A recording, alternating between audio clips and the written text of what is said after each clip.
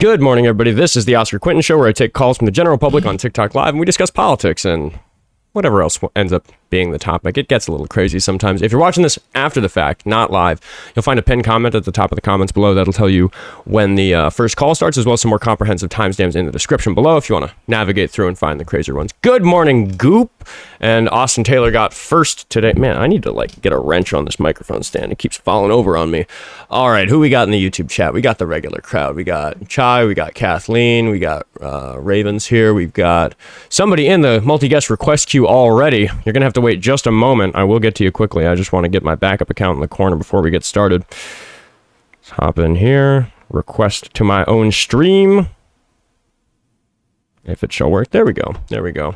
Oh, the person who was in the queue left. Goodbye. Bye. All right. Backup account is in the corner for all the lovely people on TikTok to follow in case I get banned. The prompt today is that Trump supporters are a danger to society. And this kind of stemmed from some conversations I've had on the show and off the show this week about how we get so lost in the sauce about all these individual issues. Like, you know, we can sit and argue about the war in Iran. We can sit and argue about economic policy. We can sit and argue about deportation. And it's just... Donald Trump is a fucking rapist. And there's a big chunk of society that doesn't care about that fact. There's a big chunk of society that doesn't give a shit that he's a rapist. There's a big chunk of society that doesn't give a shit that he's a lifelong fraudster. Like, never mind the 34 felony counts that he was convicted of. He has a history of fraud. He can't run charities in New York because he defrauded them. He got sued for racist practices when he was a landlord in New York in the 70s and 80s. The guy has a long history of behaving in a way that to listen to the Republicans speaking on television mean that he should be fucking deported, right? Like, they're talking about taking away people's citizenship for various reasons. The guy has a wife who people are pretty sure immigrated to this country illegally, but gets a fucking pass because she's Donald Trump's wife.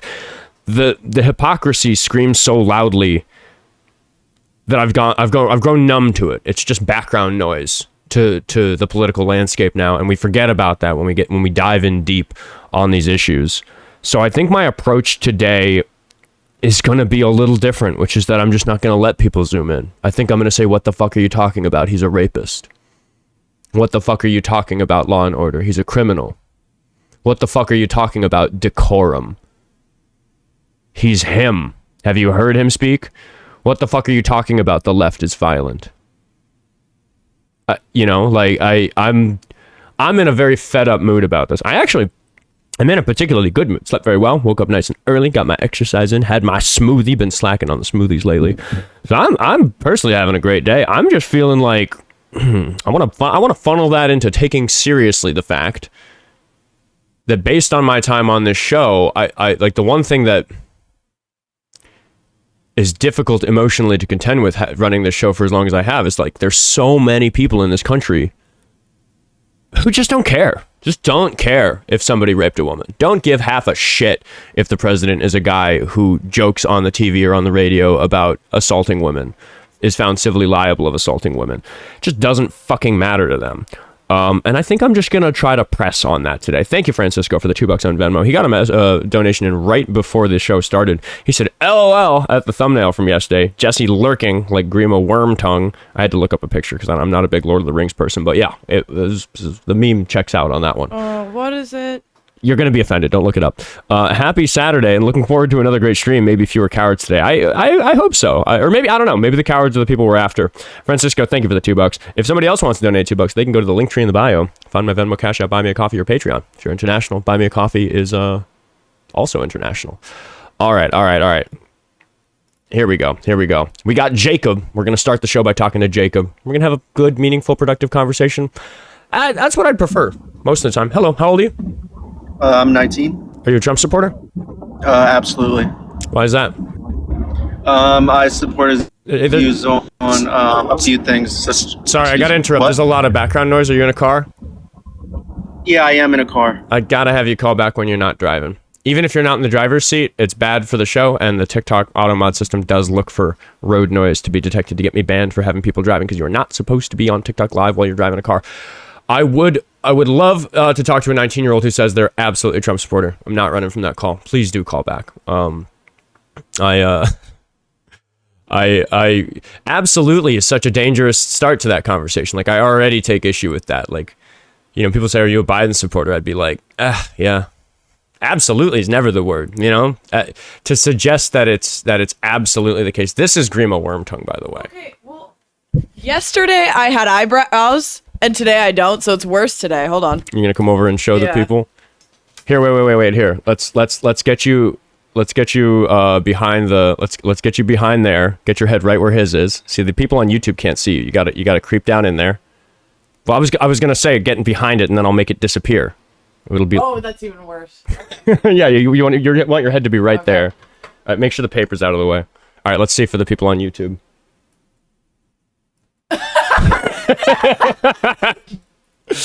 Okay, enough fucking around with Jessie. The bullying is so real from you guys. It's appreciated. It's friendly bullying, right? Right? Yes. Of course. Say it with more enthusiasm, or I'll get the stick. The stick of the law that one caller was obsessed with. That was like a Teddy Roosevelt reference that I didn't quite get because he was saying it in such a weird way. Anyway. What do we do? What do we do with the people who don't care that the president is a rapist? Somebody say W flock cams in the chat. Get your ass in the queue. Who is this? Jonas no bonus? No bonus points for thinking W flock cams, but I don't think you're serious. I think you're a troll. Get in the queue. Let's see. Can we request him? Let's go hunting. Let's see. See, I wish I could search. I have this big thing to scroll through. And it, like, you know, it's hard to find people in there, but I don't know. We got another caller. We got Big Ben. Let's talk to Big Ben. Let's see if he's got big feelings about Trump. Hello, how old are you? Oh, shoot. Wait, can you hear me? I can. How I'm old? 22, but I'm going to join right back. My bad. I'm going to join in like 3 minutes. Okay. Hold on. Yeah, see, so Portland muted Jonas bonus for 5 minutes. We don't mute opposition in the chat. Unless they're being like really horrible and using slurs or something like that. No, we do it to encourage callers. I was about to say we mute people when there's not a caller and they're like causing a big old ruckus in the chat. Because it's see, Mama Avery invited him. Or if they're not requesting up, like. Why do these people come into the chat to a talk show where I'm sitting here like, hey, let's talk about this stuff, and then they're just like making a ruckus in the chat? It's very cowardly. I don't appreciate it. Francisco sent another $2 on Venmo. He wanted to continue his message. He said, no offense to Jessie, you have my vote, Mrs. Mayor. Love you guys. Jessie is running for mayor of Minnesota.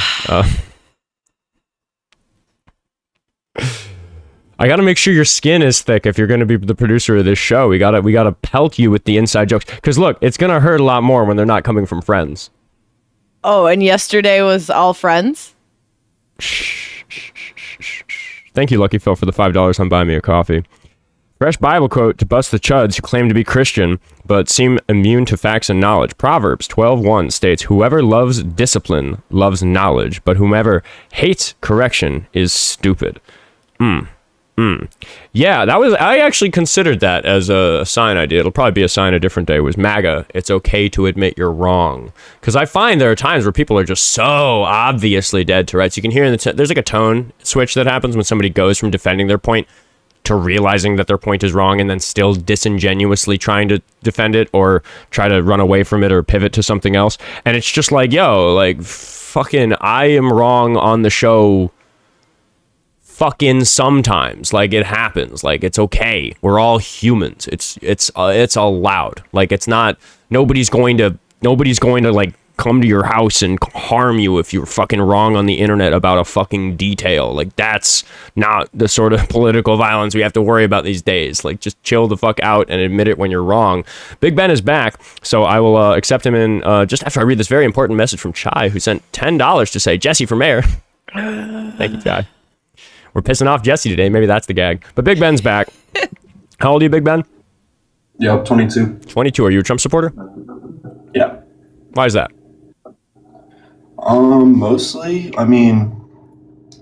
Mostly, the biggest part, honestly, foreign policy. Okay. Sorry, I had to just get to my office. That's no worries. Yeah, what possibly is Trump doing so much better with foreign policy than Kamala Harris that you think Kamala Harris would have done, such that you think it was sensible to vote for somebody who was found civilly liable for sexually abusing a woman? I mean, it does seem a little like, how do I put this? I will say, I mean, his foreign policy does seem a little more self-centered, but I think it's will benefit the people that live here the most. Okay. What value, do you think that there is to the people who live here to have a president who wasn't found civilly liable of sexually assaulting a woman, as opposed to one who was? Do you think that there's value in that?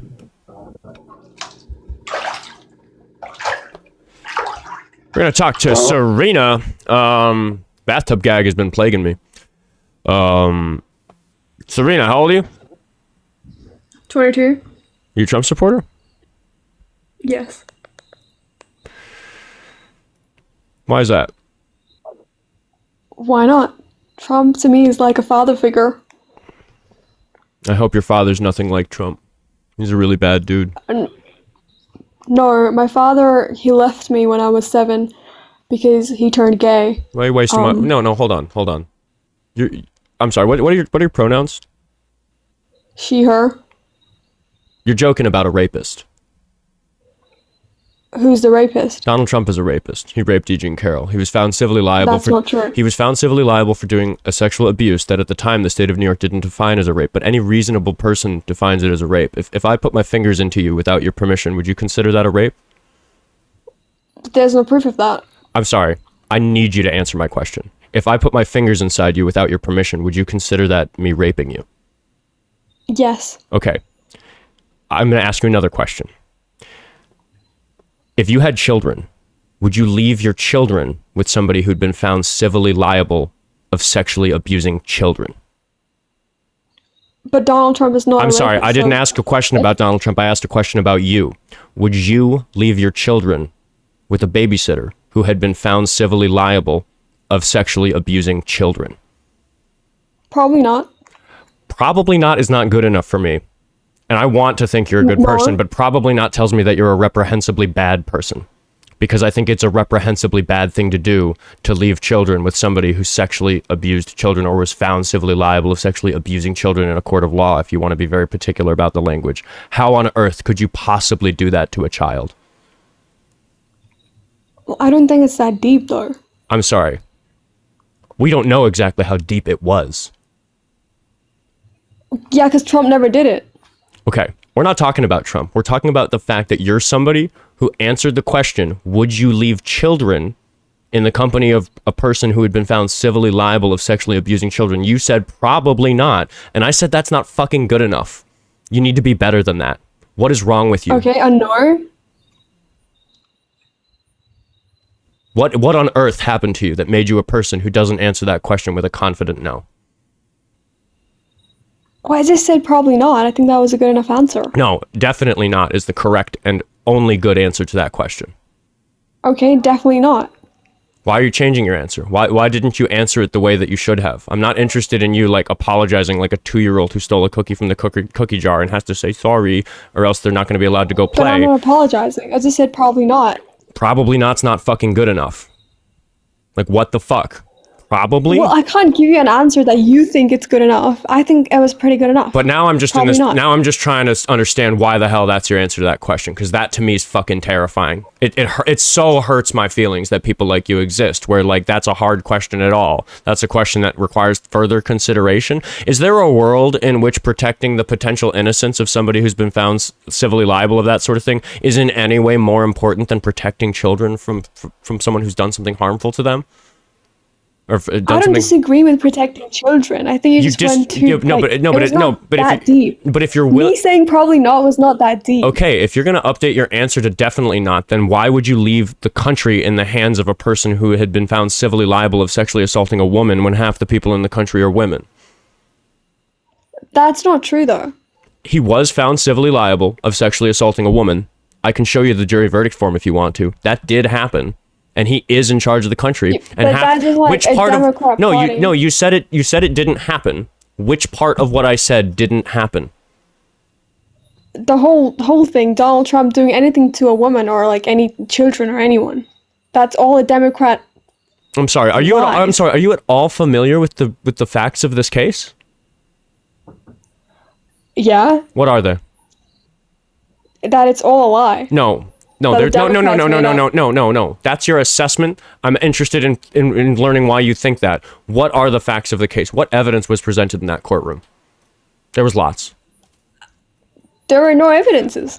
I'm sorry. There was a lot of evidence. There were a lot of exhibits. There was a lot of testimony. There was a lot of evidence, hard evidence, physical objects from the 90s when the crime happened. How are you so confident? Why is he not in jail?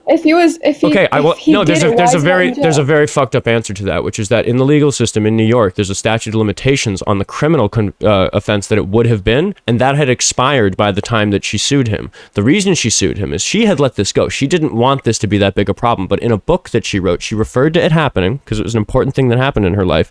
She didn't even name him specifically. She just referred to it happening, but people figured out that it was probably him that she was talking about. So he started trashing her and saying, no, that didn't happen. That's bullshit. So she had to fucking countersue him just to get him off her ass. Like, she had to defend herself because he was calling her a liar. So when you say that there's no evidence in this case, it demonstrates to me that you haven't looked. You have listened to people who've just told you that it's fine, when if the president might be somebody who sexually assaults women, that's something that you need to really dig into. And you're telling me that there wasn't evidence. Doesn't sound like you know about the notes from her therapist. It doesn't sound like you understand the testimony from her friends who said that they heard a story in the 90s that corroborated her own story and the therapist notes. It doesn't sound like you know about the dress that had male DNA on it that she said that she was wearing when she was raped, that Donald Trump refused to provide his DNA to prove wasn't his DNA on that dress. That I find very suspicious, just in a circumstantial court of public opinion type of way. It doesn't sound to me like you know anything at all about this case other than that people go around and say that it's a Democrat hoax, but I don't know what the Democrats could have done to make therapist notes from the 90s exist. I don't know what Democrats could have done to make Donald Trump, who's running for president, not supply his DNA to clear his name, which I think any reasonable person running for office would do. And I can't understand how you don't think it's important to understand the details of a case that you're sitting here and telling me you know the facts of when you simply don't. How dare you do that to every woman on this planet? How dare you? Like, what the fuck? How could you? So you're saying he did it? I'm saying that you are calling in and saying there wasn't evidence in this case while knowing nothing about it at all. You haven't looked. You were told there's no evidence. That doesn't happen. Because if it was true, he would have been in jail. Do you remember what I said when you asked me about that? I answered that already. Yeah, but again, like if he was I want you to prove guilty of it. No, listen to me. I want you to prove to the audience that you're listening and that you take seriously a conversation about a woman being raped. You already asked me why he wasn't in jail, and I answered very clearly. Why isn't he in jail? Why wasn't there a criminal charge? Something in New York, I don't know. Why didn't you listen? I was listening to it, forgot. It's an important thing about the way our legal system works, that there's often situations. Do you know what a statute of limitation is? Something to limit something? Okay. Separately from all this talk of sexual abuse, I'm just going to give you some advice. When somebody says something to you that you don't understand, you need to stop them and say, "Excuse me, I didn't understand what you just said." Because a minute ago I said something that I said something really important that you didn't understand, and you breezed right on past it. And we're talking about me very seriously believing that the president is a rapist, and it doesn't sound to me like you're at all interested in hearing what I think about all of this, because you've already asked me that question. You didn't understand the answer, and now you're asking me again when you could have done the bigger thing and just let me know back then that you don't know what a statute of limitations is. Are you going to listen this time? It's really fucking important. Sure, yeah, I'm listening. Okay. we allow people to get away with crimes if it's been long enough and they didn't get caught. Did you know that? No, I didn't. Yeah, if I don't know, steal a Snickers bar from the store, like that's like misdemeanor shoplifting, right? Like you get like a ticket for that, right? If it happened 18 years ago and somebody finds the security footage of it, do you think it makes sense for our legal system to go after me for stealing that candy bar? No, probably not. No. We have a rule that accounts for that fact, which is called the statute of limitations, which is that for every crime, there is a statute of limitations. And the statute of limitations is very simply the amount of time that needs to pass before the legal system says, never mind. No problem. So the more serious the crime, the longer the statute of limitations, which usually that makes sense, right? Like to have a longer statute of limitations for depending on how serious the crime is.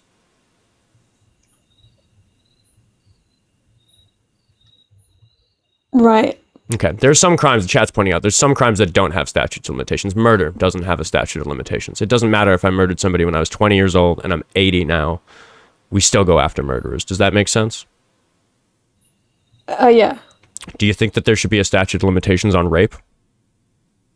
No, it shouldn't be. There should be. I agree completely.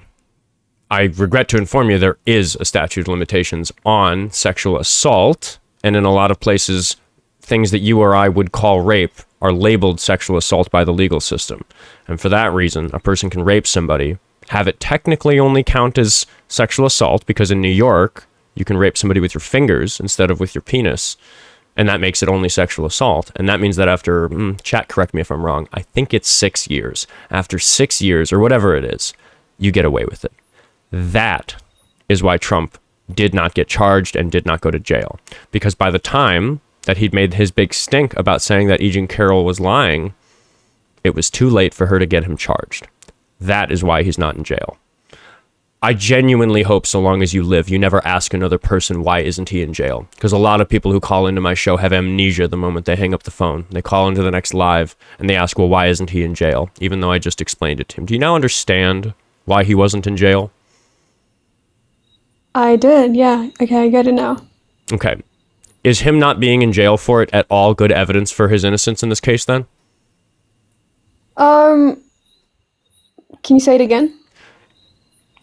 I think he did it. You think he didn't, and we're talking about that. And you've twice brought up that he didn't go to jail. No, I now think he did it as well. I think he did it. Now that you say it, maybe he did. Well, he did. I really appreciate that concession. And I'm sorry for being so hard on you.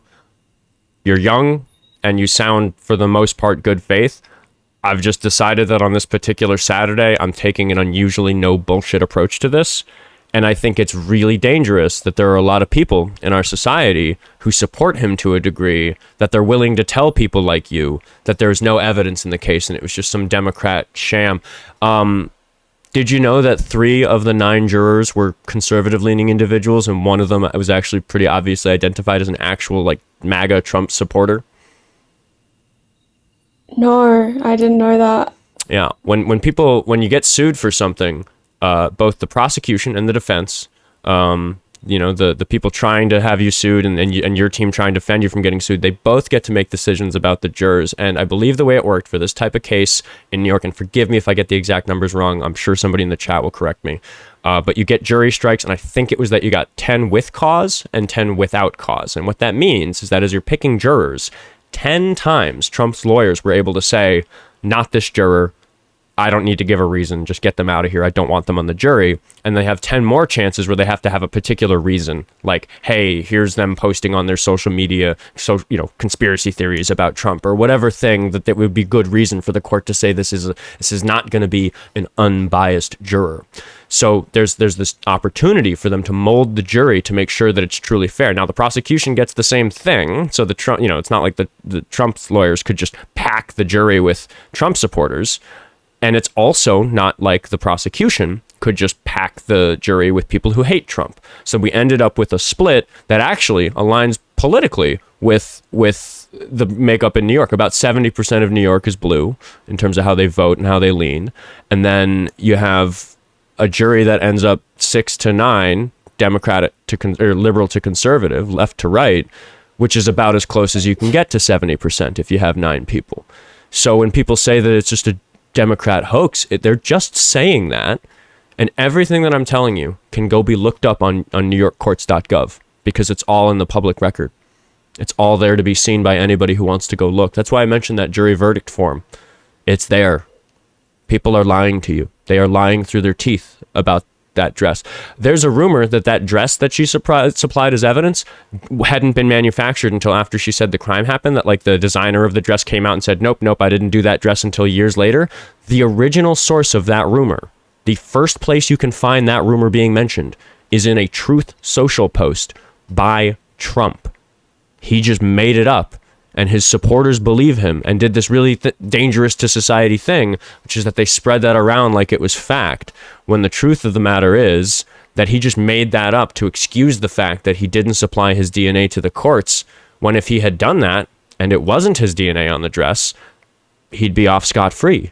I would also like to mention that nobody could even argue that his DNA was on the dress for an innocent reason, which would be fine if they just had consensual sex and she's like lying about it. Like that doesn't get Trump in trouble.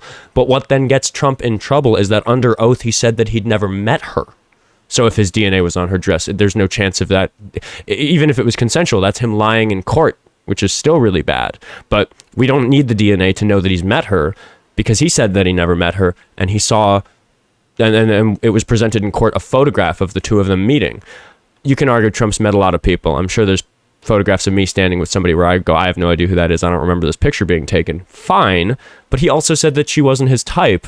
And in the very same, not in the courtroom, I think it was during a deposition, he mixed up a photograph of him standing with one of his ex-wives as E. Jean Carroll. He mistook a woman he had married for E. Jean Carroll, which to me suggests, nah, dude, saying she's not your type doesn't convince me of anything if you're capable of mixing her up with somebody you fucking married. There's a mountain of evidence. And it's really a shame that the legal system works in such a way that somebody can have that much evidence against them and not go to jail. That's one of the things that's so deeply broken about our legal system. It was designed in large part by people who I think are guilty of some of the institutional, like, patriarchal problems that exist in our society. The legal system's not fair on minorities, and it's definitely not fair on women. And I think that that's why there are these laws in place that make it possible for somebody to do something so horrible. And in Trump's case, all he had to do was pay some money, $5 million. The Supreme Court finally threw out his last appeal like a month ago. So he had to pay up. He paid her $5 million, which for him is nothing, because he's made billions of dollars since he's become president the most recent time. He's more than doubled his net worth. So do you think, like, if there were Democrats in charge, they would have, like, fixed the system comparatively? Well, it's difficult to, if you're talking about fixing the system to put somebody like Trump in jail, it is difficult because we can change the laws now, but you still can't go back and change what verdict somebody was given if the law was the way it was then. So without really catastrophically changing the way the legal system works in the first place, there's probably nothing we can do about Trump for that particular crime, because there's lots of different things we could throw him in jail for. Don't get that twisted. Unfortunately, if there's progress in the future, E. Jean Carroll was a martyr for all the women who get to live in a system that doesn't let this sort of thing happen, because she's old and she'll die having lived a lot of her life under threat of Trump supporters dragging her through the mud, saying she's insane, coming after her. I mean, this is a person who needs to check her shoulders. I get a little taste of that on here. I get a lot of death threats. A lot of these people threaten my life, threaten the animals that I have. My cute little kitty Scout here is really popular on the show. Lots of people say they're going to come and kill her and kill me and all that stuff. Like you have to deal with that.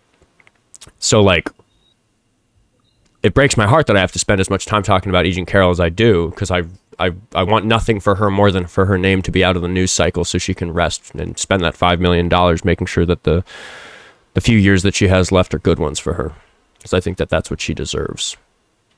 More than me sitting here and talking about her. But unfortunately, there's so many people who think he didn't do it, or know he did it, and want to lie to people like you so you become somebody who thinks that he didn't do it, that I have to sit here and keep talking about her. That poor fucking woman.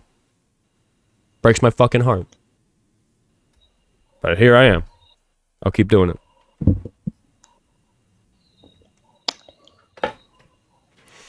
The amount of women that had to come clean, had to talk about their abuse on a public stage in every step of the fight that women have had.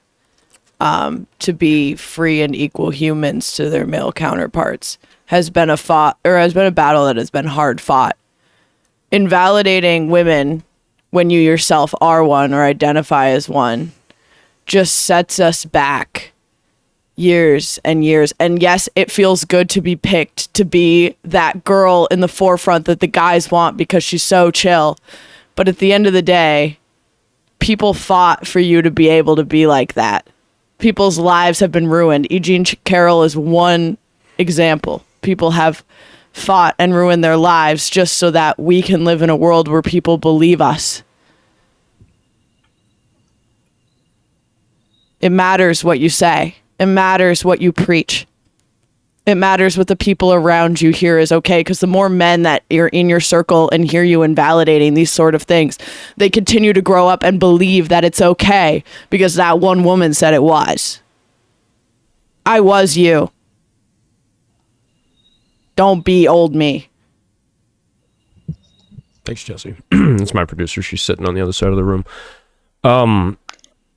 I've been pretty aggressive in this call, Serena. I'm not gonna lie. I kind of decided I was gonna do that before I started today's episode, and you caught astray in that sense. But I'm losing my patience on this.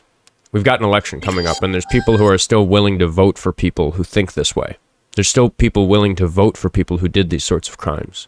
And that very party, the Republicans, they call into my show and they say, well, what about Plattner in Maine? And I say, well, yeah, we don't fucking elect rapists, so the motherfucker had to step down.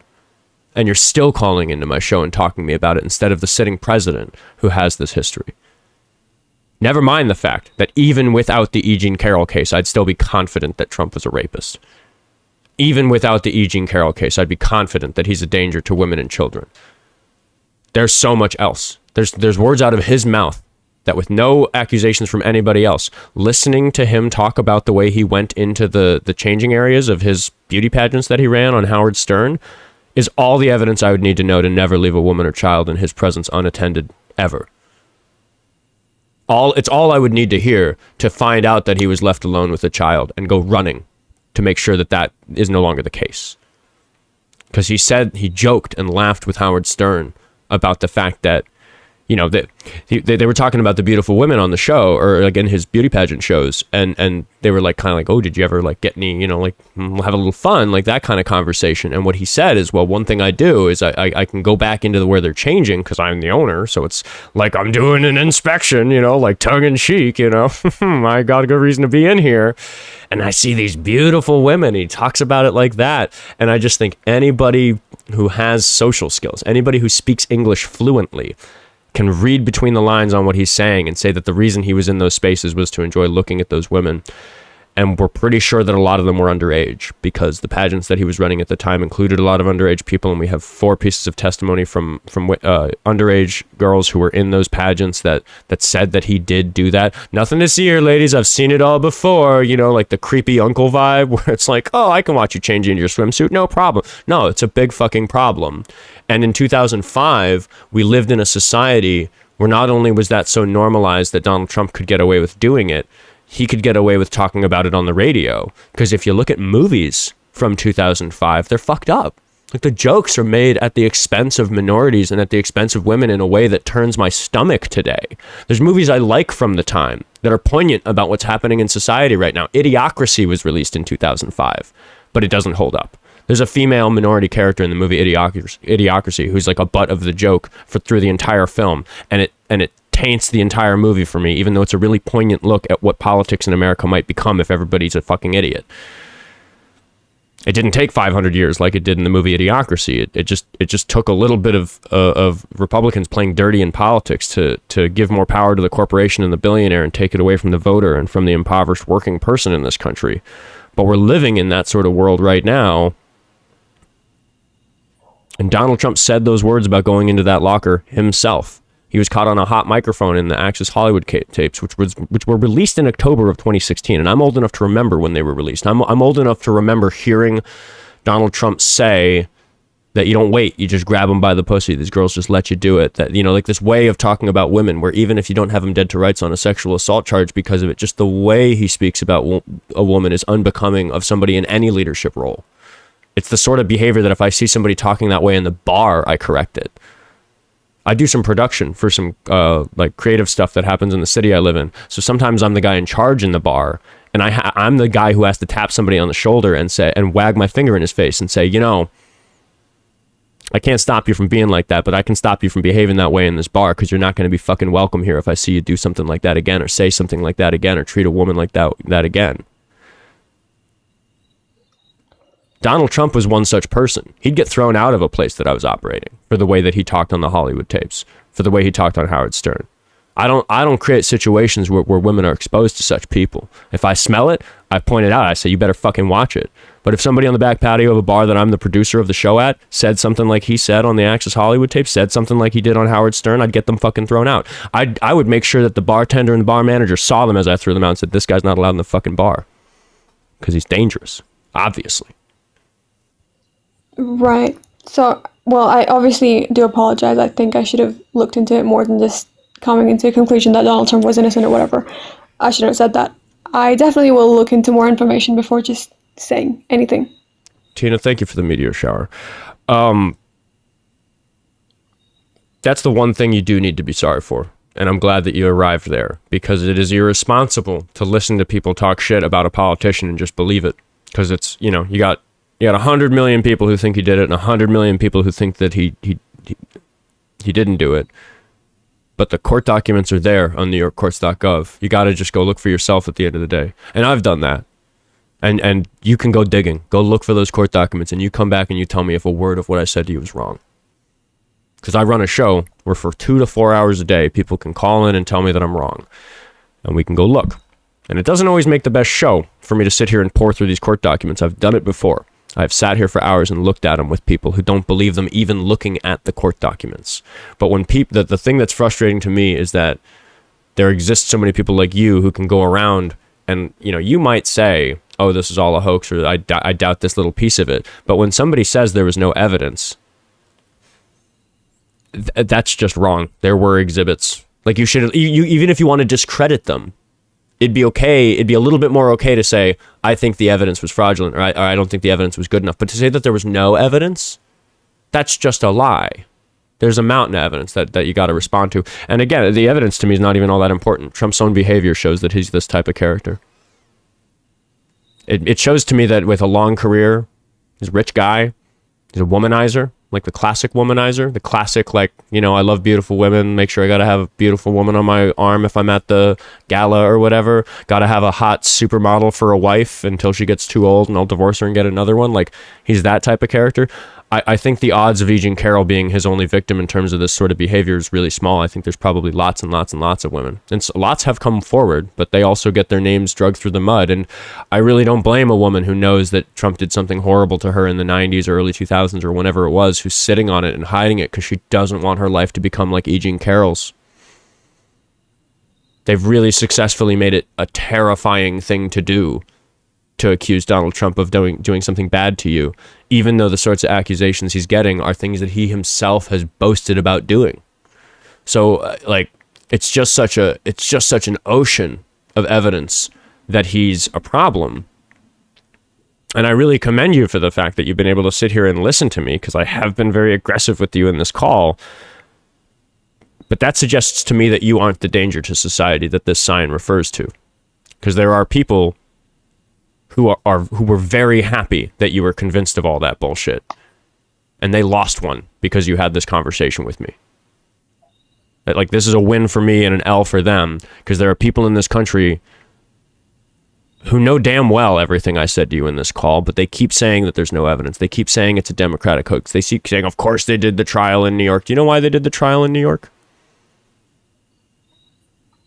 Why did they? Because you do the trial where the crime happened. They didn't choose. Well, it's, you know, it's like the idea that they chose to do the trial in New York is itself a lie. But people say that. Of course Biden chose to have the trial in New York. Biden didn't have shit to do with it. This was a state case. It would be an overreach of his power to have anything to do with it. He didn't instruct anybody to investigate him. He didn't, you know, Trump did this to himself by speaking out after E. Jean Carroll wrote her book and giving her good cause to fight back and say, no, I'm not not committing libel against you. This happened. So I do have another question for you. Okay. Who the fuck told you all this stuff about Agent Carol? Who was it? Like Instagram, YouTube. Who owns Instagram? Zuckerberg. You aware of Zuckerberg's relationship with Trump? I'd assume he's got a good relationship with Trump, like almost all the billionaires. Yeah. A lot of financial ties, a lot of campaign donations, a lot of schmoozing. You know, Zuckerberg attended his inauguration. He attends these dinners where they talk about, you know, behind closed door deals about how social media is going to work for the administration, that sort of thing. You know, Instagram is my biggest platform. I've got 107,000 followers on there. And it's hard fucking work to get the algorithm to serve me to people. But part of that is just teaching people to watch content that's designed in a way that's a little bit more honest. I post snippets of these conversations, and I work really hard to teach Jessie and Raven, the people who edit the clips now, because I don't do it myself anymore, that, you know, I don't ever want a clip to be out of context. Like I mean, obviously it's going to necessarily be removed from the greater context of these 2 or 4 hour episodes, but I want whatever impression a person gets about the conversation when they watch a clip to be an accurate one.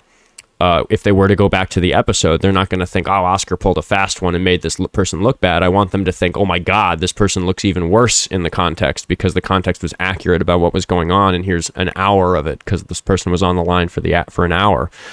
So I could just cut the clips up and make people look bad. I don't even edit the clips. Like, I don't even cut out the pauses and stuff. I don't do like snappy edits. They're just raw, like 1 to 3 minute sections of conversation that advertise this show that I do, so people can see that I'm articulate like this in real time, that I don't have to lie to them with editing to show that I'm good at running the show, and I don't have to lie to them with editing to make the callers look bad, because I think that people who come in and support Trump have a hard time looking good, and because I have those rules for authenticity and intellectual honesty and journalistic honesty with how I operate this thing, that's debilitating for me succeeding in these algorithms that at the end of the day Mark Zuckerberg has control over. So I'm swimming upstream. The quip I've been using is that I'm swimming upstream against the current to fight this thing, while all the people who are saying that there was no evidence are just floating down the lazy river of bullshit, because Mark Zuckerberg's made it easy for your content to be successful if you just keep spreading those lies. So I'm working very hard to develop a team of people who can swim against that current in a way that's effective at reaching people like you who can be reached. But the lesson here is that algorithm is going to lie to you. It's going to serve you content that lies to you. The algorithm doesn't care if it's true. It cares if it keeps your attention. It's the only thing it cares about. And maybe a little, you know, it's hard to speculate, tinfoil hat here, but with Mark Zuckerberg in charge, we can only guess what sort of little adjustments are happening behind closed doors. You know, like what type of content maybe they're boosting just a little bit. But that's a conspiracy theory. That's me speculating. But I know that the financial interests for Zuckerberg are just not aligned with my content being successful. They'll take my money. I drive millions of clicks to the platform. I drive years and years of watch time to the platform. So like, they let me have my account. I haven't been completely deplatformed yet. But it's hard fucking work. I have to fight against people who, when I see a video that blew up teaching some bullshit, I think, oh yeah, they're doing all of those dishonest things that I have to very, very steadfastly remind my employees not to do, which isn't hard because my employees are wonderful and they get it. They get the mission statement, but it's really hard work fighting against this thing. So I need you to, I need you to think about whether or not you're just believing what some asshole told you. And I don't want you to just believe what I've told you. Like I said, I am just another asshole on the internet that the algorithm served you, right? Like you were scrolling on TikTok and you found me, right? Yeah, well, yeah, obviously I got it, but yeah, I will look into things more deeper than just forming an opinion about something. Yeah. You gotta really watch out. I think that's the homework assignment here. It's like, you know, you came in swinging about Trump's innocence. Yeah, and you didn't have much. Those are the things that my friends usually talk about. that Trump's innocent and all this, like, this is like a liberal hoax or whatever. And I just used to believe it. Well, they're my friends, so. And I Fucking always used to take see it the from me, similar man. things. Those are not your friends. They're not your friends. You'll figure it out once you get a little bit wider scope, once you're in a larger area. But those are not your friends. Those are the people that I thought were my friends. But then when I was sexually assaulted, they didn't give a shit. That's not a real friend. I do get it, but when you like grow up with a circle, especially conservative circle, you can't really like be opposing to them because like those are friends like that you grew up with. I do know that. It's I grew hard. up in a very small town. I do know what you're going through, hun. But you'll break out. You'll get further. You'll find somewhere new, something new. I mean, and I can give some benefit of the doubt and say maybe your friends are misguided in the same way that you were when you started this call with me. But you can find out if your friends are receptive to a better conversation about this because, like I said, it's in the public record. It's a little boring, you know. It's not very boring to watch an Instagram video, but it is pretty boring to go to newyorkcourts.gov and look at all these documents. But I would challenge your friends to do that. You know, it sounds like you believe me, that I'm not just lying to you. But you can tell your friends, hey, this guy on TikTok convinced me that these court documents contain all this information. Episode 111, you're the first caller. This conversation will be up. They can listen to this conversation between me and you and tell you what they think about it. And if your friends aren't receptive to the sort of arguments that I've made, then they're not your friends. Then I agree with Jessie. I leave some benefit of the doubt there. But if they're not receptive to the approach I've taken with you, then watch out for those people. Absolutely, okay. I don't want to overwhelm you. You have anything else before I let you go? No, not really. I think you're a great educator and you can help people realize when they're wrong. So that's a good thing. That's what I don't try really to. have a lot. That's what I try to do. I do really appreciate your time, and I hope to hear from you again. I'd love to talk about some other issues sometime. Sure, thank you. Thank you, Serena. Thanks for the gifts, everybody. And thanks for watching. Today's going better than I thought it would, given the rage bait I chose. Those conversations are kind of a little bit emotionally taxing, but if you like the way that I navigate them, you can support the show by going to the link tree in the bio and following me for free on all the other platforms. There's 529 of you watching on TikTok who should all make sure that you're also following my backup account, because I catch the odd stray ban for things. Did happen the other day. I got it taken away very quickly. I was only banned for like 25 minutes, but sometimes it'll be 3 days or a week, and the show will be hosted on this account on those days. Following for free on the other platforms also helps out a lot. Let's see how we're doing on YouTube subscribers. I like announcing it because we're kind of in road to 10K territory. We've got 8792. I'm sure we'll be over 8800 by the end of the episode. But again, all 500 of you could just go make sure that you're following the YouTube, even if you don't ever plan on watching. But if you want to watch me when I'm not live, that is the place to do it, because every episode stays up there forever. So you can go listen to that conversation again. You can go find a woman in your life who thinks that Donald Trump isn't a rapist and have her listen to the beginning of episode 111, because I think it's a banger in terms of, so far anyway, in terms of quelling that sort of thing. And if you want to support the show monetarily, there are ways to do that in the link tree as well. Venmo, Cash App, Buy Me a Coffee, or Patreon. Buy Me a Coffee is international, but let's read some donations that came in on Venmo while I was having that conversation. Mark sent $2 to say, W. Jessie, thank you for sharing your change of mindset. Thank you for that, Jessie. I do appreciate your vulnerability on the show. Yeah, I mean, it's especially hard for me to listen to those calls because she sounds like me. She sounds like me. And I was not truly happy at that point in my life. I was surrounded by people who liked me and the crap I was saying, but I was not surrounded by people who love me. Yeah. And people in the chat are like upset that she had an Australian accent. I'm sorry. It was that conversation of not of great benefit to humanity, regardless of where the fuck she lives. Like, even if she does live in Australia and this is just like not her dog, not her fight, like, come on. Sometimes I detect the accent and I say, hey, we're only looking to talk to Americans, because I'm just not really interested in like some sexist Australian man's opinion about Trump being a rapist, like that's just like not really constructive to the show. But if you think that conversation wasn't constructive for the show because she was potentially Australian, you're fucking lost. And because the conversation was so obviously constructive, regardless of whether she lived in Australia or not, that's why I didn't ask. What benefit is there wasting airtime with that sort of question? What benefit is there to make that caller less trustworthy of me because I've started by not being trustworthy of her because of her accent? Like, seriously, people, come on. Brian sent me $20 to say you do an amazing job. Thank you, Brian. I appreciate you. Over on YouTube Super Chat, Hi-Fi Mike sent $2 to say Jessie Wormtongue, future mayor of Minnesota. Got to get those campaign posters printed, everybody. Isamac sent $2 to say W Jessie. Jazz Baron Crab sent $2 to say W Oskar for teaching, caller with grace and empathy. Rob's wife sent $2 to say friends don't teach hate. Preach. And Robin sent $5 to say the problem isn't convincing Trump supporters, it's disabusing Trump supporters of the mythology of American exceptionalism. Manifest destiny equals MAGA. Yeah, that's bundled in there.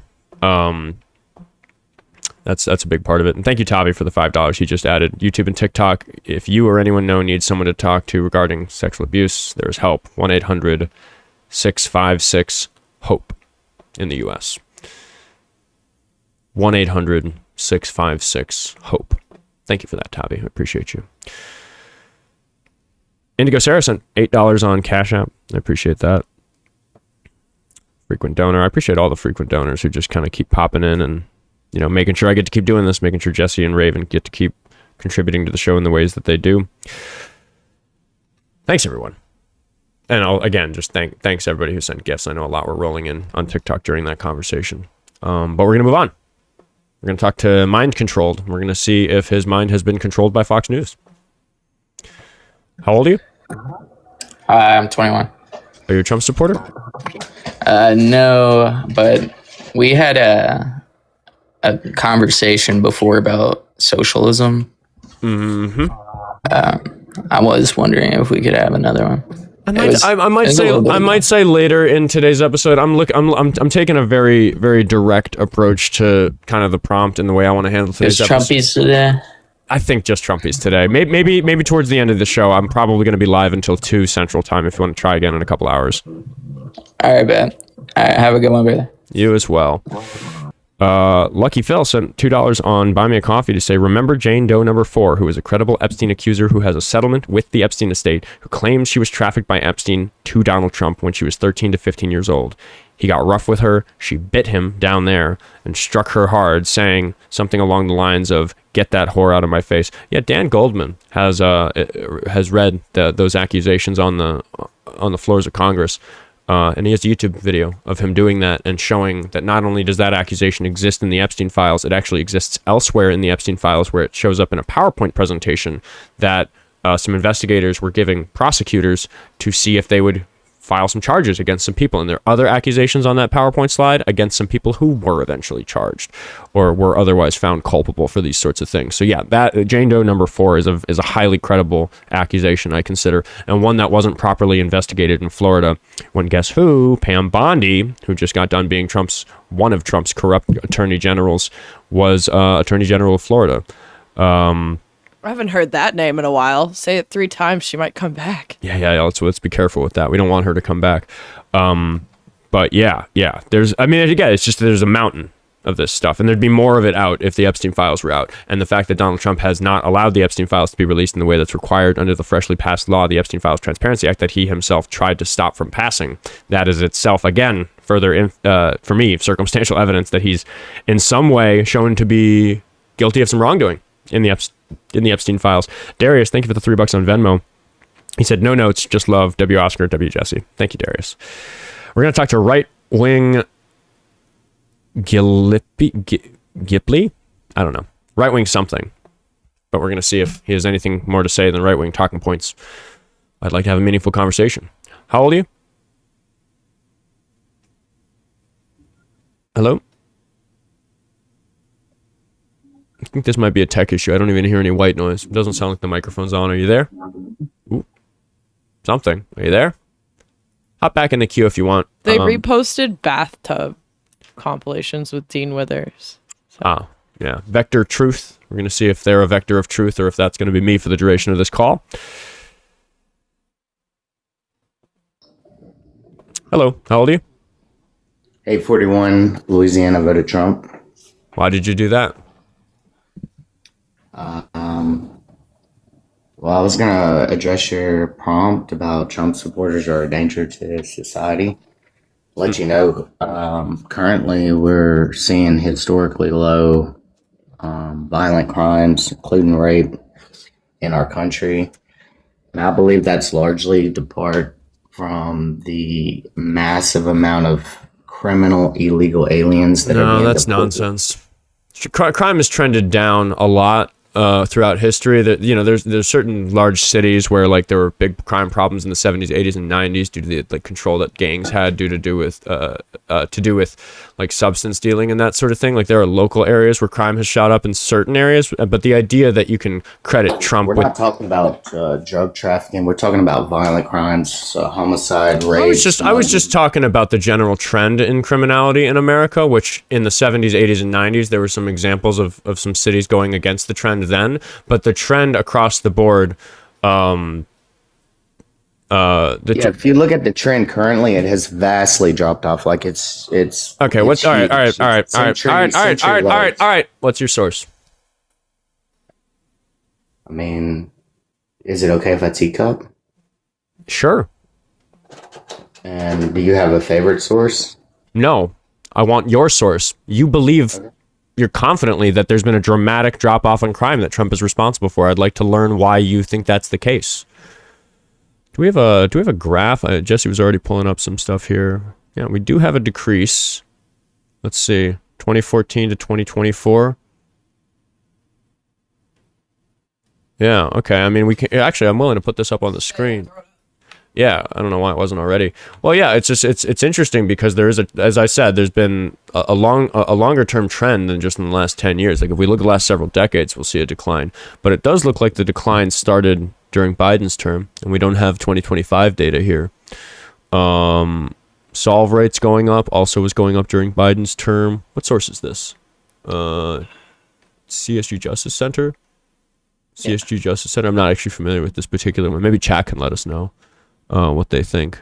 If you just go back one page, there should be more. Yeah. Oh no, you just exposed that I can't spell. Oh no. How are you ever going to be mayor of Minnesota? No. I don't know. How do you feel about FBI.gov? Let's take a look. Historic look annual crime data. Let's see. Oh yeah, this is recent. And so maybe this is what he's looking at. FBI releases historic early look at annual crime data. Let's see. These estimates are based on data submitted by more than 17,000 agencies covering 96% of population for 2025. Sorry, let me get this visible to everybody else. Of the population for 2025, this increased from that many agencies in 2024. The historic early release provides an overview of preliminary 2025 crime statistics and trends. The preliminary data show that violent crime decreased an estimated 10% from 2024 to 25.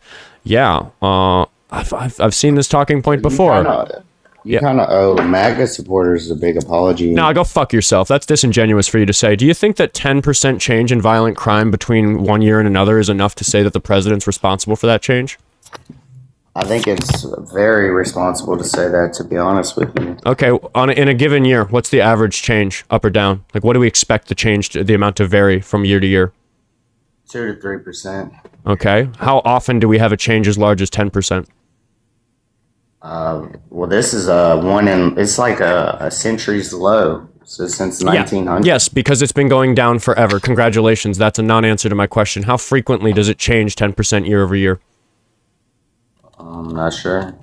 If you're not sure, then why are you impressed that it changed 10% over year? Well, I mean, it's big breaking news that crime is historically low. I'm sorry. That's not an answer to my question. If you are not aware of how frequently it changes 10% year over year, why are you impressed by it changing 10% year over year? The actual trend was crime was under Biden. I actually had it up on the screen already. And to help you out, the article you're not listening to me, because under Biden, I had the graph up. I had the graph up here showing how much it was. It 25%. This doesn't look like drug crimes have actually increased. So they haven't decreased. It's the violent crimes that have decreased. Drug crimes are one trend. Like if you look at if there's a book called The Better Angels of Our Nature, which is a book by Steven Pinker about how violence has declined historically in society, in the United States in particular, and it actually points to drug crimes as like a current local issue that we're facing because there are new technologies around drugs. There's new substances available. The F substance, be careful. We're not allowed to say the names of any of these substances on TikTok, and I will have to kick you immediately if you do. So please don't. But the F substance, the one that, you know, gets laced into other substances and people have overdoses from it, like that's a new technology that's presenting a really serious problem. So like there are individual exact crimes that do happen to be going up, but that's always the case. There's always some random thing that's getting worse, but the historical trend has been for it to go down, which is why I'm unimpressed that it's as low as it's been since 1900 or something, which we would expect regardless of who is president. You don't seem to care how regularly the crime rates fluctuate based on what's going on in the country. You're not interested in hearing how much lower it got during Biden's term. Sounds to me like you're just going to hold on to this 10% for dear life, ignore anything else I tell you about crime statistics, and that being the case, why even put the fucking graph up on the screen? Not true. I do appreciate you putting the graph on the screen, researching what I said. So what I said was true. You can see that it was trending down. Yeah, I'm aware that violent crime went down sharply under Trump so far. It's made big headlines. No, I'm saying that if you look at the data over the last several decades, a 10% year-over-year change is just simply not that unusual. Trump's taking credit for it. It's actually an 18% decrease in homicides. I'm sorry. I need you to respond to what I just said to you. 10%. No, you brought up something else. Drop in homicide. Yes, you can pick. Yes, if there's a 10% reduction in violent crime, I would expect that some violent crimes went up, some went down. On average, they went down 10%. I would expect some particular ones to go down by more than 10%. Congratulations. Statistics. Why are you impressed by these numbers? Did somebody tell you to be impressed by these numbers, or do you actually have some background in analyzing criminal justice statistics? No, it just goes against Trump supporters are a danger to society when we're actually helping society. No, fuck you, dude. That's bullshit. No, the way that you're behaving in this conversation. Shut your fucking mouth. Use your fucking ears instead of your mouth. Because you are navigating this conversation in a way that is dangerous to society by ignoring every fucking word that I say. I've explained clearly to you. I have explained clearly to you that a 10% reduction year over year is not anomalously volatile. I have a question for you. Going into the midterms here in 2028, how does the Democrats feel like they're going to fare knowing that the DNC is going bankrupt? Fuck your whatabouts, dude. Answer the question. Why are you impressed by 10%? You haven't answered. Fuck your whatabouts. Answer the question. It's not a whatabout for me to say fuck your whatabout and bring you back to the question at hand. There's this interesting thing that happens on the Oskar Quentin show, which is that I don't let people out of it when they refuse to answer a question. Tell me why you're impressed by 10%. What's interesting Tell me why you are impressed by 10%. I just said the real number is 18% Tell on the me homicides. Why you are impressed. I responded very clearly to that if the average, I responded very clearly and I said that if the average across all violent crimes was 10%, you'd expect that some of those violent crimes would be down. It's not a little drop. I'm sorry. It's a huge drop. Tell me why you are impressed by 10%.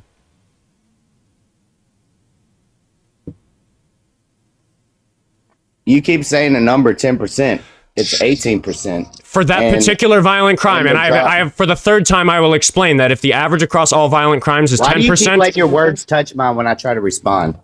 I will start again, dude. I'm not gonna fucking do it. You know, see, you're not like the previous caller. You're not willing to listen to why your thinking is bad. You are sure that your thinking is right, and you are unwilling. Very upset. I hope you have a wonderful day. Turn your camera on, pussy. Let's see that. Oh, runner. We got a runner. We got a track star. We got a coward. We got somebody who knows his arguments aren't gonna stand up to the way that I handle those sorts of arguments on the show. I need controls, Jesse. We got another fucking track star who, the moment I grill them on how they don't understand fucking anything about statistics and they're just eating this bullshit, they run the fuck away from the conversation, which is why the queue is empty. Everybody else ran the fuck away. So if you support the way that I handle bullshit on this show, you can go to the link tree in my bio, follow me for free on all the other platforms, or go send some money to the Venmo, Cash App, Buy Me a Coffee that fund this show so that I can keep paying Jessie and Raven to keep the show happy and healthy, which is going great. Thank you everybody for doing that. but I'm just not fucking doing it today. I am not going to let a motherfucker tell me that 10% year over year is at all impressive when that shit happens all the fucking time. There are ways in which it actually went down during like COVID, and I'm fucking like honest enough to admit that Biden didn't do that. It's just that people were fucking hiding in their homes. So of course certain types of crimes went down. Like, we have to look at the statistics reasonably. I'm not going to sit here and say that Biden did that, because that would be fucking dishonest of me. I invite that coward back.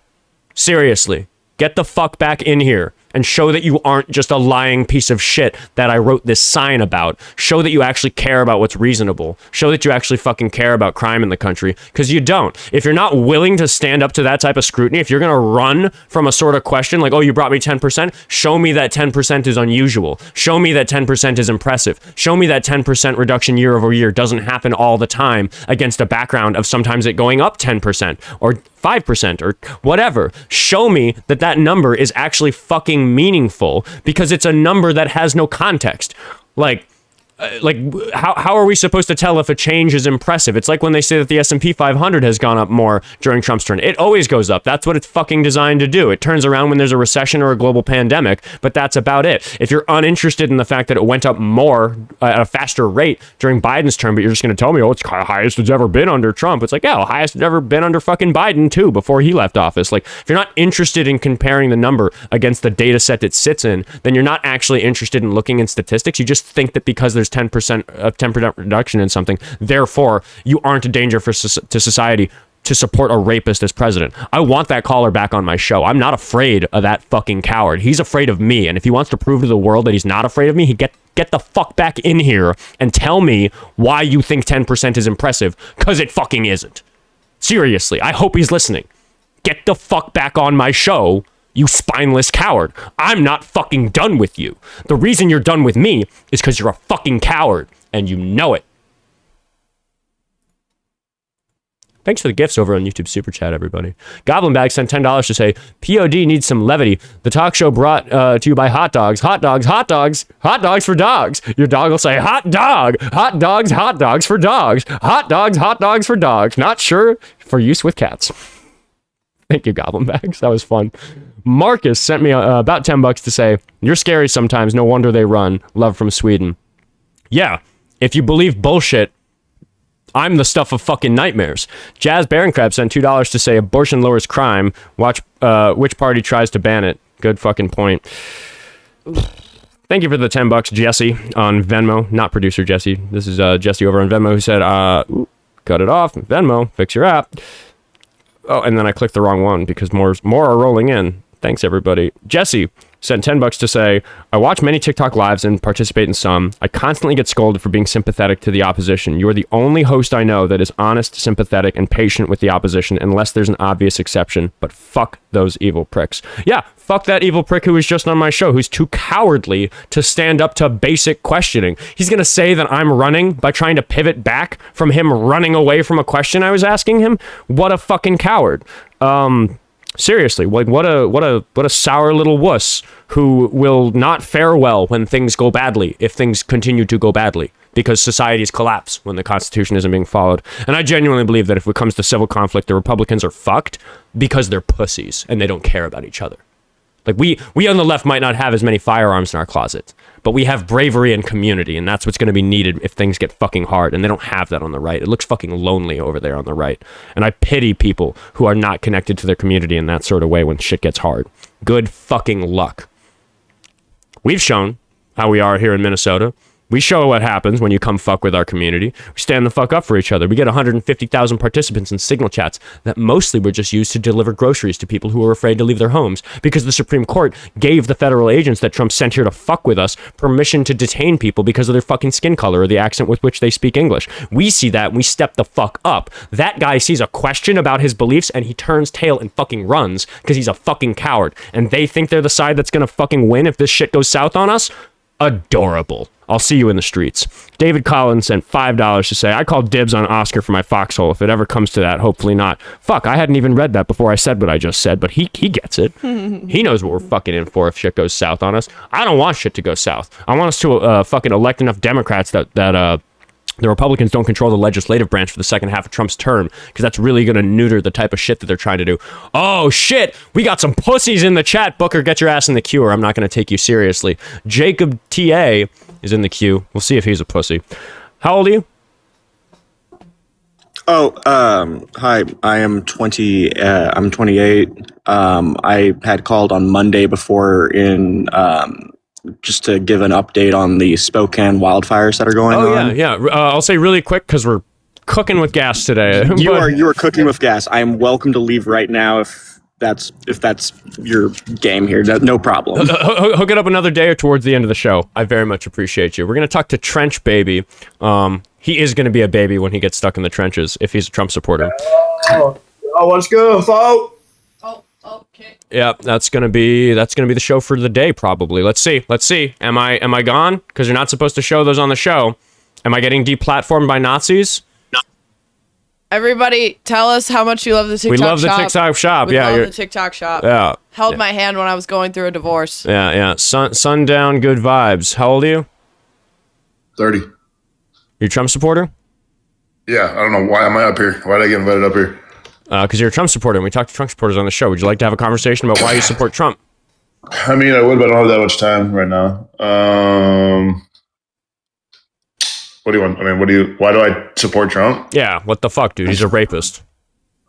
He's the far better candidate than anybody that the left put up. That's fucking nonsense. Kamala Harris was the most qualified presidential candidate we've had in American history. She had experience. Yeah, and all you guys say is she had the most tie-breaking votes. Who gives a shit about tie-breaking votes? I'm sorry. Give me an accomplishment from any other vice president ever.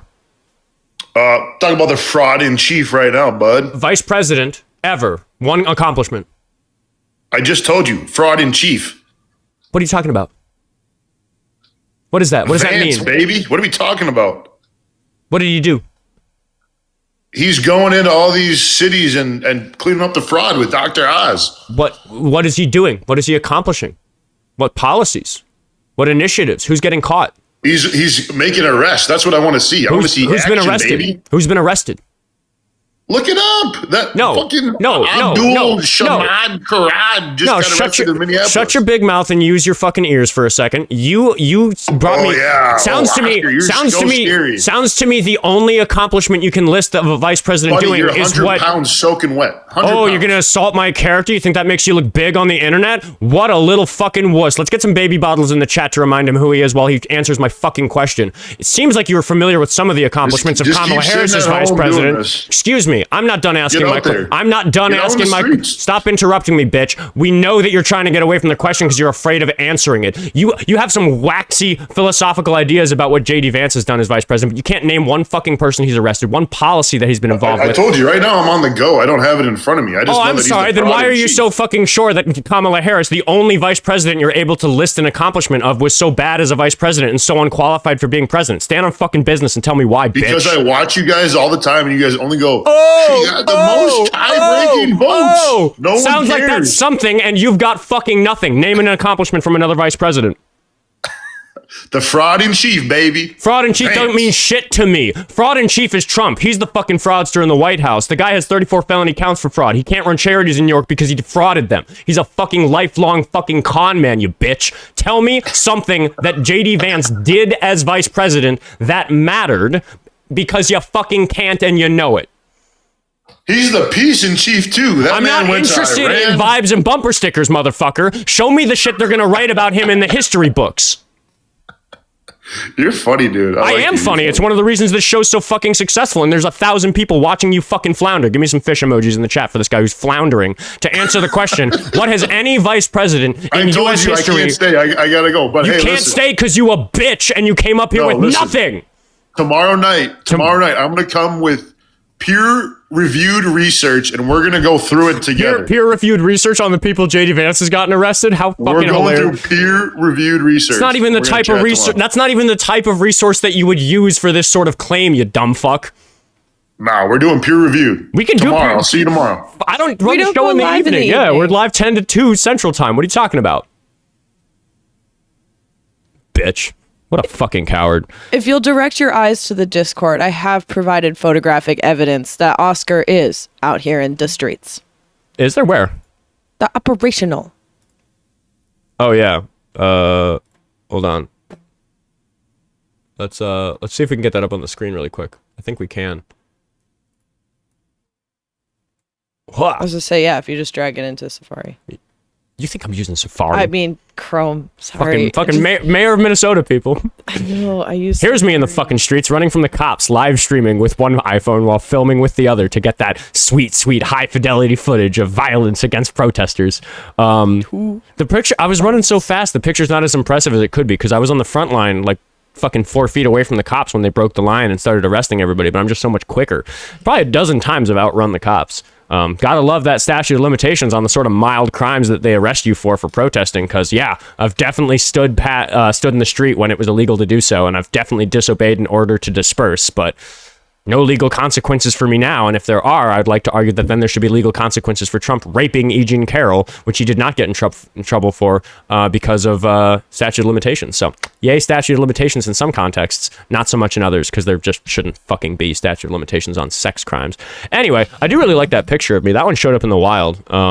Raven found that. W Raven in the chat for finding that fucking picture. And W Tavi for sending 5 gift memberships so that 5 more people get to be part of the members only stream that happens after the Sunday evening show tomorrow night, 9 p.m. Central Time. We just like shoot the shit and hang out and stuff and answer questions. Dawn of Alaska sent $10 to say MAGA thinks politics is an 80s action movie. Yeah, they think it's a fucking WWE match, and if they can fucking yell at me and call me 100 pounds, they're gonna fucking win. You win tyranny, motherfucker. That's your prize for thinking that way. You win women not trusting you for the rest of your fucking life because you were a Trump supporter. For fuck's sake. All right, queue's empty. Let's find some cowards in the chat. Who we got? Just because Trump is an asshole criminal, does that excuse you and others? You know what? Yeah, the president's a rapist. I'm not sorry that I have stayed in the street after the law enforcement officers have ordered me to disperse. I consider that good trouble. Homie, if you say it too many times, we're going to be looking at the Minnesota 16. Hey, it's all there in true color and 4K on the internet for them to see. The feds know what I fucking did. I'm on their radar. Oscar, will I live stream the 22nd? Yes, I fucking will. Not on TikTok, because that shit is going to be flag central. So that'll be on YouTube. That's a good reason to remind people to go to the link tree in my bio and follow me on YouTube, because let's see. We're probably over 8,800. We are 8,804. I bet we'll have over 10,000 by the time the 22nd rolls around, and all the people following me on YouTube will be able to see whatever the fuck happens when that well-known violent Nazi who invaded the Capitol and was pardoned by Donald Trump comes back to my city for his N-word march. That's what he's calling it. I can't say what he actually calls it. I have to call it the N-word march because I'm a decent fucking human being. So yeah, that's happening. I'll be fucking there. No debate show on the 22nd. I'm gonna be out in the streets facing up with the fucking Nazis who regularly fucking assault us, by the way, and the government doesn't do shit about it. These people brandish weapons and mace us and shit. Shoot. Last time I crossed paths with this motherfucker, a friend of his, I'm pretty sure it was Jaden Scott, but he was wearing a mask, so it was hard to tell. I'm pretty sure Jaden Scott was shooting paintballs at us out of a fucking moving U-Haul as it drove past the crowd of protesters at the Whipple. These motherfuckers call into my show and they think I'm not a pussy. I'm sorry. You've been lied to. Not every person left of center is a pussy. There are people like me out there. See you in the fucking streets, buddy. Tom, thank you for the $5 on Venmo. Appreciate that very much. The only reason reported crime rates lower under Trump is because the admin gutted the departments going after violent crimes and white-collar bribery. That's a good fucking point that it doesn't get brought up enough. It is a hard sell when people say like, oh, look at how good the data is under Trump. And I'm like, some of the data is questionable under Trump. And then they think I'm just like throwing out good evidence. So I kind of have to take a different fucking route with it. Tovery says, holy fucking LARP. I'm sorry. Do you think that picture was AI? Do you think it's not true that I catch a fucking stray? Do you think it's not true that I got shot with a fucking beanbag round out of a shotgun on January 24th because they killed fucking Alex Preddy a few blocks away from where I live? Are you just covering your eyes and saying, nope, it isn't happening? It couldn't possibly be that there's a debate host who actually puts his money where his mouth is and goes out there and defends his fucking community? Couldn't fucking imagine it. Yeah, well, you don't have to imagine it. It's real life, motherfucker. And when the government comes to fuck with your community, you guys are going to be lost because you don't know how to connect with each other and protect each other. We fucking do. We don't need guns for that. We just need friendship and community and ethics and empathy. Like, for fuck's sake, the random all that pussy shit I preach is what makes us strong, and you're too fucking weak to realize that. How sad. On the 22nd, Oscar will be joined by Raven because I am working my other job at this march, and she'll be doing like the filming and stuff. So all of my Raven fans in chat. Everybody who loves Raven, which I know is a high percentage of you. Yeah, it looks like we'll get to see her again. Looks like we're also gonna have some. Looks like we're also gonna have some security. I've been talking to some of the bodyguards. Yes. Yeah. We won't have a posse. Jack sent $5 on Cash App. He says, "I love angry Oscar." I'm the same Oscar. I'm just angry sometimes. Ross sent $2 to say, "For fighting a good fight against bitch David."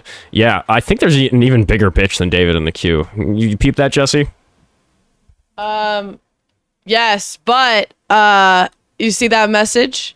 Which one? Right at the bottom there. Oh yeah, of course. Of course I'll keep Law of the Wild's number handy. It's in my phone. Let's talk to Rich Poor 84 and see what he's gonna go. Wow and. No. Oh, please, my ears already hurt. There it is. There it is. Yep. So I'm here to talk about the prompt, definitely, because I completely disagree. But the problem is, first off, we need to start with you, Oscar. Wait, hold on. Just to check if you're a coward. Do you ever turn your camera on? Are you one of the faceless cowards on here? No, I've done that a couple times. Yeah, I believe you. We'll see if I did. I was talking to Adam. You may or may not know him, but Adam Cray. He's a popular Democrat. He's had me turn my camera on a couple times. Cool. But not because I said anything offensive. Yeah. Why are you okay with the president being somebody who's found sexually found civilly liable for sexually assaulting a woman? Why are you okay with that? Yeah, no, I'm not okay with that. Yes, you are. You know what this? No, you know what the sad part. I've spoken to you before. You're a fucking gung-ho ass Trump supporter. Of course you are. Don't fucking lie and say, like, the audience watching is going to sit here and think, oh, no, he actually doesn't care about, like, he doesn't really support Trump in that way. No. Just for everybody watching. Yes, he fucking does. He's been on my show before. Like, don't give me that bullshit. You don't mind that your guy is a rapist. No, we've never even discussed that topic. You may have but he is a rapist. And I don't know if you have amnesia or dementia or Alzheimer's. We've never spoken about that. Yeah. We haven't spoken about that. We're speaking about it right now. But we have spoken about how much you support him, and you support him in spite of the fact that he's a rapist. We can talk about that now if you want. You know what's sad is that the better of two evils, or I'm sorry, the worst of two. You know the quote. What I'm trying to say, the better of two evils is kind of sad too. And you think that the lesser of two evils was the rapist? You do. And first off, I've done research about you, and your history is a mystery. I've found shit about you that people haven't even talked about on this stream, dude. Gonna dox me right now? What do you got? No, I'm not doing that. I'm just like, one day you claim you're a bartender, you're gonna throw someone out the bar. I'm not a bartender. 2 seconds later, no. Stop! Shut your fucking mouth, because that was this episode, and people can rewind to when I said I do production work in the scene here, and that I would have to go talk to the bartender to let them know if somebody was a problem. So you're already putting fucking words in my mouth. You want to interrogate me about the hats I've worn? Let's go, buddy. I'm not a fucking liar. Well, then you claim you're a teacher. I was a teacher. And then 2 seconds later, you claim you're an actor, a performer. And then 3 seconds later, I'm a performer right now. Then you claim you're a guitar player, and then you fucking claim you're a fisher. Then Why'd you claim do that?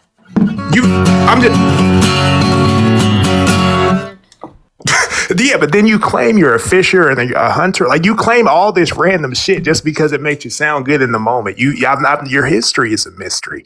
That's not your history is a mystery. Rich Poor, do you believe people are only capable of doing one thing, and it happens to be calling into this show?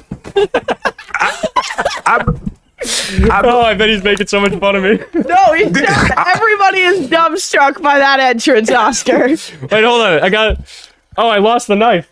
But you can't have it on stream anyways. Okay, fine. No knife on stream, but there's the holster for the hunting knife. Here's some fishing tackle. Here's my fishing pliers. Ooh, wait, hold on. I made the holster for these pliers myself. Add leather worker to your list, Rich. Yeah, the leather work has been fun. My dad left these to me, and they were in a really torn up holster, so I made this one using the old one as a template. Yeah, so okay. My point is, one minute you're a bartender, next minute you're a teacher, then all of a sudden you're an actor, then you claim to be a guitar player, now all of a sudden you're a podcaster, then you're a fisher. Okay, make up on your my fucking podcast, mind, I just played guitar, showed you my fishing. Dude, what are you talking about? What the fuck? Do you think a person can only do one thing? What the fuck is this? I think a person can just say shit when it makes them seem cool. That's what I'm saying. But he just proved it, bounces around all the time. No, I have fucking receipts. What are you talking about?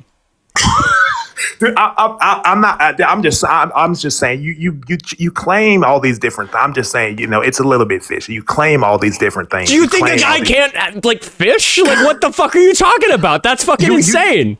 You see the argument. There's no way somebody can do all this shit. You claim a bartender, then a teacher. How old do you think I am? Then a performer. How then a old fisher, do you think I am? Guitar player. It's embarrassing. How old do you think I am? You're missing dirt shoveler at the dirt factory, by the way. I was a dirt shoveler at the dirt. He claims How old do you think rich poor? How old do you think I am? I genuinely do not know. Guess. Because you think I couldn't possibly have done this. It literally is impossible to guess somebody's age. Yeah, well, okay. Based on how many things I've accomplished, how old do you think I am? I'd say either probably late 20s, early 30s. Yeah, I'm 31. So, like, do you think that's not long enough to learn how to fucking fish? Like, what the fuck, dude? I'm just saying, people in their past, they claim they've done all this shit. You know what I mean, dude? You're a TikTok. You need to just tell the truth. I'm a TikTok podcaster. Yeah, this is my job. That's my job now. In the past, I've had different jobs.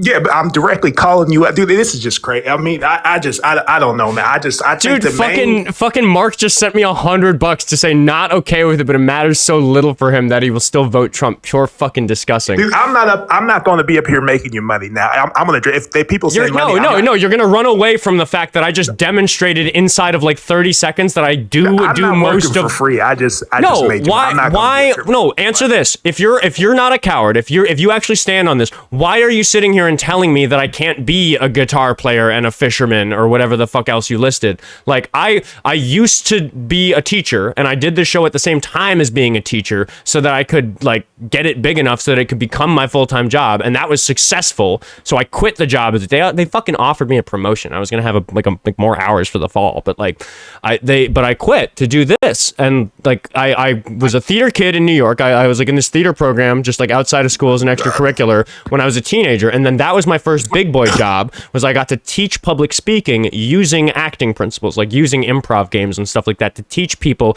who were giving presentations on scientific material, STEM, science, technology, engineering, and math. I taught them how to present their material to their professors and whoever was running these summer programs and these throughout the school year, like extracurriculars that a bunch of kids were doing in this super privileged education system that I grew up in New York. Like, that was my first job, and that's one of the reasons I'm good at this show.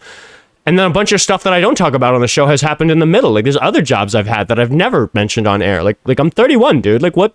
The issue is you're all over the place. You're all over the place. I am. I have ADHD. I've worn many hats. I do all sorts of like random shit. Rich poor. Yeah, go ahead. Okay, you do your job. You do. I don't know what you do for work, but let's just say you do your job. You wear that hat. You go home. What do you do next? I see the argument, but he said like 10 different things. He's a fucking bartender, then he's a teacher. I've never been a bartender. Then he's an actor, I've never been a bartender. Then he's a fucking podcaster. Then he's a fisher, a hunterman. Then he's an activist. Dude, shut up and listen. Why are you accusing me of saying I've been a bartender? I have never been a bartender. You're mixing me up with AOC. I've never been a bartender. He's all over the place. Why are you saying I have said I'm a bartender? I have never been a bartender.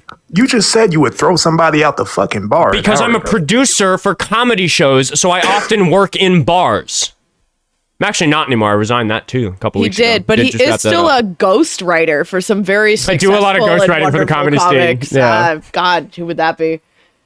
And then you claim you're from New York, then you claim you're from Minnesota. Like, you're just all over the place. I believes that you cannot move. I don't know. Okay. I grew up in New York. I lived there for 20 years. I moved to Minnesota about 10 years ago. It's actually coming up on 10 years. It's like in a few weeks. It'll be my 10-year Minnesota anniversary. Oh, happy Minnesota-versary. I'm just saying you're all over the place. Why? You're trying to attack my credibility, and I'm sitting here saying that I will try to provide evidence to the best of my ability of these things, and like I just don't know like what you want from me. Like, chat. If you have multiple hobbies, go ahead and throw it out there so that Rich Poor can see that we are multifaceted humans. I was so excited to show you the proof of this shit that I tripped. So adorable. That was fun. No, I was surprised at that. I'm not gonna lie. That actually caught me off guard. Yeah, no. Seriously. Let's narrow it down. I was able to supply some. This is like this fits in like cargo shorts when I'm in a canoe in the Boundary Waters or something. Like, this is like my portable fishing tackle. What else have you asked for evidence of. Maybe there's certain things I might not be able to do without doxing myself. I don't think I have any good proof that I'm from New York. Other than my accent, by the way, I actually Just speak about with to say, go ahead and tell him what you said last time we were driving together. Oh, fucking New Yorker hanging out in Minnesota. I'm driving here. No, that's my. Those were just the. No, like what do you got? I'm not a bartender. I've never tended bars. I work in bars as a performer. Okay, you have the teacher, then the actor, then the guitar player, then the fisherman, then the hunter, then the podcast. Well, the podcast, and it's the only thing that I think that is 100% undeniable because that's what you're doing right now. Yeah. Everything else just seems like, it's just, you're the jack of all trades. You're all over the place. The reason I'm good at running this show is because my knowledge is hyper general because I'm a jack of all trades. It's a result of the fact that I've done so many different things, that I'm good at handling so many different conversations. And on this show, I don't have to shy away from particular avenues of debate or argumentation. I'm really willing to talk about just about anything, and it's because I have a wealth of background knowledge. I'm like Jeopardy smart, which means I'm not really all that good at anything. I'm not even all that good at playing the guitar. There's people on here who ask for guitar lessons, and I'm like, yo, I'm not a professional. I'm a professional in the sense that I make money, but I'm not I don't have a master's degree in music or anything like that. I'm halfway decent at a dozen things, and you find that so unbelievable that it suggests to me that you're a fucking loser who's incompetent at everything. I find it very unbelievable. That's why I'm looking for the inconsistency. So I'm doing my digging and research. Keep looking. Keep trying to. I'm gonna find something. I'm gonna keep digging. I'm gonna find something because I think I've gotten close a couple times. Dude, the fucking high school teachers that watch this show detect that I'm a high school teacher just by the way that I talk to young people. Close is only helpful in horseshoes and. Well, can I just say, did he run? He ran. He did. He ran. Dude, what the fuck? What a loser that guy is. He's the worst. I'm reading all of your comments as they come in with everybody telling me all of your hobbies and all of the hats you wear, and it is bringing me so much joy, you guys. I am so glad to hear that our audience is not made up of people who just go home after work and watch TV. Well, MindControlled, we are gonna talk to you, but keep those hobbies rolling in the chat to keep the engagement up while I tear through these donation reads because a bunch came in. I didn't want to read them because Rich Poor was gonna run anyway, and I didn't want to make him run any faster. But seriously, I breezed past it. Mark, SEK 1000. I know that's about $100. That's fucking hefty, dude. Seriously, I appreciate it. It's actually slightly more than $100. Yeah, dude, fucking amazing. Thank you so much. And Get Suri sent $10 to say, the first time catching you live while I work night shift, appreciate what you do. Man, fucking today, I appreciate what I do. I wanted to have a show like this today, and we hit the ground. Fuck it. Actually, we didn't hit the ground running. We had that solemn, dark conversation with a Trump supporter. Anyway, that one guy with a really long name sent $5 to say, color can't comprehend people having hobbies and interests. What a sad individual. That's what I'm saying. It's not even all that, I'm kind of just a Minnesotan. We're all good at fishing. Like that whole joke about men, I hold up, them pictures of me holding up a fish that, the girls don't want to see on Tinder, they're in my phone. I just don't put them on the dating apps. I know better than that. Pat in the chat sent $5 to say, caller, your main point against Oskar is that he's talented and capable of doing multiple jobs. Are you serious? Unk alert from Jerry. Thank you. Every SEEO sent $2 to say, caller is so proud of you, Oskar. Can't admit it. Jammerbanks sent Jammerbanks. Oh God, I'm getting lost in the donations here. Jammerbanks sent $2 to say, caller is all over the place. Horsepower sent $5 to say, I'm just saying. Yeah, we know. Stop. Swing and a miss. Move on. That's why he ran. Melissa sent $5 to say, in all caps, my ex-LEO dispatch. Oh wait, I'm ex-LEO dispatch, ex-state emergency management, ex-special needs care. Oscar tears fall in. We are everywhere. That's just it. Dude never did anything interesting so long as he's lived in his fucking 50 or 60 by the sounds of it years on Earth. And he thinks that the idea that I've accomplished 7 things by the age of 31 means that I'm fucking some kind of impossible grifter. Hell's Passive has sent $5 to say, I carve, paint, sculpture, live in the States, have lived abroad, cook, hike, camp, worked security, worked street outreach, study politics, and grow food. I actually also have worked some security. That's one of the things I've done. Pat in the chat sent $10 to say, you know what? The caller being unable to fathom that one person can be diverse with multiple skills completely tracks for a Trump supporter. They wish they were as talented as you are, Oskar. Thank you, Pat in the chat. I appreciate you. Oh, shit. Jackal Bear, $50. Thank you, dude. That's fucking huge.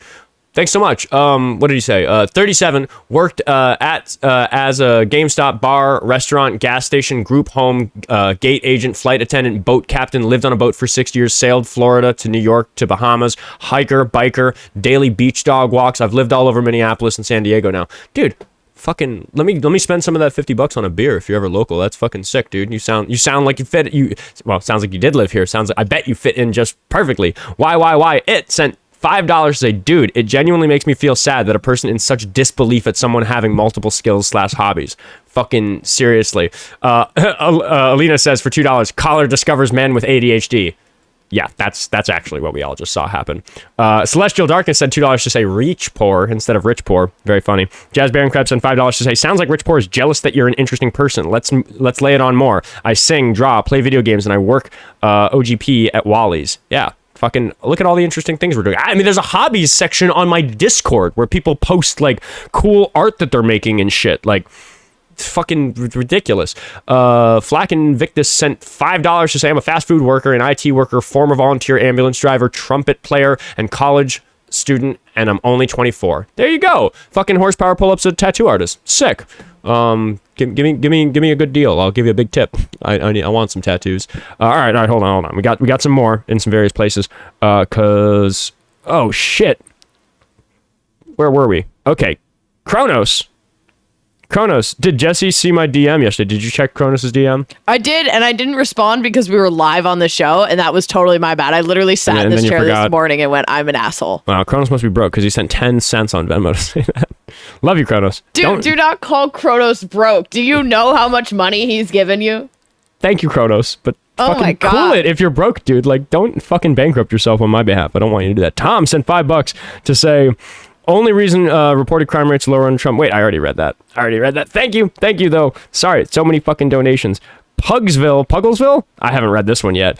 I'm a graphic artist, photographer, website designer, electronics technician, notary, veteran, gamer, remodeler, and what is so hard to believe about someone being capable? Yeah, that's just it. They're just a bunch of incapable, sad sacks. I think that this swath of Trump supporters that are like a real danger to society are unsurprisingly people who can't fathom a person self-actualizing, finding what's important to them in the world and going and doing it. Blows their mind. Nurse Elliot sent $1 to say, Venmo, fix your fucking app. I'm tired of having to fucking refresh these fucking things. I'm always trying to speed through it just to airtime, and Venmo's fucking me up. Nurse Elliot sent $1 to say, if we're only allowed one hobby, does that mean I get to transform into my fursona? XOXO. Very funny, Nurse Elliot. Thank you for the buck. And then Evan sent $10 on Venmo to say, rich poor thinks you can't be human or something. Yeah, it just like can't. Dude doesn't understand the human condition if he thinks that it's limited to whatever sad reality creates a person like him. Did I read these? Oh my God. Because, yeah, Ross sent another $5 to say, oh God, it's Rich. He sucks. Ross sent $3 more to say, Rich. Too rich, I am Spartacus. Josh sent $2 to say, I also have ADHD and want to be an actor and more. Yeah, you get to do so many things with all this time you get on Earth. It's so lovely. The fact that other people squander it and then judge people who didn't is very sad. But we're gonna talk to MindControlled. I did he connect earlier? Yeah, just for a sec. Was he one of the problematic connectors? No, are you silly? He said that he wanted to talk about socialism, but you asked him to come back later. Oh, no, it's not late enough. I want more Trump supporters. So thank you for the $5, Jerry. I've worked from mortuary work, customer service to IT, do creative writing, hike, and someone like him would have an aneurysm just hearing that. Yeah, dude, like what the... I honestly think, I mean, the straight comedy, me falling onto my chair. That was... yeah, go ahead and check Discord right now. Nobody else took care of it, so I had to. Oh, did you fucking do it? I screen cap it immediately. Of course you fucking did. Let's... I was sitting here laughing so hard, just rewinding it over and over, trying to grab a perfect screenshot. Fuck, that's funny. Yeah.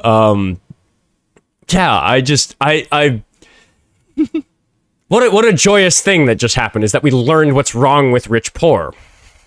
Because we don't always learn what's wrong with our like more ridiculous callers.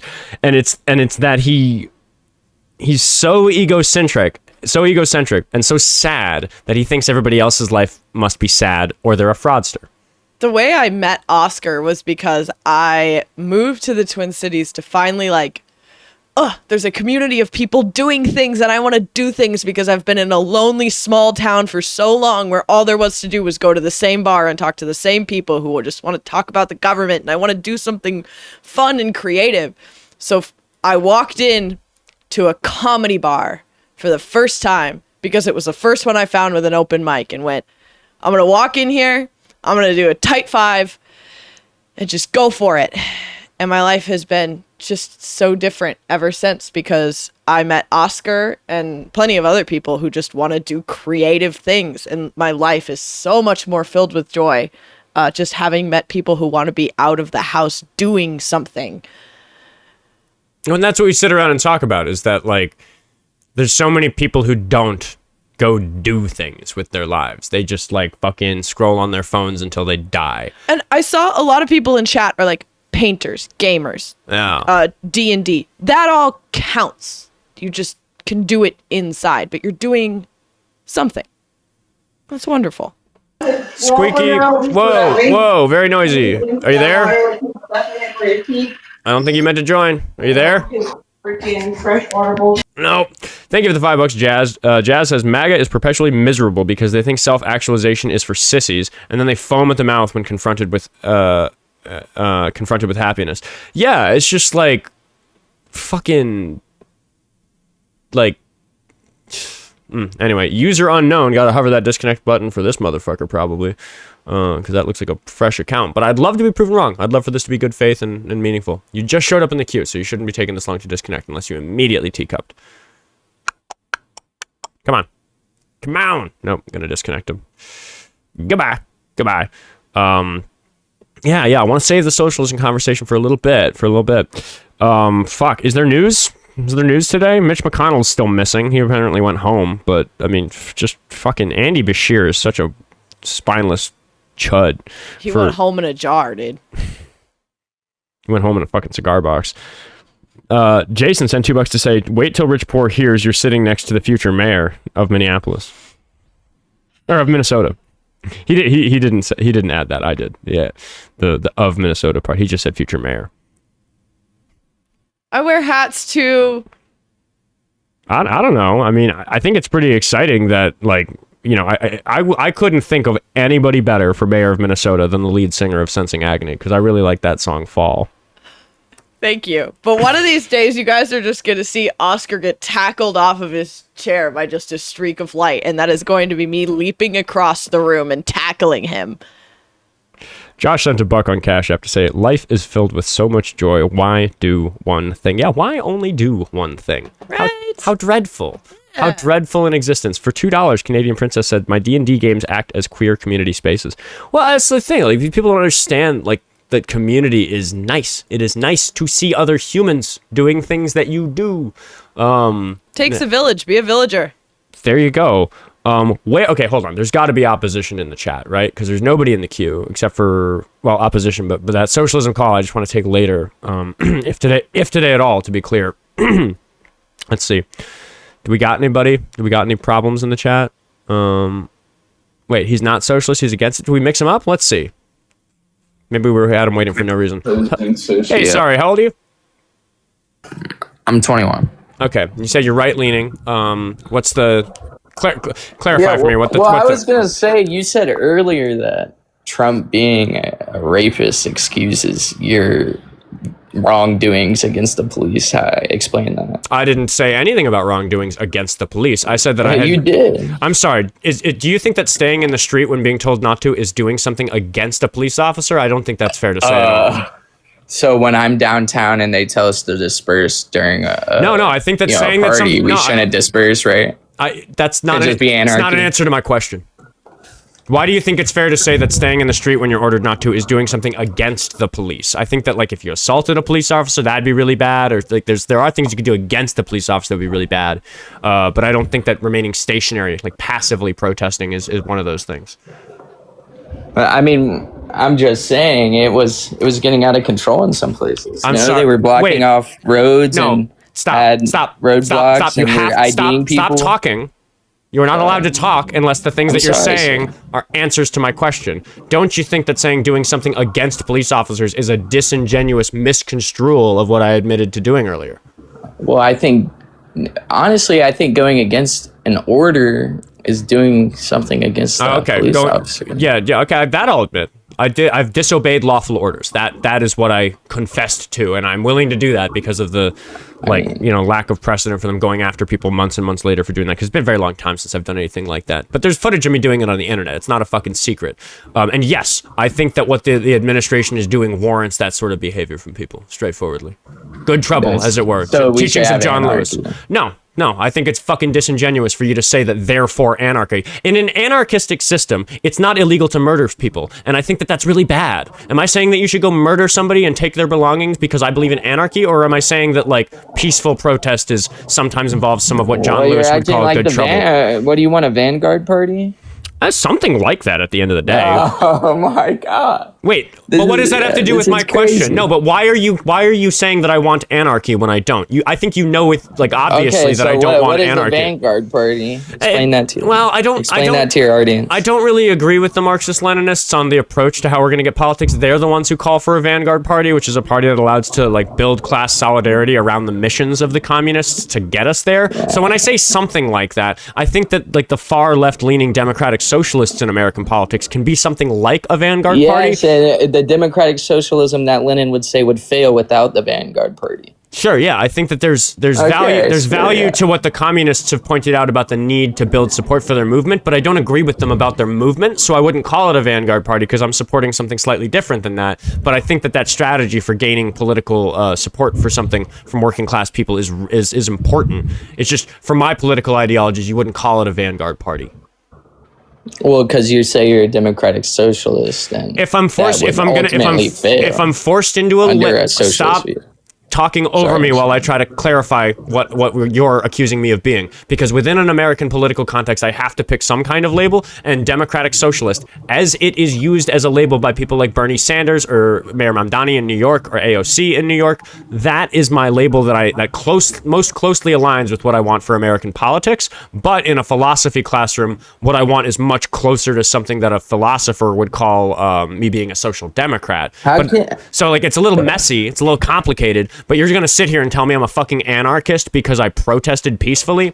Come on, dude. If you want to have a serious conversation about this stuff, I'm willing. But you got to just... I mean, if you say you agree with AOC's view, who That's just not what got I said. condemned by the DSA. That's not what I said.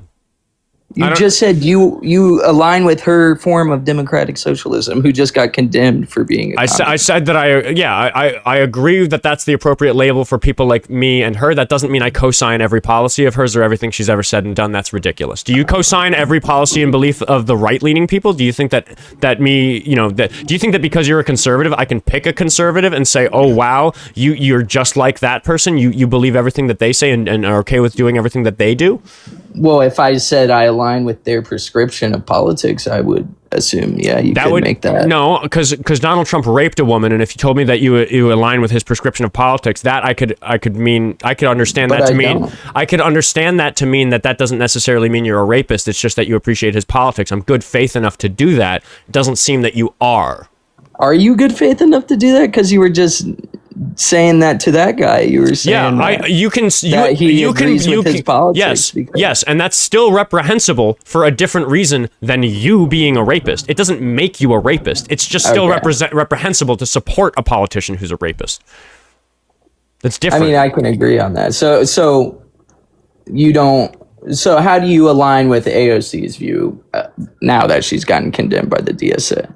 I mean, I don't pay all that much attention to her platform. She's a representative from New York, and she became one after I stopped living there, if I'm not mistaken. So you think she's leading for like presidency in the coming years? And you don't pay much attention, really? I mean, it's possible. I know that she wants to take power away from the wealthy. She wants to do some things to our political system at the federal level that are in alignment with that label of democratic socialist in American politics. Sure, but I'm not an expert on her policies. No. Okay, I'm just trying to figure out a baseline, and you said her, and I think she's pretty radical. I think that what mainstream Republicans are doing is far more radical if you compare that to like what it says in the Constitution.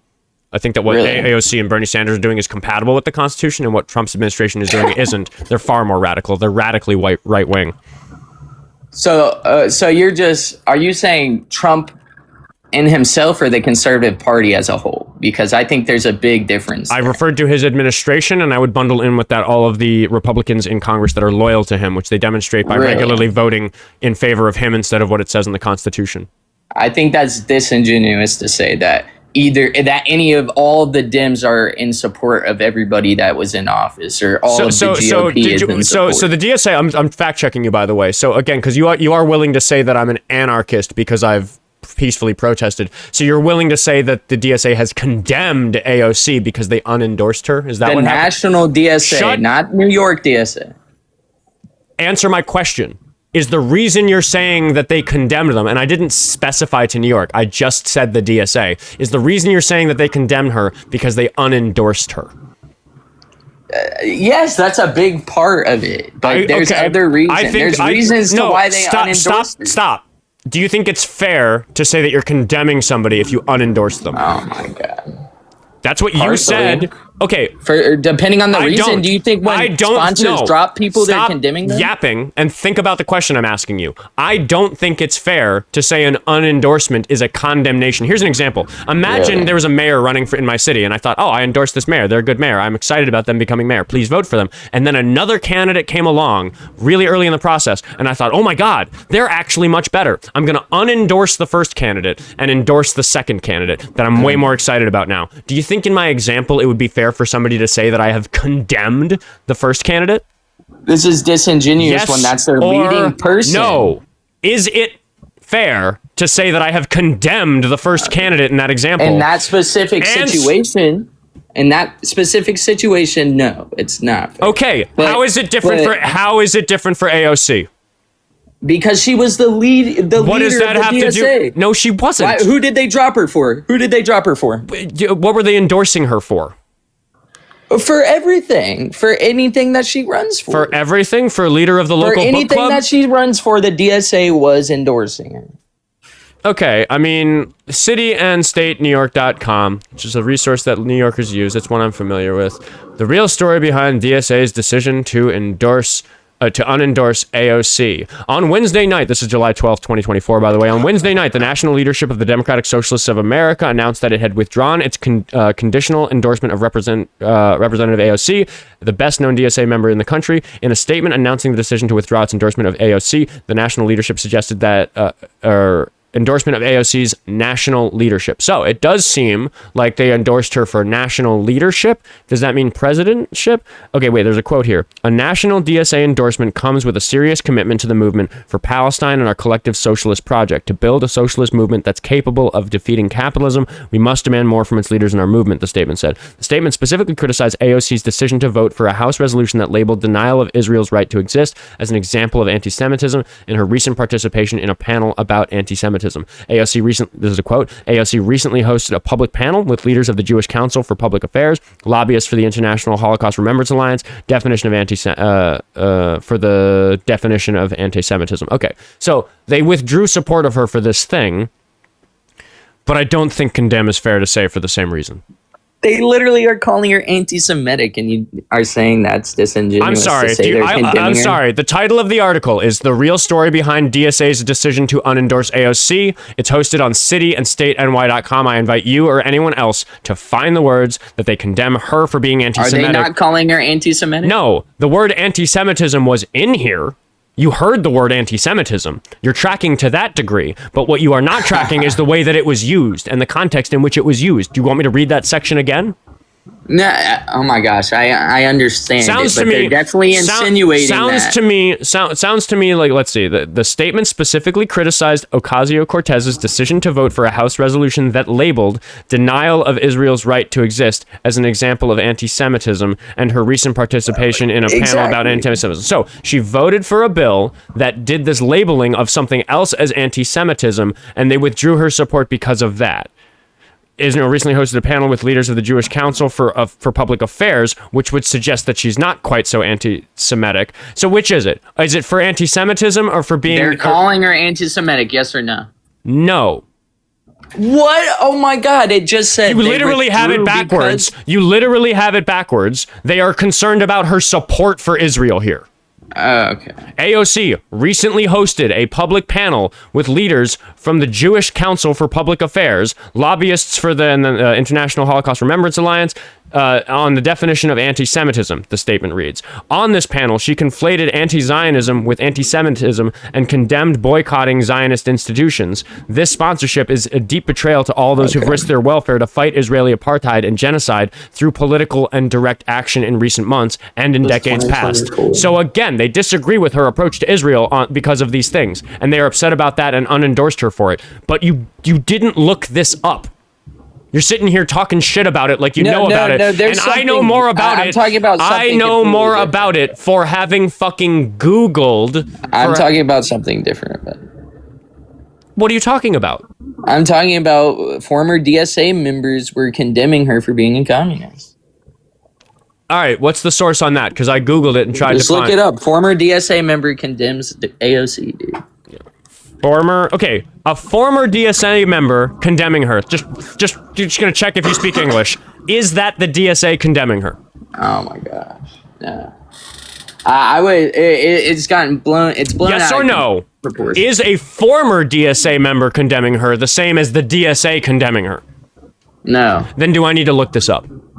No. But I'm just saying. Wait. Let's not breeze past it.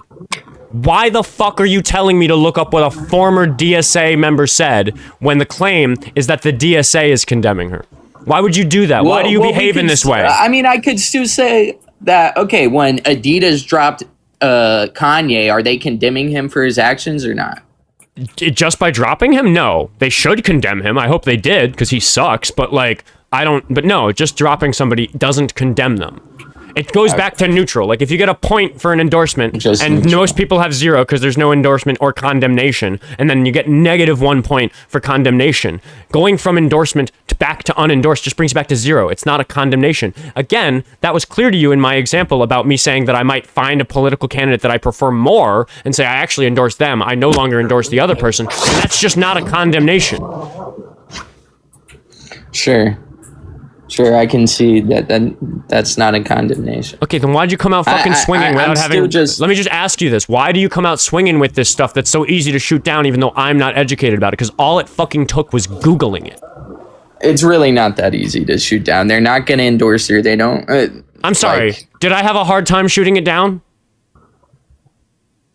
They're turning their back on her now. I'm sorry. Did I have a hard time shooting it down?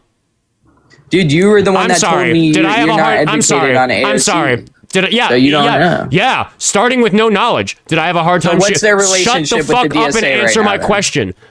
Starting with no knowledge. Did I have a hard time shooting it down? Yeah, okay, you can say in your terms. Starting with no knowledge, did I have a hard time? Starting with no knowledge, did I have a hard time shooting it down? No, it was very easy. Okay, then why did you believe something that was so easy for a person with no knowledge to shoot down? It was the insinuation. It wasn't that they formally. Why did you so assuredly believe something that was so easy for a person with no knowledge? The propaganda got to me, huh? Right? Yeah. Definitely. Mm-hmm. Yeah. That I think that I think is fair to say. Yeah. I mean, all I was trying to do was find your baseline, but. Yeah, and it took a fucking shouting match because you're so concerned that you're going to be shown to be wrong that you don't even want to look at like a basic Google search of what your own claim is. Like my concern with because they're endorsing her, right? They support her. Well, no, it sounds like they unendorsed her. Were you listening? Yes. They just haven't formally condemned her yet. It's not enough for you. Well, again, it's just not fair for you to go around saying that AOC has been condemned by the DSA. I think that's probably... I'll just have to wait. Have to wait for when all of the DSA members are talking shit about her, I'll have to wait until they formally... Yes, you do have to wait for them to say something to accuse them of saying it. That is correct. Yes. Yeah, sure. But you guys like to make assumptions with the right all the time. What kind of assumptions do I make? I do make some assumptions. There are times where I gather up a bunch of evidence and I say, because of this evidence, I'm assuming this to be the case. Here's why. And I always try to be really careful when I say this is an assumption. This is a little bit of speculation. I think the reason is this. I personally am very careful to do that. A lot of people on the left aren't. A lot of people do do what you're accusing me of doing, where they just like jump to crazy assumptions. I don't think I do that. I think the whole purpose of this show is to not do that. I don't think it's a crazy assumption to say the DSA condemns her. I don't think that's that crazy. Back to square one. Why do you think that that's so appropriate to say in consideration of the fact that you yourself just fucking conceded on that? It's wrong. I concede it's wrong. I just don't think it's that crazy. Is it? You think that's crazy? I don't think it's crazy. I think it's irresponsible. I think it's misguided. I think it demonstrates some lack of understanding about how to talk about important issues. I think it shows that you're not very good at coming to political positions, which means that anybody who listens to you should be really weary of things that you say, because you're capable of believing something that is so easily demonstrated as bullshit by somebody who didn't even know what the fuck you were talking about when you brought it to them. But you say the right is more radical when the left propagates people like Hassan and AOC. You brought Hassan into it. We hadn't come up yet. I was talking about democratic socialists in the mainstream Democratic Party. And he doesn't... Stop interrupting me and allow me to clarify exactly what I was saying, because I stand by very steadfastly what I said, which is that somebody like AOC or Bernie Sanders or Mayor Mamdani in New York are people who more abide by the Constitution, and what they're doing to American politics is far less radical through a constitutional lens than what Trump and his administration and his loyalists in the legislative branch are doing to this country.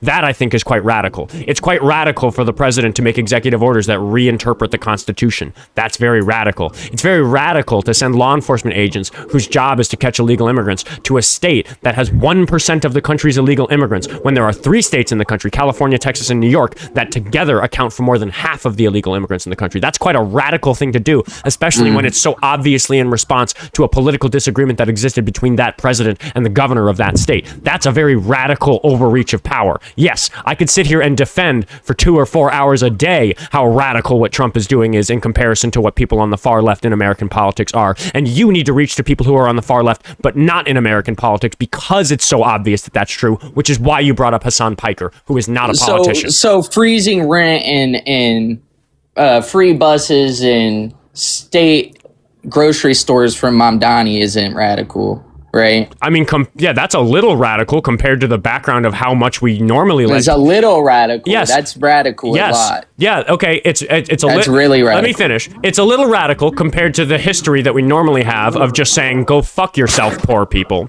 That's a little bit radical. Stand in bread lines. What's more radical? What's more radical? Giving somebody a free bus fare or taking away their constitutional amendment rights? What's more radical? Standing in a yogurt line or standing in a bread line? What is more radical? Taking away somebody's constitutional rights or giving them free bus fare? I mean, we can talk about taking away more radical? Constitutional rights. Okay, then why did you bring up the bus fares in New York?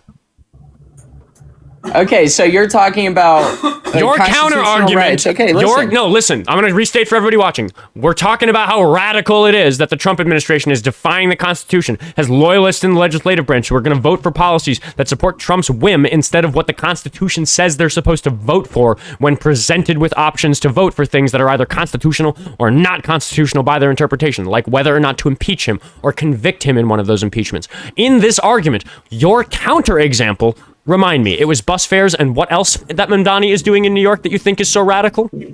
Grocery stores? Yeah, state-run grocery stores that have lower than market rates for the groceries. Freezing the rent? Yeah, rent, yeah. When's that going to happen? Huh? Yes, okay. Why do you think that list of things is more radical than the federal government violating people's constitutional rights? Can one person not agree that Trump is radical, but also agree that what Mamdani is doing is not acceptable? Here's the big shocker. Radical. People can do that. Here's the big shocker. Radical isn't necessarily bad. Let's find some common ground. Common ground. There's a really big problem with illegal immigration in this country, and I think that we need a radically different solution than we've tried in the past. Do you agree? Sure, yeah. Yeah, I think that you and I have very different radical solutions to the problem, but do you agree that a radical solution is necessary to address such a serious problem that so many people care about? Yeah, I don't think we disagree that much, though. Okay, so I'm pointing out that not only is what Trump's doing in violation of the Constitution way more radical than giving people free bus fare or creating some state-run grocery stores that make shopping for groceries easier for working families. Not only is that more radical, it's radical in a way that's bad. It's propaganda you're spreading right there, dude. What? That was my opinion. What the fuck do you mean propaganda? We're going over talking points that you fucking brought up, other than the constitutional violations of the president, which aren't propaganda. You're just saying he does those it in things broad are radical fucking because daylight. you agree with them, Oscar. You're a socialist. You agree with those things, so they're not radical to you. But to a laissez-faire capitalist, I admitted those are radical. Yes, I admitted a moment ago that compared to our background of normally telling poor people to go fuck themselves in this country, it is quite radical. But compared to your point of view. But compared to what Trump is doing, it's hardly radical at all. It was radical to free the slaves. It was radical. I can agree with that. Radical to make schools free. It was radical to let women vote. It was radical to tell husbands that you can't rape your wife anymore. I agree, but I also agree that what Mom Donnie is doing is very radical. Why can't I see both? Why can't you?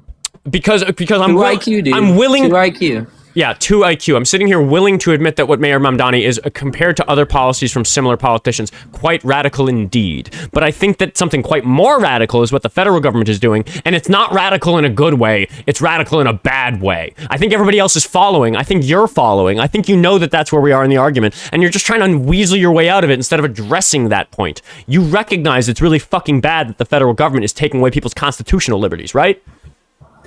Sure, but I'm sorry. Your lack of confidence in your answer suggests to me you're not a patriot. Sure. I'm reading your tone there. My point was that the left is more radical for propagating people like Hassan. No, I don't think that. When the right Stop will talking about Hassan. Like We're Nick talking Fuentes. about what elected officials do. And no, I don't think it's more radical to fucking feed people and give them transportation than it is to take away their basic constitutional rights. You are not a patriot if you don't agree with that statement. No impact on the country. That's Are you kidding me? What I said. Hassan Piker, of course, has influence over this country. I have influence over this country to some degree. Exactly. We're gonna take a moment. No, you know what? I'm just gonna let you collect yourself while I read some donations. You decide how you want to navigate forward in this conversation, and you come up with something that's not gonna make you look like an asshole while I read the donations. Thank you, chat, for the $5 on YouTube Super Chat. Hi, just recently donated to find my local Democrat HQ and get involved. W Jessie and W Oscar and W YouTube Chat for the inspiration and love and support. Now, I got some problems with establishment Democrats, but that doesn't mean that you shouldn't get involved. If you want to get involved in your local Democratic chapter or whatever you have going on in your town, city, whatever, please do, because that can make the Democrats better if you get involved. The problem is that they're all fucking crooks and assholes also, for the most part, on the left, with a couple of very noteworthy exceptions that I like to talk about on this show. But you can influence politics locally and make that less likely to be the case in the future. So that's the thing that I really think that we should all focus on. Anyway, thanks for doing that. Cosmic Travesty sent $5 to say, my favorite hobby is helping Jessie's mayoral campaign. Yeah, she's going to be mayor of Minnesota. We're all very excited for that. Pat in the chat sent $5 to say, genuinely still laughing at Rich, who can't understand that somebody who lives in a state known as the land of 10,000 lakes has outdoor hobbies. Yeah, unfucking believable. Mr. James Bondtube sent $5 to say, can the Nick Fuentes disciple get off the line? This is getting old. Yeah, I mean, unfortunately, it's kind of the whole fucking nature of the show is dispelling this bullshit. Jackal Bear sent $5 to say, free buses, affordable housing, and food versus a rapist with a private military disappearing people without warrants. These people are not serious.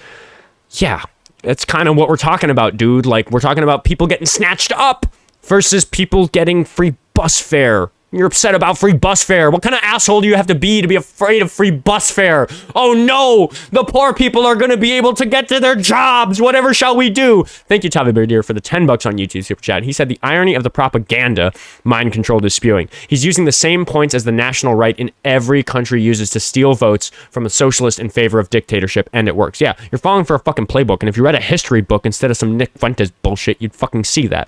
Radical Jackalope, who has radical in the name, sent $2 to say, why is everyone yelling at me? We love you, Radical Jackalope. That's obviously a Minnesotan. The Jackalope is something of a local mascot. Will, the mod, sent a couple bucks to say, DSA member here, I endorse AOC. There, I fixed it. Now fuck off, AJ.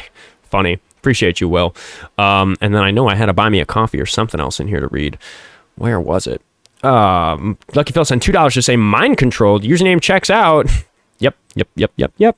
And I think maybe some cash apps. Yes, Ross sent $5 to say, all that bluster just to still be wrong.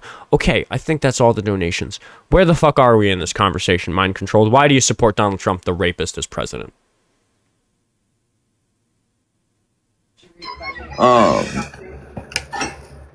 He just walked out of the room. Oh, who's this?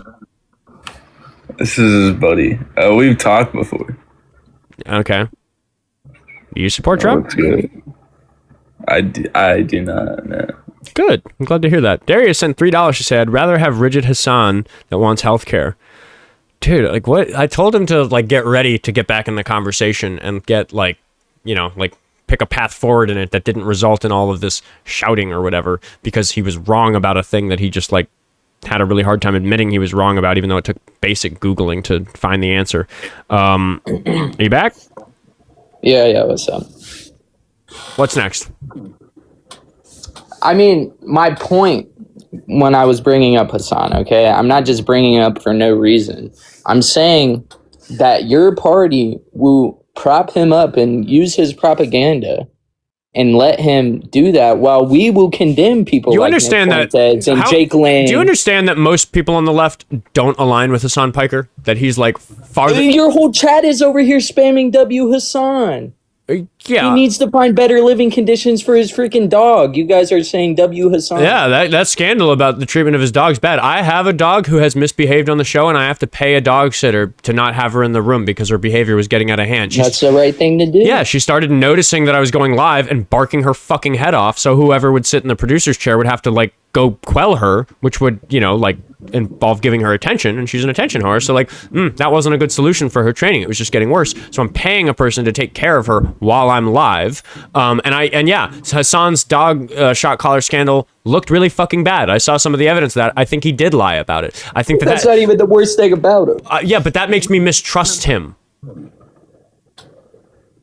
All I'm saying is he's a CCP shill. Okay, and you guys prop him up. But you didn't even let me get through what I was trying to say about him. Go ahead. You keep saying you guys prop him up as though every Democratic voter is obsessed with Hassan Piker. I think like fucking Nick Fuentes told you that. That's fucking nonsense. I'm not even among Nick liberals, fan. among the left half of the political spectrum, most people consider somebody like Hassan Piker to be fringe. I consider myself a pretty close neighbor politically.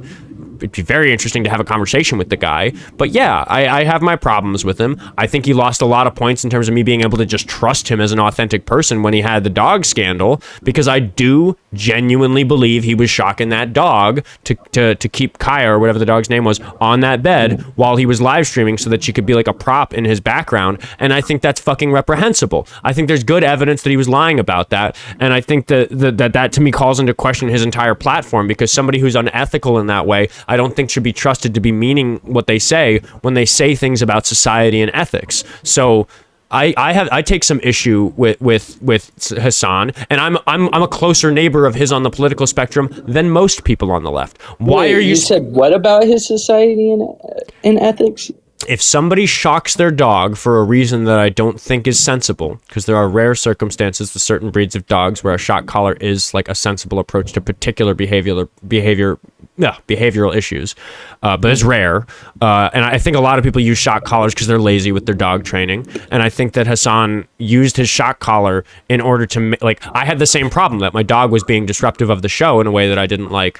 And I could have done some horrible thing like that, but I didn't and wouldn't. And I really judge Hassan for doing that, because I've seen enough evidence to think it's fair to accuse him of that. And that to me calls into question his ethics. And because his ethics are called into question, I worry about it. For the same reason that I worry about Trump's ethics as president, because he raped a woman, I worry about Hassan's ethics because he shocked his dog and lied about it. And that's where the disconnect is, because I am not a Trump supporter.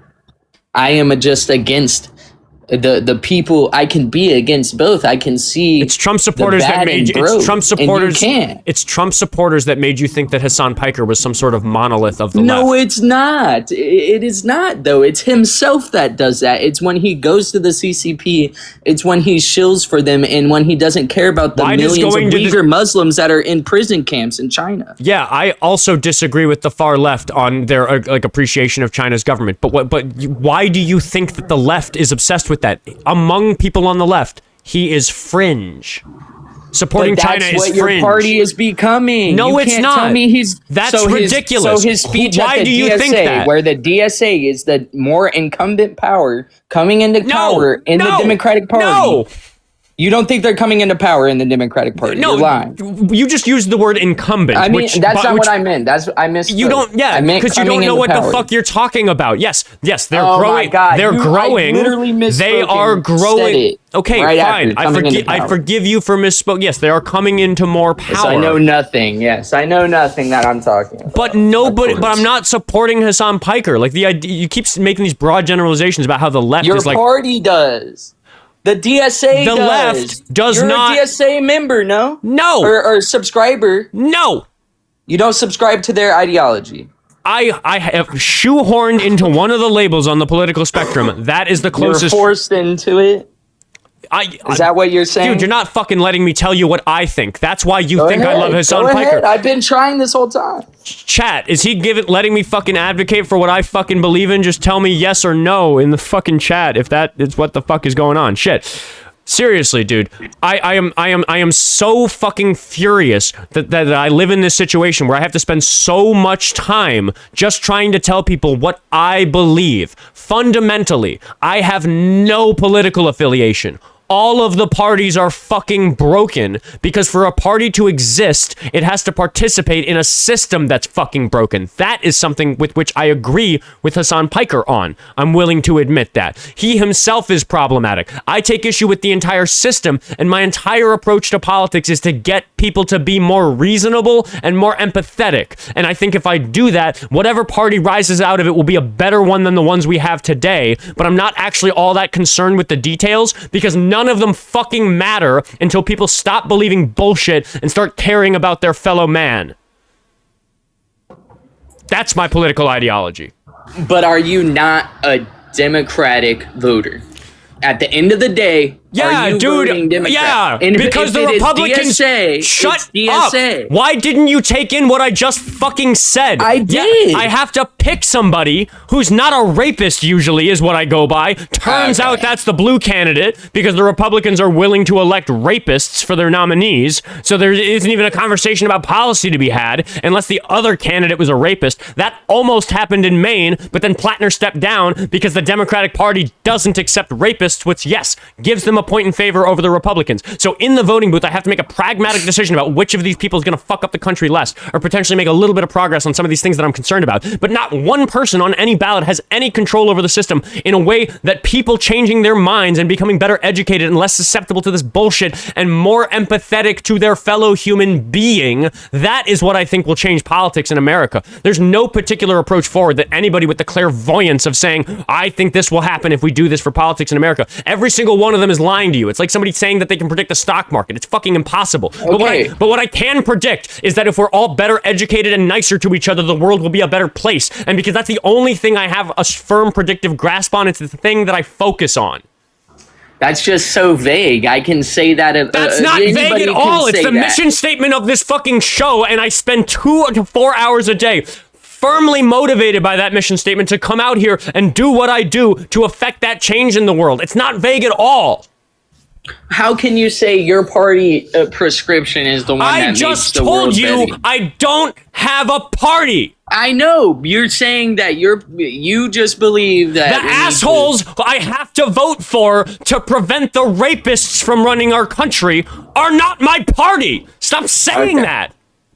Listen to me. You have my full attention. You have the full attention of 1,200 people watching, many of whom know very deeply and intimately what my political perspectives are, and you look like a jackass telling me that it's my party. Stop it. I'm mad about the system too. I'm just saying it's hard to say that when the DSA is coming into power, they're infiltrating the DNC. Yeah, okay, I'll say this. I am happy that the DSA is growing in popularity. Exactly, that's the problem. Great. Why is that a problem? Because the best thing because you're propagating the biggest gotcha you've had so far is free bus fare. You fucking monster. Okay. Seriously, what do you have other than that? What are you so afraid of? You're afraid of poor people getting free transportation? Oh my god. Okay, like you guys aren't running for UBI. Yeah, I think that UBI is among the obvious things that in the next 100 years. And that's not far radical left? You're fucking delusional. Listen, there was a time where it was far radical left or whatever to say that we should free the slaves. There was a time when it was radical to say that we should let women vote. There was a time where it was radical to think that education should be free for children. Yes, it fucking is. You lack the historical perspective to see that that's obviously the case. I think that free healthcare is closer to the top of the list than UBI, but I think later down the road, the idea of some kind of UBI, all we'd have to do is make the first tax bracket negative. If we made the first tax bracket negative, that would be in effect UBI, and the tax brackets have been, could be fucking trending downward for poor people if we properly tax the wealthy to pay for some shit in this country. There are ways of going about that aren't even all that radical in terms of changing the rules, because changing the values of the tax brackets to something negative would accomplish UBI without even changing the fucking rules or creating a new policy, because it's just another extension of the fact that we recognize that wealthy people should pay more. Do you think UBI would work? Universal basic income is what UBI stands for the people in the audience. The idea of the government sending you a check once a month as a basic stipend for basic needs. Not a check. They're going to send you food vouchers and fucking give you free housing. Or make the first tax bracket negative. There's other ways to do it. Give you a communal washing machine, a communal laptop. Oh no! Communal washing machines! The communists are coming for us! Elect the rapists so they don't give us free laundry! You sound like a fucking clown, rapist, dude. And you guys think every fucking politician is a rapist on the right? You think it's one? You think that That's been president. I'm sorry. You think that okay, I'm not talking about the president. I'm talking about the Republicans in general. You think that the party that wanted to vote to hide the Epstein files until Donald Trump's hands were tied and he had to tweet out. Just like you said in Maine, they don't vote for Democratic rapists. There's those two. Stop. I'm asking you a question. You're going to let me finish my question. And if you interrupt it again, I'm going to start over at the beginning because I want your answer to it. Do you think that of the Republicans sitting in Congress who didn't vote to release the Epstein files until they were going to be forced to release them anyway, because of the 4 Republicans that were voting to release them, Thomas Massie, Lauren Boebert, Marjorie Taylor Greene, and Nancy Mace. I'm talking about every Republican other than them. All those people who were voting along Trump's wishes to not release the Epstein files. Are you suggesting to me that not one of them is a rapist? No, I'm not suggesting. Do you think that it's reasonable to conclude that some of them are rapists? Yes, I think that goes both ways, though.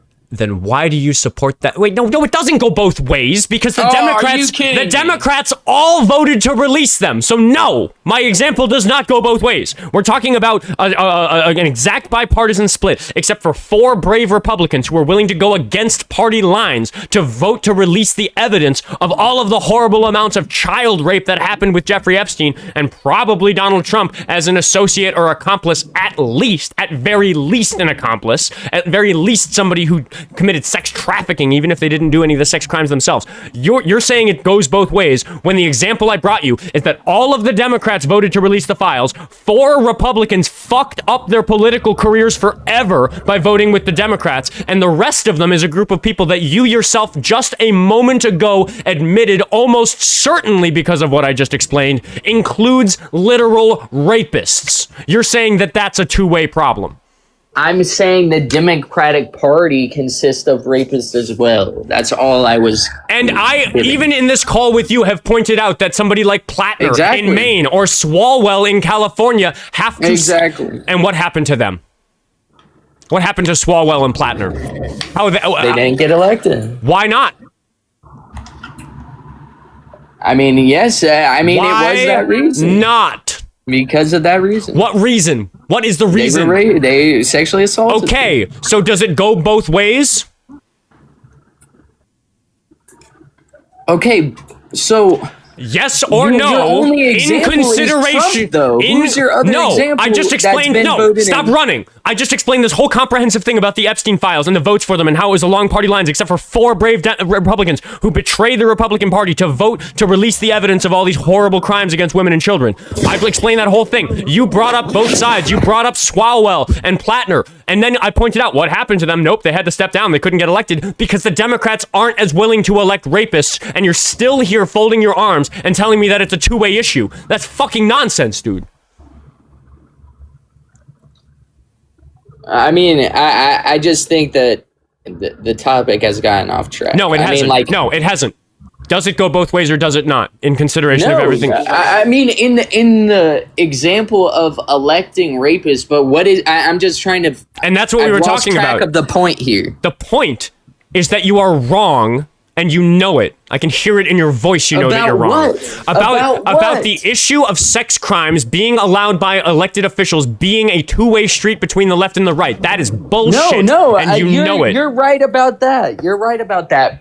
Let's go back to the same approach. Okay. You're right about that. Okay. That is wrong. Yes. When we look at it, it is wrong to say that it goes both ways. It is wrong to say it upon cursory examination of the evidence. So once again, why did you come in swinging about that when even a cursory glance at the facts of the matter suggests otherwise? Yeah, I'm just saying, like, why? The question is, why did you come in swinging saying that it's the same on the left and right when even a cursory glance at the evidence suggests otherwise? All I meant, you misunderstood what I meant. I was trying to say that sexual abuse within the parties goes both ways. Yes. Is it at all equal? The acceptance of sexual abuse anywhere is not near equal. No. Yeah, and what happens when we catch one on our side? What happens to them? When you catch them? Yeah, like when we find out that, oh no, Swalwell, bunch of sex allegations. What happens?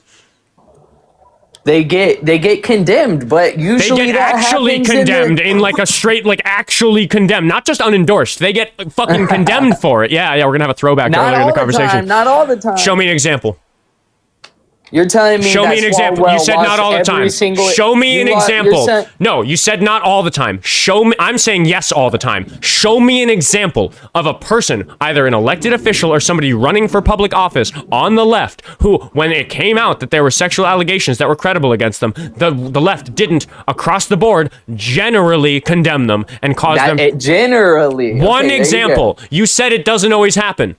Give me one example. Outliers. No, give me one fucking example of what you're claiming is happening. My buddy's on the computer. I can't look it up. I'm sure there's people that didn't unendorse Swalwell. I'm sure of it. The chat actually does have some examples, ironically enough. Quentin, yeah. Yeah. Well, I mean, these days we're saying if he was in the Epstein files, lock him the fuck up. I think everybody's saying that. I haven't heard anybody excusing any of that. I think that he did get excused a little bit in the late 90s with Monica Lewinsky, because it's definitely... I'm just saying it's ridiculous to say that the radical right is more prominent than the radical left when Obama didn't vote for gay marriage. Wasn't for... Holy fucking what about? Yes or no? The problem with pedophiles and rapists in this country is on the right. Yes, sure. Then why do you consider yourself right-leaning? Well, you were just saying I can't group your political ideology in with the people that run it. Are you fucking kidding me? What about these politicians makes them so worth electing in consideration of the fact that they are the problem when it comes to rapists and pedophiles in this country's government? I don't think that local right-leaning people are having massive sexual allegations to the extent that you're talking about. Are you talking about local politicians, like a Republican mayor somewhere? I'm just talking about the GOP. Do those people support Donald Trump? Do those people generally support Donald Trump? I think that they'll be ostracized if they don't. I think that's the problem with the Republican Party. Regardless of that's a problem. That is a problem with the Republican Party. I don't agree with that. Right. Why can't you this state of affairs take me as not you're grouping me in with everybody like you said you want to do. Because every single one of these motherfuckers supports the guy, and if they don't, it ruins their fucking career, and you're still supporting that policy. Okay, you haven't even told me why. You don't believe that the polls where the GOP is asked if they support people like Nick Fuentes or people on the far right, isn't a politician. They say yes. They support him and they are part of the GOP. Does he like Trump? Dude, you're bringing up fucking influencers. Should I talk about my fucking self as an example of somebody on the left? I'm fucking awesome. Should I be the man? Influencers influence the country. Yes, Are you fucking kidding me? They influence politicians. They influence people like you who vote for people who influence politicians. Yes, but we're talking about the politicians that you have been influenced by some people into supporting, in spite of the fact that they contribute to the systemic problem with rapists and pedophiles in this country. I'm a liberal. You're liberal? What is this conversation about? Well, it started by me talking about Hassan and the left is more radical, and you saying, no, it's not. Yeah. That's how it started. Yeah, the Republicans are radically violating the constitutional norms and expectations of their leadership roles in this country. And the right is trying to radically violate society. The right is radically violating the Constitution to protect rapists and pedophiles, and the left is radically passing some policies that give people like free bus fare and make some grocery stores that are affordable. Where's the radical violations of the Constitution besides trans gun rights, immigration, birthright citizenship, and like what else? Can you name them? Due process is a big one. Yeah, that's a big pile of constitutional violations. Okay, Obama didn't do that. Obama didn't violate the cages. The cages were bad. They were not a violation of due process, though. We're talking about he had violations of due process. He did. Proof. Give me a source on that. I can get the examples of them deporting people. He deported people without due process. I would like evidence. Didn't need to be deported. Are you American citizens? Okay, yeah, he deported American citizens. Is that due process? I think that's Do you think they were doing due process if he accidentally deported an American citizen? Are you fucking kidding? Were those investigated and corrected? I know how much due process was happening if that accidentally stop happened? Interrupting me. You're gish galloping. How many questions did you ask me in the last 12 seconds? I'm just. How many questions? How does that accidentally happen? Fucking listen. It's a large organization. Yes, you can find some 2-digit number of like serious civil rights violations that happened under Obama. Did Obama himself support them? No. Did the director of DHS support them? No. Were those people investigated? Yes. Do people get fired for doing that sort of thing under Obama? Yes. The problem is under Trump. Not only does none of that shit happen, the people at the very top, people like Donald Trump, people like Stephen Miller, people like Kristi Noem before she was scapegoated and fired and replaced with Tom Homan, like these people support the constitutional violations. Donald Trump himself, when asked in an interview if he needed to follow the Constitution in his effort to get all of these people deported, said, I don't know. No, the problem is not the same. That's where the disconnect is that I agree with that, and I can see that, and I can also see the radical left. You agree with Trump? Is a problem. You agree with Trump? About not needing to follow what you just said about Trump. Okay, then I don't understand why what is this conversation then? Why are you whataboutisming with fucking Obama's deportations? Which again, the kids in cages because you're trying to compare and try and say the radical left isn't as bad. Look what Trump is doing. It's not comparable. Yes. It's not comparable because one thing is bad, the other thing isn't bad. What? What the fuck are you talking about, dude? They fucking shot a guy for 10 fucking times for nothing in my own fucking neighborhood. Christ.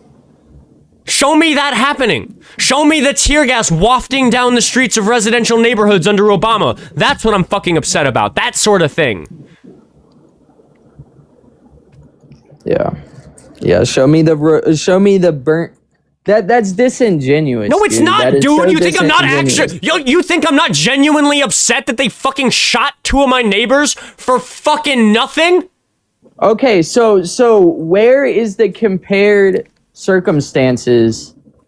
Like, where was this happening under Biden? Where were these protests compared? Biden wasn't doing this shit. Why would there be protests? What protests were happening where he could have done this shit? Come on. Here's an example. Here's an example. If you did something that was like maybe not cool, right? Like let's say you were a house guest, you're in my house, and you came over and you knocked a glass of water over on the floor on purpose. I'd say, what the fuck, dude? Why'd you do that? Don't do that. I might get in your face and be like, what the fuck? Come on, don't do that. That's bad. And then if you shot me 10 times, would it be reasonable for somebody to say, well, you shouldn't have been protesting him knocking that glass of water over? It's not comparable, dude. It's absolutely comparable, because what's going on here is that people were protesting the actions of Trump that I'm sitting here describing, and they got shot for no fucking reason because of it. And you're saying that if they hadn't been protesting, where's the protesting that caused all this violence? People get shot for no reason by the police all day. I don't see you You're not even letting me explain the way in which my analogy is a fucking parallel, which shows you don't give a fucking shit, dude. You don't care about the fact that there was nothing of this sort to protest. Do you think that because people were protesting that means they deserve to get shot 10 times? Stay home or die? Is that your policy? Yes. I've said many times I disagree with it, but you can't see that. But I also don't think it is comparable to the radical left. It's not. What is it that we're doing? The radical left. I think when you talk about the radical left, it's fucking me that you're talking about, dude. It's me out there at the Whipple building in Minneapolis. It's me in the signal chats with Alex Preddy, risking getting fucking shot to warn chats. Okay, so you think following people in their cars is protesting? That's not protesting. Yes, it is. It's constitutionally protected, and we do it to protest their actions. It absolutely is. What the fuck are you talking about? No, I'm talking about people who were stopping civilians in their cars and roadblocks. That is not constitutionally protected. Correct. You know that was happening. Correct. And I thought that was kind of silly. I didn't think that was a sensible and you approach. Know you were okay. I'm sorry. Do those people deserve to be shot 10 times also then? No. Then shut your fucking mouth and address the root of the problem. That it's wrong? That They happened? shot a guy 10 fucking times. They shot a mother in the face, and you're upset about roadblocks that people set up, in my opinion, not the best approach, but they did it because they were desperate and afraid of the men who were coming and fucking murdering people in the streets. Yes, because you're cops upset. Don't murder people You're upset that they day. did that out of desperation. Out of desperation for community safety. You're judging them for that instead of the president for defending the people who shot a guy 10 fucking times for helping a woman? Okay, what do you think happens when you disagree and protest under socialism, buddy? What do you think? How many times are you gonna get shot? 20? What the fuck are you talking about? Do you think Mayor Mamdani's gonna order his fucking cops to shoot me if I protest? No, dude, that's fucking ridiculous. That's fucking nonsense. That is fucking nonsensical fear-mongering. I am talking about real shit that is happening. People are fucking dying, and it's people like you who are gonna be left behind because you don't have community awareness. Yes, people aren't dying every day in New York. You are not going to have people to rescue you. If I had to choose between rescuing you and somebody who didn't act like you, I would choose them and leave you the fuck behind and tell you that you fucking deserve it for not being as incensed as the rest of us. Wait until they kill somebody in your neighborhood. Wait until it's somebody that you fucking know, and call back into my show and tell me how you fucking feel, and I'll tell you to get fucked for being as apathetic as you have been. You've made my shit list in that way. So this is what happens when you disagree with someone on the left. They're gonna leave you behind and kill you. Yes, I'm gonna leave you the fuck behind. Why should I save you? Why are you deserving of your community? Why are you deserving of somebody like me looking out for you? Tell me. No, we don't live in a utopia. We live in a fucking... Shut up and listen and answer my question. We don't live in a utopia. We live in an ever-growing police state. Just not yet. Tell me why I should worry about somebody like you instead of somebody who gets it and wants to protect their community. Why would I ever pick somebody like you over somebody like that? If I didn't have somebody like that to rescue... If I didn't have somebody like that to rescue, I would choose you over nobody, because I'm not a fucking asshole and I value your life, but I would choose a stranger over you because you have demonstrated to me that you are part of the fucking problem with your lack of empathy and care for your community. And I deeply, deeply, deeply don't give a shit how badly you feel about it when it comes for you, because you are part of the fucking problem. I care about your community. I care about the people in your community who are afraid of what's happening. I care about the people who have black or brown skin or speak English with an accent other than my own, because because of Brett Kavanaugh and the Supreme Court means that these people can be detained, they can be taken out of their car, they can go through that. If they don't comply, they get their fucking windows broken and their seatbelts cut and their face shoved in the fucking pavement. When that comes to your fucking neighborhood, I'm not interested in hearing you fucking cry about it, because if you come back here... through my neighborhood, buddy. And you didn't cry about it? I didn't agree with it. Like I say, I can agree and see that I can see that there's other problems. The only thing that you've given me to show that the left is so much more dangerous is that Mayor Mamdani is trying to make the buses free.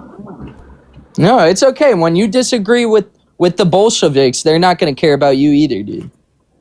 I'm not supporting that type of ideology. I'm not a communist. I'm not a socialist. So you're saying by me voting who I have, you're saying you're forced to vote for who you have to do it. Yes, I want something farther. You can't give me that sympathy? Can't give me that sympathy? What sympathy do you think you deserve after this conversation? You want me to give you sympathy by you saying, oh, don't describe me as those assholes I have to vote for, when they're the ones pushing this radical ideology I'm talking about. What is so fucking radical about making buses free? Okay, so they're not in favor of they're literally in favor of a vanguard party, dude, and UBI. That is bad. Free buses. Why is UBI bad? Tell me why UBI is bad. It's UBI. Tell me why UBI is bad. Okay, yeah, go ask the Bolsheviks. No, I'm asking you, motherfucker. Tell me why UBI. Ask the USSR why UBI is bad. If you are convinced UBI is bad, tell me why and prove you're not spoon feeding me some bullshit that somebody spoon fed you. Because it doesn't work under capitalism. It would have to be under a socialist regime, which is terrible. Which would have you. Oh my God. Why is it bad? If the government said that we were going to tax rich people more and cut some checks for poor people, no other policy changes. Why is UBI bad? You keep saying because it's socialism, but yeah, there's some stuff about socialism I really like. There's some stuff about it I find impractical. I don't think we should try to overthrow the system and create a fully, wholly socialist or communist system. I think that's bad, but I think we have some stuff to learn from them. We do the fire department with socialism. That's good. We're starting to do education with socialism. Okay, education's free, K-12. Yeah. How would private businesses compete against UBI? Because as a matter of fact, when people have their basic needs met, they are more productive. That is, you can feel differently because you're a lazy piece of shit who, if I gave you $1,000 a month, you'd work less. But as a matter of fact, most people aren't like you. Yeah. I bet. Yeah, are you interested in that, or are you just going to continue assuming that everybody else is the selfish piece of shit that you clearly are? Yes, because clearly it's worked in the past, right? Because all the socialist stop saying in the past. The past is a dark, horrible place driven by myth and conspiracy and fucking rumors, dude. Like we used to. Let's not read history, guys. No, let's not read history. It doesn't matter. We have to learn from it. But the sort of thing that we're trying to do, which is to just tax the fucking wealthy to pay for the next shit that we need, is kind of a newer experiment. And they'll just stay here, right? No, it's giving you the fucking fire department. It's working. It's giving you education. You're doing this bullshit. You're saying socialism is the fire department? Don't do that bullshit. The fire department and social programs were way before socialism was even constructed. Dude. So what the fuck are you talking about? I'm sorry. Do you think that because the major socialist movements of the 20th century hadn't happened, that doesn't mean that you can look at something like the fire department and see that they're handling it? It's pertinent for society to have fire departments. It would. Have you seen what happens when they don't have fire departments? You're suggesting because the word socialism didn't exist yet, it is therefore not an appropriate label for something that existed prior, which is nonsense. It's not socialism. Fire departments and police are not socialism. That's you want to fact check me? That's like what socialism is in essence. Oh my gosh. Just because you're against socialism does not mean you're against fire departments, guys. I just want your chat to know that. I'm also against pure socialism, and I'm also for the fire department. But you're saying, okay, that's my point. Okay, but you're saying that you're unwilling to do these other things the way we've done the fire department because it's socialism.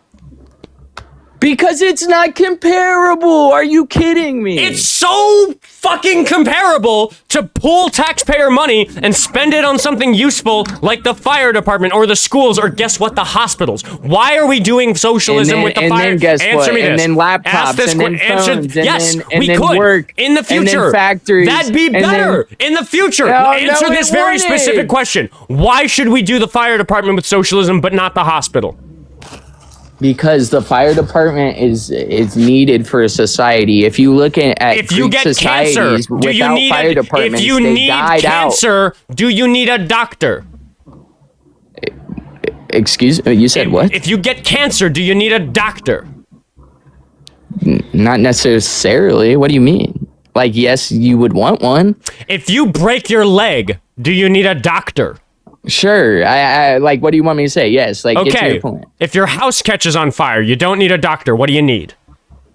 You need a fire department. Okay, probably should pool up some taxpayer money and pay for a big troop of guys who are really good at putting out fire and send them to your house if you need them, right? Yes. Okay, I have a similar plan. Lots of people, in addition to house fires, people face fires in their body where they get sick. They need some health care. So we should use taxpayer money to train up a bunch of motherfuckers who are good at dealing with that and either have them come to you and bring you to a place where they can help you or whatever the fuck needs to be done. Seems pretty similar to the way that we think about... This is where it breaks. What are firemen paid? Fucking, where I live, like $100,000 a year. Oh, bullshit. Look it up right now. Give me the source. Minneapolis maybe after 15 years. Department. Why does them being paid less on average? Like, what if there were 4 times? Are you kidding? Hold on. Hold on. No. Wait. Wait. Okay, fine. Give me the source. Well, okay. Google AI says it's $110,000 a year. No fucking way. Indeed says it's 77. Like. Well, I guess Minnesota. You guys, what's your? You guys have to pay a lot to live there. ZipRecruiter. ZipRecruiter. It's got to be like 70. Yeah, okay, the average is... I agree they need to get paid more. Oh, look at that. Look at that. The average is fucking... Average? Yeah, dude, I considered being a firefighter and I fucking live here. Stop calling bullshit. Why does it matter what the average salary is when the question is, should we use taxpayer money to pay people to do the work? Because doctors... okay, look at Canada.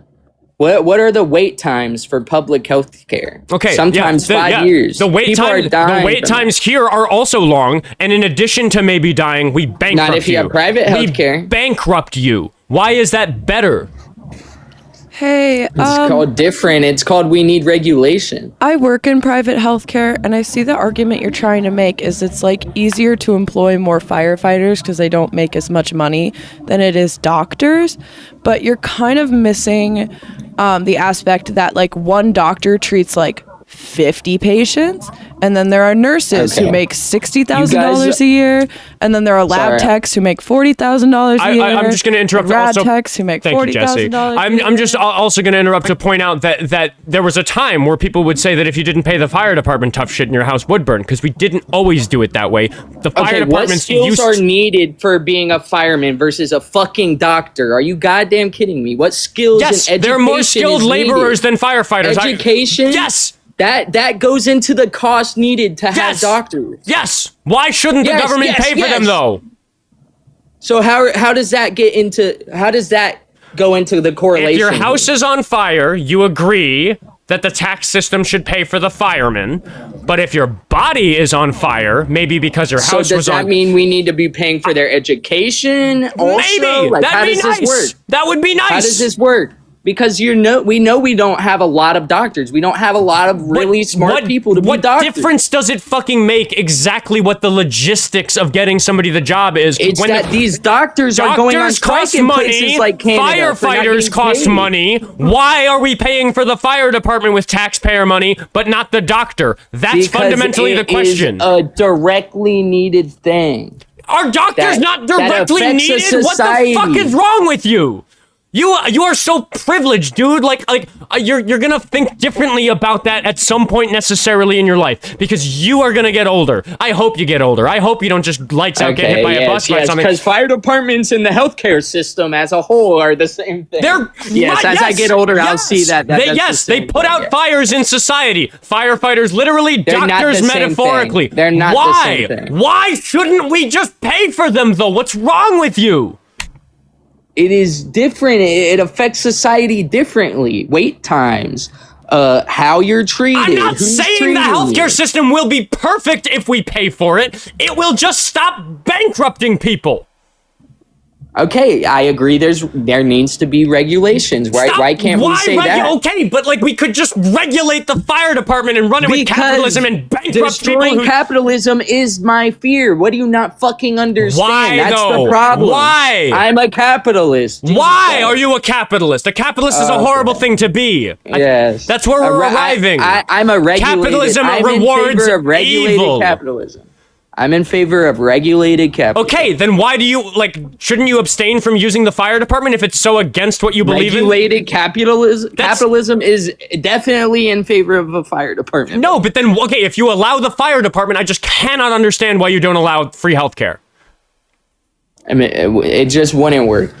It works in every other fucking developed country on the planet. That we pay for, right?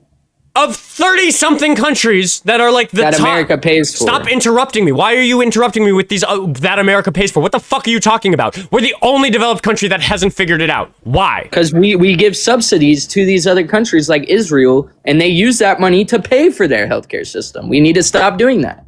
Okay, once again, I agree that we shouldn't be sending that money to Israel. Are you then saying we should use it for free healthcare? We should reallocate our money for social programs. I'm not saying that we need necessarily a free healthcare system, but we need a different healthcare system. Okay, yes. okay, but not why do you abandon your capitalistic ways for the fire department? Because it simply is not capitalist. I have an argument on this that I was just reading, but I don't know. But fire departments are a much directly needed thing for society. Yes! Why are doctors not so obviously that? I think they're more important to society than the fire department. No, they're not. Because we have, we can get healthcare, we're just going to be bankrupt. So what is it? Is it easier to get? We're already doing that. Healthcare? We're already bankrupting people. How about instead of bankrupting people, we just charge the taxpayer and distribute the cost across everybody? Be able to get the healthcare right away. But that's not what happens in every other developed country. Where's your evidence for that? That there's people waiting and dying in waiting lines in Canada? Do you want the evidence? So I went ahead and pulled up some statistics of average wait times. You're totally right. The wait time in Canada is a real problem. They are having issues with wait times right now. But they are not the only country with public health care. So I brought up some statistics with other countries that have public health care just to show you that Canada should not be the example. It's the anomaly. Yeah, actually, Germany is a better analog in terms of our position globally standing in the economy, and their wait time is actually slightly shorter than ours at 22 minutes. For ERs, anyway.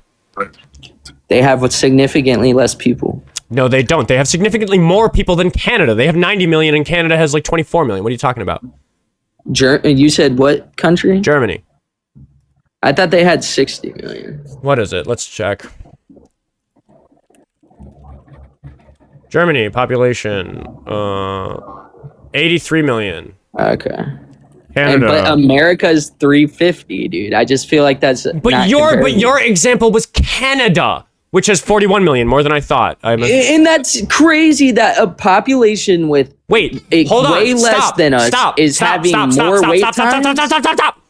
There's no point in you and I discussing anything. If you cannot now throw out your example of Canada because you're throwing out Germany, because Germany has twice the population of Canada, and your concern was that Germany's population was too small. So are we accepting Canada and Germany, or are we throwing them both out? Okay, so how can you disregard Canada? What the fuck? I don't disregard Canada. So what's the big problem there, huh? They're the anomaly, sir. Yeah, So what's the anomaly? They're not. Look at the United Kingdom. They're at like 1.5. Yeah, Canada and the United Kingdom are pretty similar. France is also not crushing it. Germany and who's Sweden. the main people that are compared to the U.S., Canada, and the U.K.? Dude, use your fucking brain. Looking at this table, tell me which of these countries, based on the number of minutes it takes, has free healthcare and which ones don't.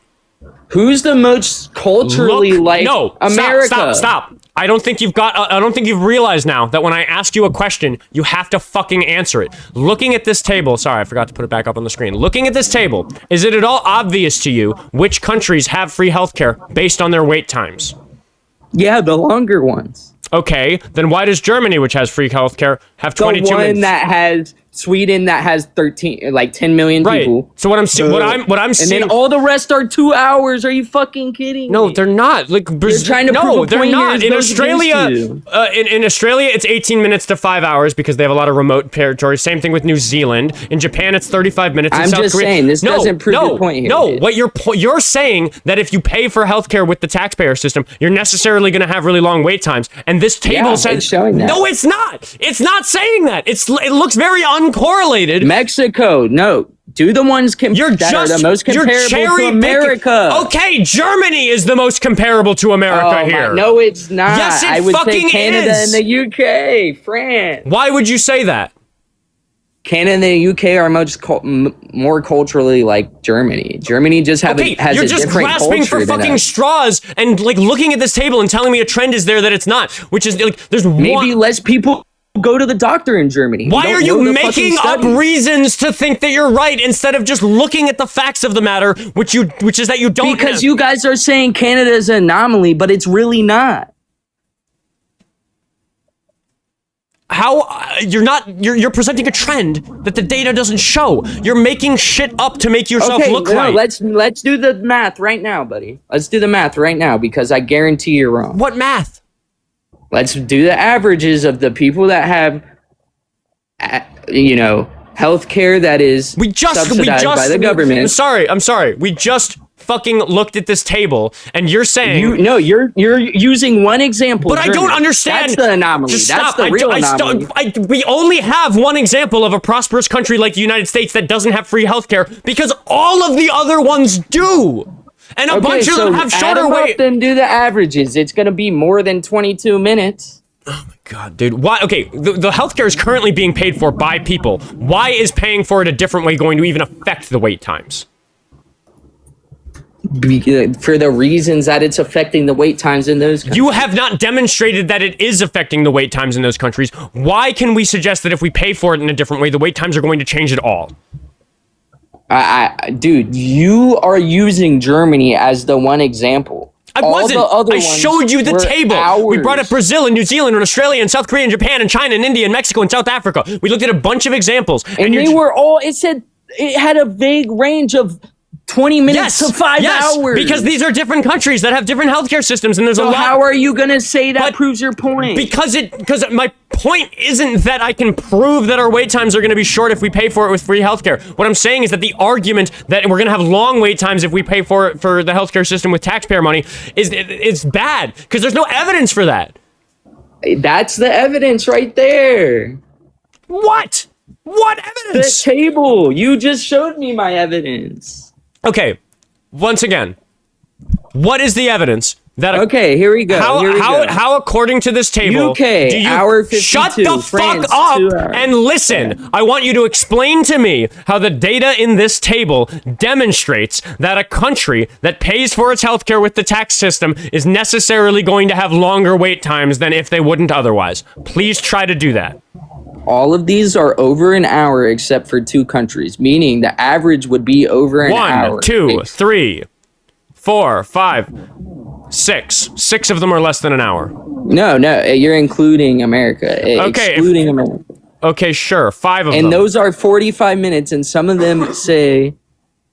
you didn't include Australia. China and India, between the two of them, account for more than 25% of the global population. 2.5 billion people between the two of them. And China's a communist country. Okay, I'm just saying that if you weigh this by population, Japan, by the way, also an enormous population in the what is it, 9 figures? Can't do math today. Fucking shit. Japan has a fully subsidized healthcare system. I don't know. Do they? They're pretty. Sounds like you have no idea what the fuck you're talking about. You can't They're pretty democratic. I just didn't think. We're the only country that doesn't have free healthcare among the 30 most developed. And you're saying that you're just making up that it's gonna be longer wait times if we pay for it differently, and I'm just not seeing the connection. Who told you this? It looks like it. I mean, what do you mean who told me this, dude? I just think that UK and Canada are the most like us. And they're having significant problems right now, like they just stated. Your co-host just stated. Okay, but why are you ignoring Germany? Because that's Is it because they don't speak English? It's an anomaly. No, it's not. It is. They have a different culture. Maybe they don't go to the healthcare system that much. If they don't go to the healthcare system that much, that would reduce the wait times, you dingus. That's what I'm saying. That's why they have low wait times. Oh, sure, fair. Okay, you're right. Fine. Yeah, cause W guessed he's gonna call up his friends and tell them that he trounced Oskar Quentin in a debate. Yeah, totally fucking cooked because I fucking misunderstood your argument for 8 fucking seconds. No, dude, there isn't a fucking trend here, dude. Somebody's asking for PayPal in the chat. I don't have a public facing PayPal, but I do have a Buy Me a Coffee which is international, and I think I'm gonna read the donations because they've been fucking piling up. Just try to think about what the fuck you're arguing for, dude. I think a bunch of people have scared you into thinking capitalism is good, and I don't think you have any good reasons. So try to think of some while I read these donations. Thank you very much, Jammer, for the $2. I'm just saying is the most disingenuous thing to say. I agree. Canadian Princess sent $5 to say, I want to abolish capitalism and have workers seize the means of production. That is radical left. Oscar's not that radical. UBI is just basic decency. I agree. I'm not trying to fully overthrow the capitalism system. Again, we could, if this caller was capable of having a nuanced conversation, maybe we could have a nuanced conversation about what my political beliefs actually are, but I just don't think that I don't think he's capable. Jazz sent $5 to say, when AI replaces the low skill labor, how will the right wing manage the millions of Americans left on the streets without jobs to work? UBI is the way. I agree. Max sent $15 Australian. Is this? Hate this guest for the kick fund / permaban. I don't know. Maybe we'll get here. I'll write it down on a post-it in case that becomes a trend. Maybe we'll get this guest banned for. I don't even think he's disingenuous. I think he's brainwashed. But I'm just gonna say, who is this? MindControlled. I was just about to say brainwashed. You could say mind controlled. Yeah, a little bit mind controlled. So we're just gonna say 15 for the kick fund. I don't know if we're gonna. That was my old username was brainwashed. Yeah, it's gonna be your new. It was. I swear to God. It might have been a username. It's gonna be a nickname now. Kat sent $2 to say, here you wait till death when you can't afford care. Yep. Tabi Vadir sent $10 to say, arguably the only reason we have shorter wait times is because people don't go to the hospital unless it's literally life or death, and sometimes not even that. Healthcare is expensive. Yeah, that whole not going to the doctor argument actually kind of works if you consider the fact that people in this country are terrified of going to the doctor lest they become fucking bankrupt because of it. So just kind of not an argument in your favor there. Thank you for the buck on Cash App, Shannon. She said, this is the best episode ever. Spicy Oscar. It isn't the spiciest I've ever been. And then Matthew sent $5 to say, Japan has had free healthcare since 1961. Yeah, and they have hundreds of millions of people. What is the fucking population of Japan? I know it's enormous.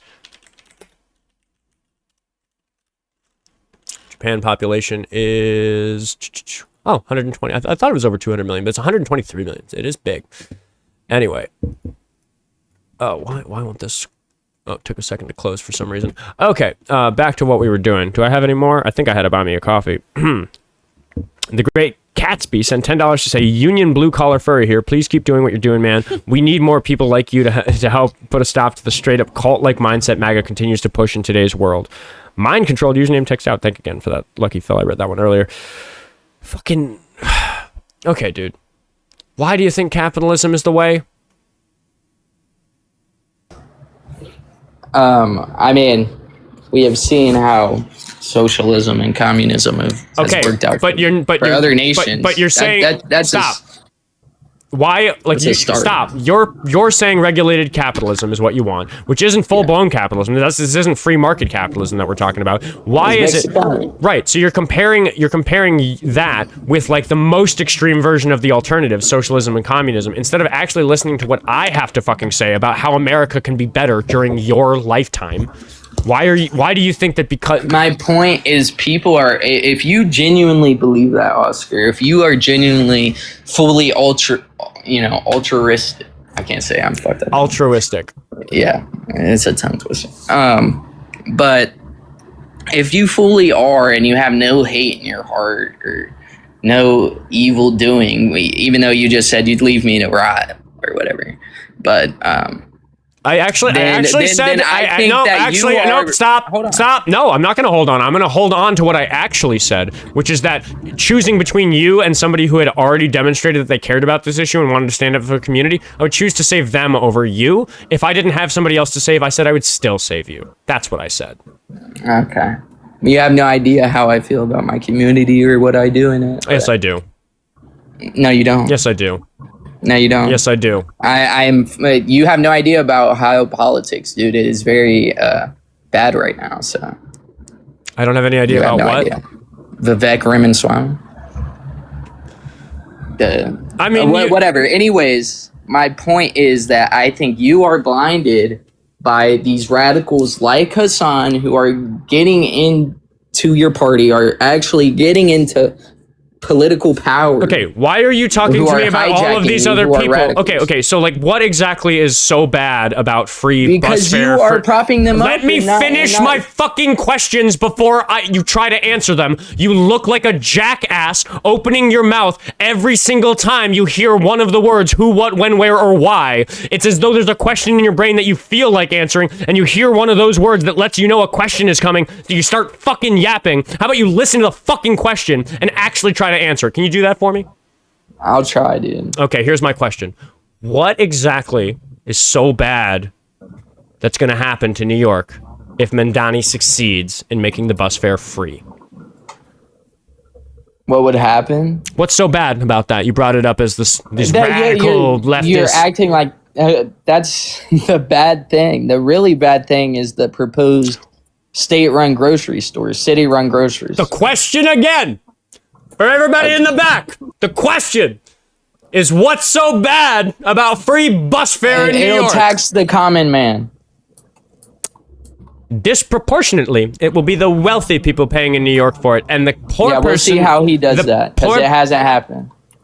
You think that the reason it's bad to have free bus fare in New York is because the poor person is going to be taxed so much more to pay for it that they won't benefit from the free bus fare. Is that your fucking argument? They're going to be... disproportionately affected from the taxes than the rich guy every single fucking time. Why? Why do you think that? That doesn't make any fucking sense at all.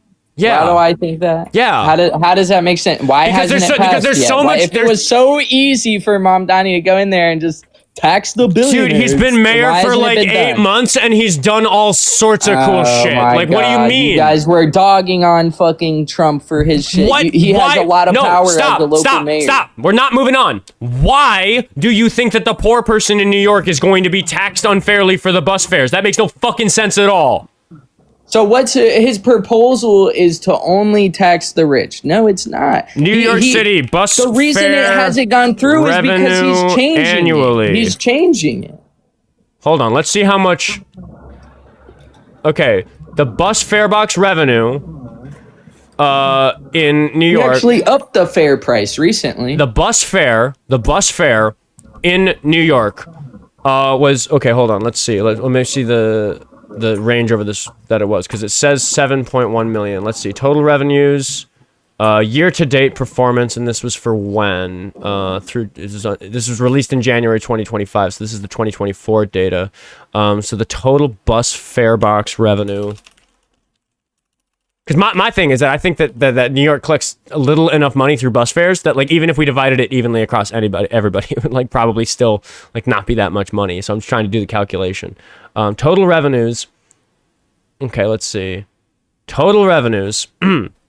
So if we averaged it per person, it would be a lot. Let's see. It's like $500 million for the MTA, which is the subway fares and everything, right? So if we take $500 million for an annual period, which is that right? I don't know if that... Chat, try to fact check me on this. We divided that by the 10 million New Yorkers that there are, right? We get $50 a person, right? So if we distributed it completely evenly, that's $50 a year in taxes. Do you think that maybe we could tax the wealthy enough that would be a larger amount for the wealthy and almost nothing for the poor? How much did they spend on maintenance? Dude, and other things regarding the rail system is already paying for all that stuff, and we're talking about 500 million includes that. The system is already operating. We are talking about changing it in a way where instead of charging somebody $2 or $3 for riding the bus, we just do that for free. So the rest of the system isn't going to change. The revenue is going to change, and we're going to have to replace that with taxpayer money. That's what we're talking about. Why are you talking about how much the maintenance costs? Because that's going to be a part of the taxes as well. Like, no, that's already being paid for. So when we okay, I see what you're saying.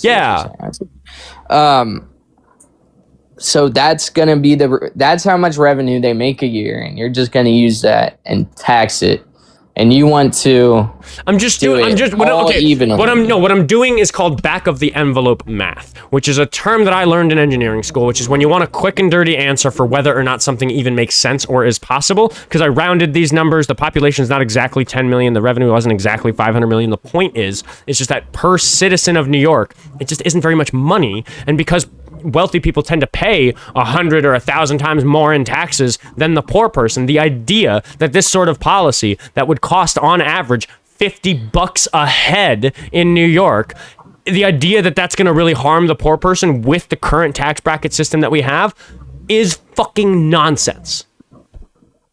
I think you made that up because you don't like the idea of free bus care because it's like socialism flavored, even though you like the fire department for some reason. It's just part of it, but recently the bus fares increased. He didn't do anything to stop it. It doesn't look like his free buses is going to happen. Answer to the question. Why do you think that replacing the fare... Yes, why do you think that? Because that's just the start. Yes, it still affects them. They're paying taxes on it. It's minimal. I could say the same thing about the tariffs. They were minimal. They were offset by the companies. We're not talking about the tariffs. Just why do you think that replacing a stream of revenue that would cost because all of a sudden offset minimal taxes to the common man isn't a bad thing, but it is under Republicans. If they save more money in bus fares, yes, that's a good thing on average. Like if we taxed the average, like a poor New Yorker, $10 more fucking dollars, but they spent $2 a fucking day, $4 or $5 a day going to and from work on the bus, and we replaced that for them for free, that'd be a fucking win. Yeah. So no advancement and but when society advances and we need better buses, and then everybody needs a car, we'll tax for that too, right? Slippery slope fallacy, dude. Should we pay? Yeah, slippery slope fallacy. That's what you're trying to compare the firefighting to fucking healthcare. No, dude. I'm just looking at the healthcare system saying it's bad and it would be better if we paid for it with taxpayer money. That's what I'm saying. We said that in the 1800s with the fire department. Why are you so averse to progress? You benefit from it. You get to live in a society that has a free fire department. But it seems to me like if you lived 200 years ago, you would be advocating against free fire departments. No, I wouldn't. Not if fire was a problem. But healthcare is a problem. It's really harming people in a very serious way, and I just don't understand how you don't see it as the same type of issue. Because it's disproportionately affecting fires. It's disproportionately affecting. What does that mean? What are you referring to? What are you talking about? More people get sick than there are fires, meaning we have to spend a lot more money on the problem affects more people. Firefighting. Yes, the problem. How much fiscally do you think it would cost for a healthcare system versus a firefighting system? A lot. That's where it's not equivalent. But people are already paying for it, and because we're just having you pay for it if you get the shitty hand dealt to you that you need medical care, it fucks those people over. And what we could do is just fuck everybody over in a way that we find equitable, which would have rich people paying for most of it, poor people paying for some of it, very poor people paying for fucking none of it, and everybody getting the same healthcare, which would be better than the current state of affairs, where rich people still get healthcare, people in the middle still get their lives fucked up because of healthcare, and people who are very poor just don't get healthcare at all and fucking die. No, it's always gonna affect the people in the middle, especially more. What? No, but that's not what the fucking math says, though. Sure. Yes. Because these countries where they have free healthcare. Radical Jackalope sent $2 to say, Daddy told me so, and then Reddit confirmed it. Canadian Princess sent $2 to say, Caller doesn't understand Canada and how the fuck it works. Yeah. Lover of Life sent $5 to say, ask him how he can make wait times smaller with socialism. Lover of Life said, for $2 said, because the rich avoids taxes. Let's stop that. Yeah, we could also fix that. Every SEEO sent $5 to say, New York traffic is so bad that many people take public transportation. Free bus is a W.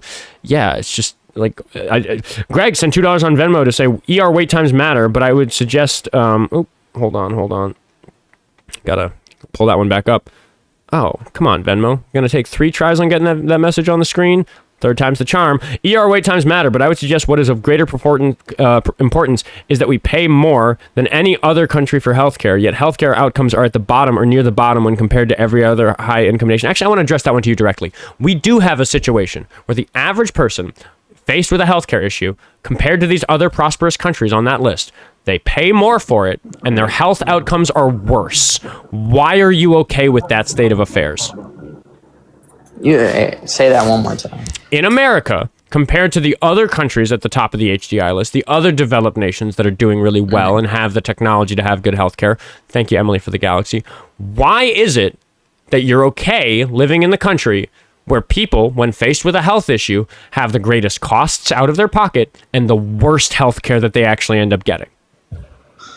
I think that's a problem within the healthcare system that needs to be addressed. It's not like I'm fucking blind. And the reason that sets us apart from all those other countries that outrank us on that is that they do it for free with taxpayer money so that we don't fuck people over individually. Yeah, there's also a lot of other problems in those countries. Can you agree, yes or no? No. Okay, yes, those countries are utopias. Fuck no, me. I'm saying that that's not fucking relevant. Of course there's different problems in different countries, but why are we the black sheep among developed nations that refuse to give healthcare to poor people? Because we have other things going on. Well, like, I'm not saying we shouldn't give healthcare to poor people. We shouldn't have universal healthcare. That's so different. If we're to look at the lower class, if we're to look at the middle and lower class, most people, the 60% of Americans who live paycheck to paycheck, if we look at them, those people would on average get better care and pay less for it, even in consideration of their raised taxes, if we even raised their taxes at all, because we don't even need you to pay for this. But if we did, if we just like pulled it out of the current taxpayer pool and like increased everybody's taxes like corresponding to how much more money the tax system needed, if we were to do that, those 60% of Americans who live paycheck to paycheck would get better health care and pay less for it. Why don't you want that? Okay, so if your problem is the bottom lower class, then why couldn't we expand Obamacare under taxes, like you're saying, or subsidies, or however you fucking want to spend it? The left has been trying to push for this shit. The left has been pushing for this type of shit forever. The Republicans in Congress don't fucking let us, and I'm sitting here talking to somebody who's defending them. I'm not defending them. You're just so brain dead. Try again. Ethan, thank you for the $5 on Venmo. He says, and this is for Jessie from a fellow healthcare worker. And then he's got like the fist with the little healthcare like snake and staff symbol thingy, whatever it is. Thank you for that. I appreciate that. And Jessie does as well. Oh gosh, I think I missed a couple. I gotta scroll back here because I don't even think I read Liam. Liam said, I tore my MCL and ACL at 11. I've needed knee replacement surgery since then. I'm now 20 and I'll probably never get knee surgery because it's too expensive. Even with Canada's wait times, I could have had this surgery 3 times by now.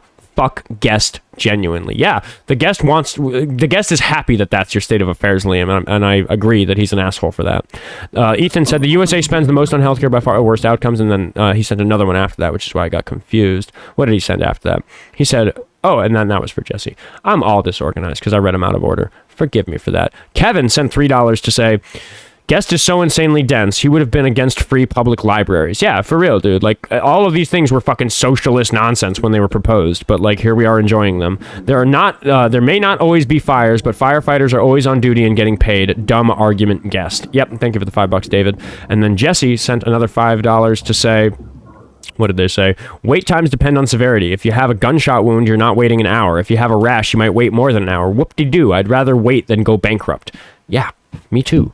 Kevin sent $2 again to say the number one reason for bankruptcy in the United States is medical care. I think that was the end of their message. Let me see if Venmo dogged him again. He did. Venmo did. The USA is medical-related debt. Ask the guest if he thinks that's an issue or do we have other stuff going on. CanadianViki sent me $2 on Buy Me a Coffee to say, in the queue, I have 2 points on our system to say. I'll let you up in just a second, CanadianViki. She's on the Discord, and I trust her with the airtime.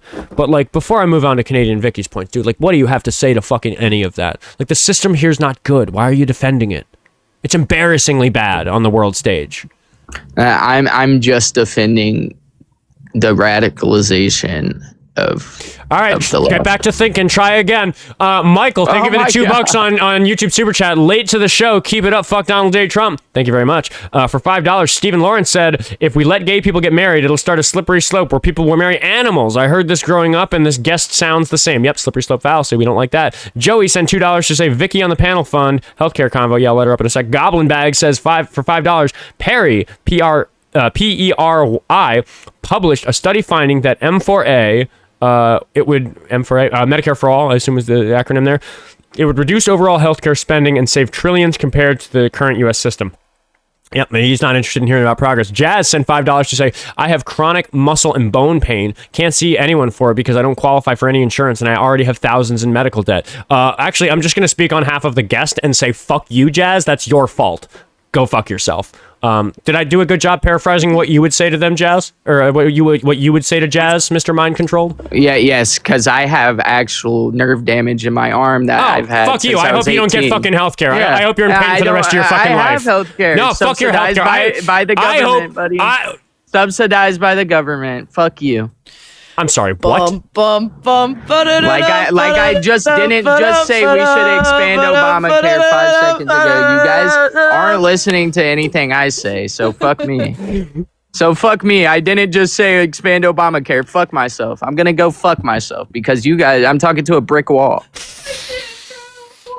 You guys are talking about taking away privatized healthcare. Are you not? Are you not? Canadian Vicky, what the fuck you got? Okay. You guys can hear me, yeah? Yes, curb your enthusiasm Awesome. on my fucking asshole. Fuck you guys. All right, whatever.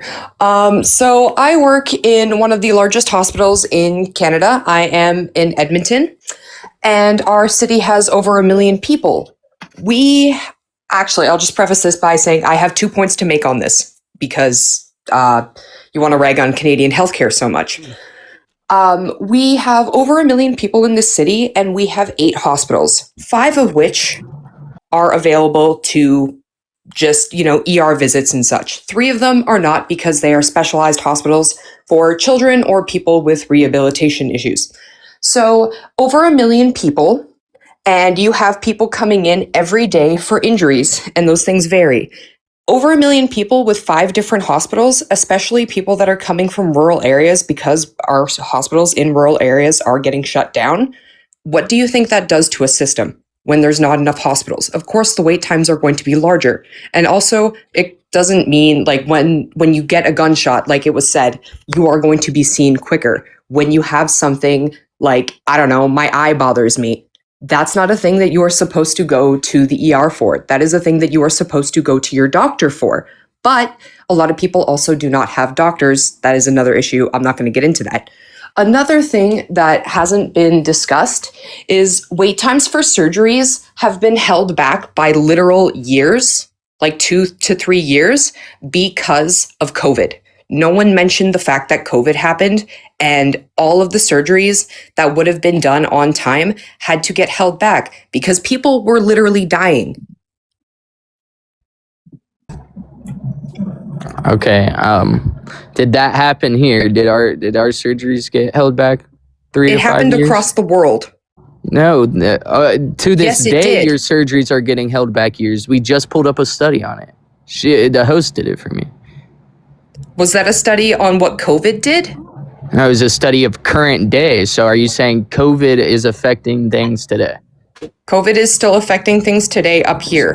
Okay, just in Canada, then. Okay. Well, maybe you should focus on that instead of America. Well, you decided to bring my country into this and rag on us and say that you guys are doing so great.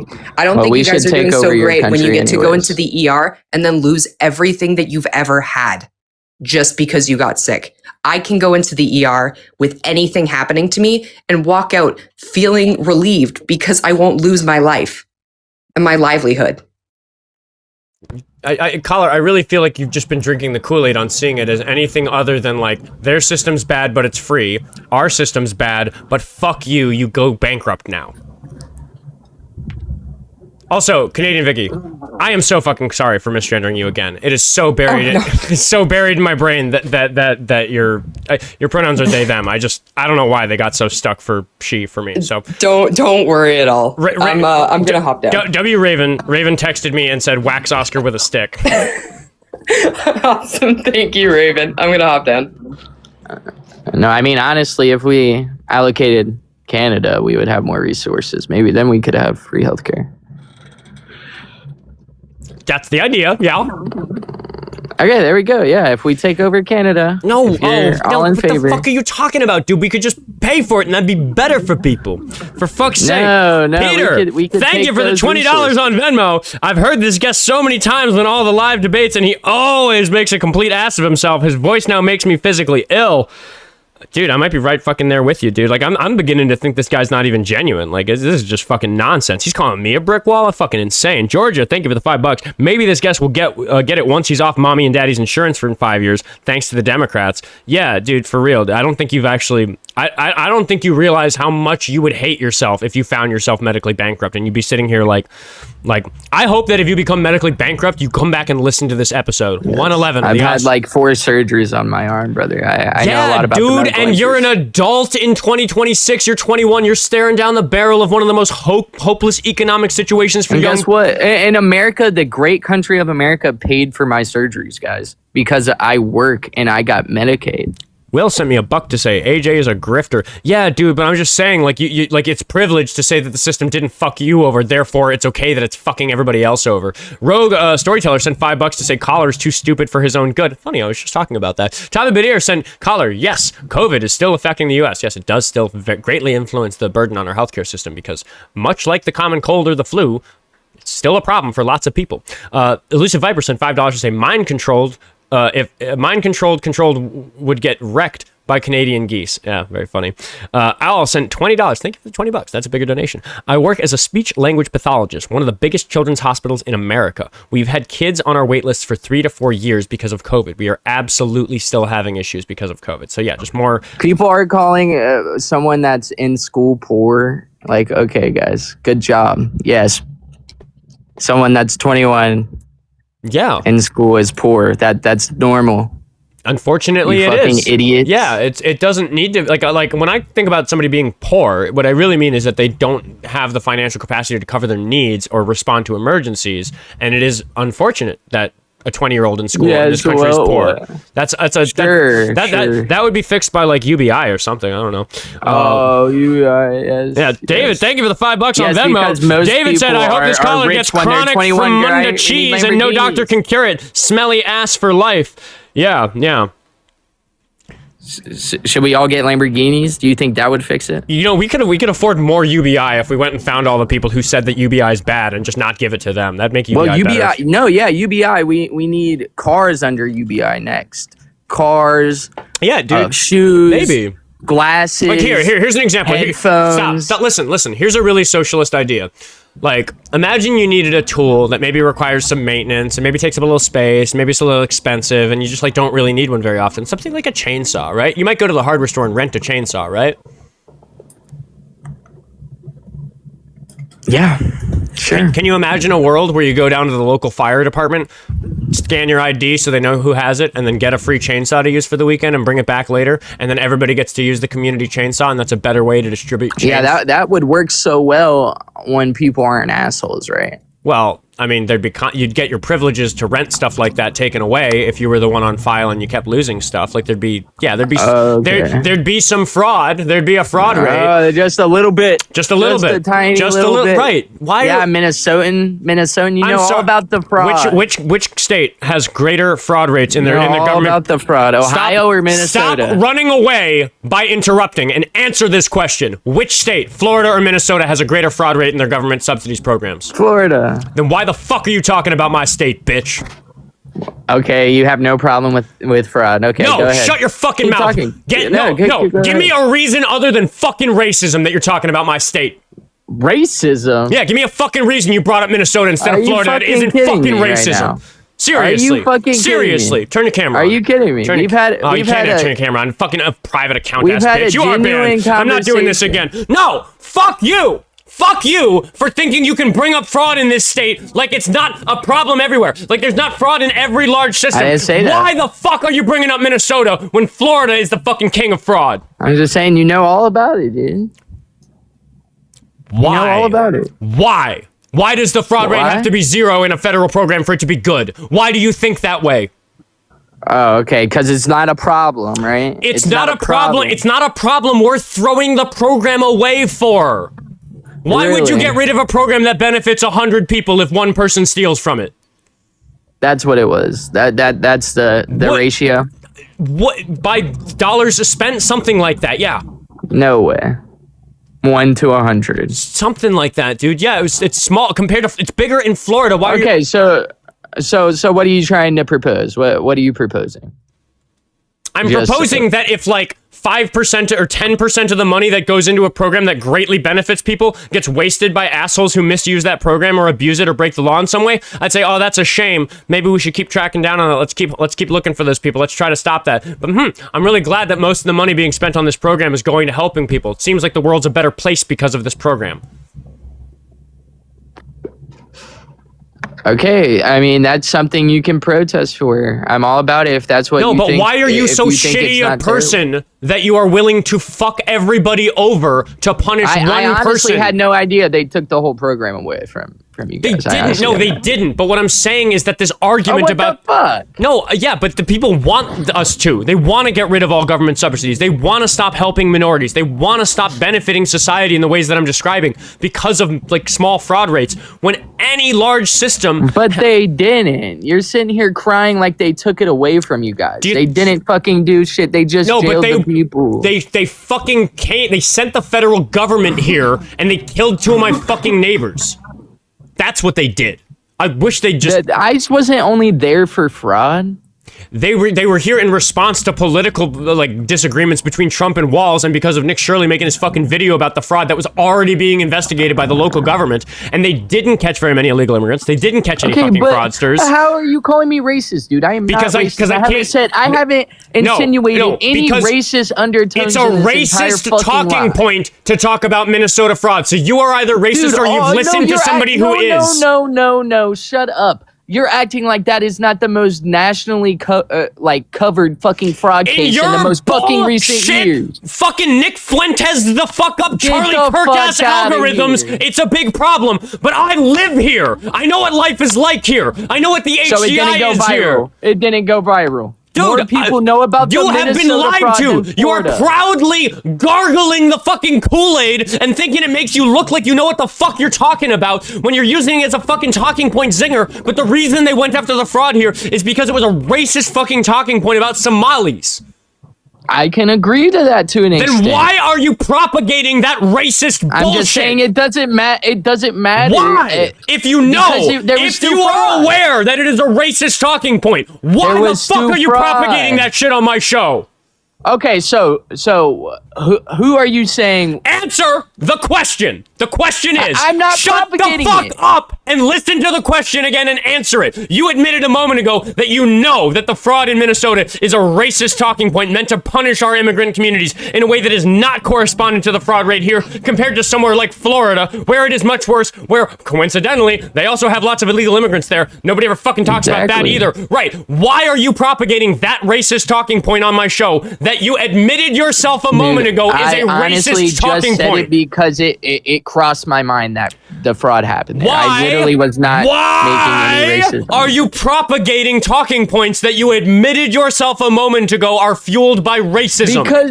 Because they're still talking points. They're still allowed to. It's a bad talking just because point something is because racist, you Florida, can't say it. which is a red state, can't talk about it. Has so many more illegal immigrants than Minnesota and so much more fraud that if we were concerned, let's talk about it then. Okay, let's talk about the fact that illegal immigrants can't even commit this type of fraud because you need to be eligible for government subsidies programs to defraud those sorts of programs. So they're separate fucking issues. It's not even relevant that Florida has that many illegal immigrants. I'm just pointing out that it adds to the fucking hypocrisy of sending them here. You say, oh, it's still just a talking point? Do you think talking points are a club you can fucking hit somebody with? They are bricks in the foundation of what is fucking true, or they aren't. And in this case, it's bullshit fueled by racism, and you admit it, but you're still grasping for a fucking club to hit me with because you care more about losing this argument than being truthful. You care more about losing this argument than you do about my neighbors losing their fucking lives. You care more about you losing this argument than you do about citizens or residents generally of this country losing their constitutional rights. And it is for that reason that you are a reprehensibly disgusting, monstrous piece of shit who is contributing to this problem in society. Your worries about the perils of fascism through socialism while you suckle at the taint of the people who are propagating the very system I just described, you are the problem. Yeah, go shock your dog with Hassan, dude. Like, what the fuck? I'm sorry. Are you I'm the problem. I'm the problem. How fucking dare you accuse me of abusing my animals after I brought up Hassan's abuse of his animals and described it in the way that I did? How you said fucking you dare could've, you huh? grasp for that straw? Seriously? That's all you've got? Do you take yourself fucking seriously? Ask my fucking audience if I love my animals. Ask my audience how I pretty fucking reliably react when people bring my fucking animals into this. Look up the episode of my fucking show or find the clip on Instagram where somebody came to this show and threatened my fucking animals and show how much more quickly I reacted to that shit than somebody telling to my face that they were gonna fucking hurt me. Because I don't give a fuck about myself. I give a fuck about my country. I give a fuck about this place being a safe place for innocent creatures to live. And my 4 pets are innocent creatures. I'll fucking borrow a line from Will Smith and say, get them the fuck out of your mouth, you coward. Fucking private account, no camera having ass bitch. Dude, I'd turn on my camera. What's wrong with you? I get on my other account. I'll follow you. Fuck you, dude. Why are you crashing out? Come back and turn your camera on. Oh, Thank you very much, Radical, for the $2 on YouTube Super Chat. This absolute fuckwad got Medicaid? Yeah, I know. Hilarious. Fraud in healthcare system. Fraud in healthcare and SNAP is 2 to 10. 2 to 10G, including clerical errors? Is that 2 to 10%? Sorry, I threw my voice out yelling at that bitch. Venmo. Where the fuck was I? I think I read David. Let's see.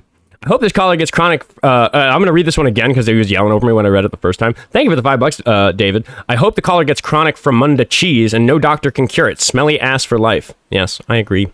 That would keep people away from him, and I think people should stay away from him. Jack, thank you for the $2. Jack says roads are socialist. I agree. Didn't even go there. We just got really stuck on the fucking fire department. Because I mean, if you can't do the fire department to healthcare comparison, it's, fucking hilarious. Noah, thank you for the $50, dude. For real. Thanks. Proud Minnesotan from Cato. That's Mankato, down to the southwest of here. Keep doing the work. Really appreciate the dog walking for the guest for us. Yeah. What a bitch. Telling me I'm gonna fucking shock my dog. Fuck you, dude. Jennifer, $15. Rage justified. Nothing makes me more angry than the fraud idiocy. It's racist dog whistle about my Somali neighbors and clients. Yeah, he even admitted that. And he said, oh, but it's still a talking point. Yeah, what the fuck, dude? Get those bad racist fucking talking points out of your fucking mouth. Like, come the fuck on. Did I read all these? I gotta make sure. I don't want to miss anybody. Madison? Did I read Madison? Makes me sick. Guest is benefiting from a program. Oh, yeah. Thanks for the $5, Madison, but Venmo cut your message off. Let's see if I can get it up. Madison said for $5, makes me sick. The guest is benefiting from a program like Medicaid that the government pays for. He should be going into massive medical debt and refused care since he's okay with it happening to everybody else. I agree. I would much rather somebody else get medical care than him because of the way that he thinks. I think that would make the world a more fair place. Dale sent $5 to say nothing at all. Just sent $5. Going viral equals true. Yeah. He's talking about like. He's saying like, oh, it's like the most reported on story. It's like that's the fucking problem. All right, is he in the chat? If you're in the chat, okay, wait, that's AJJ. Is this the same guy? Yeah, what's up, buddy? What's up? Whoa. But I've invited you to turn your camera on. I'm not gonna dox myself. Oh, so you just came over to another account to be a bitch on this account? Turn your fucking camera on. Hold on.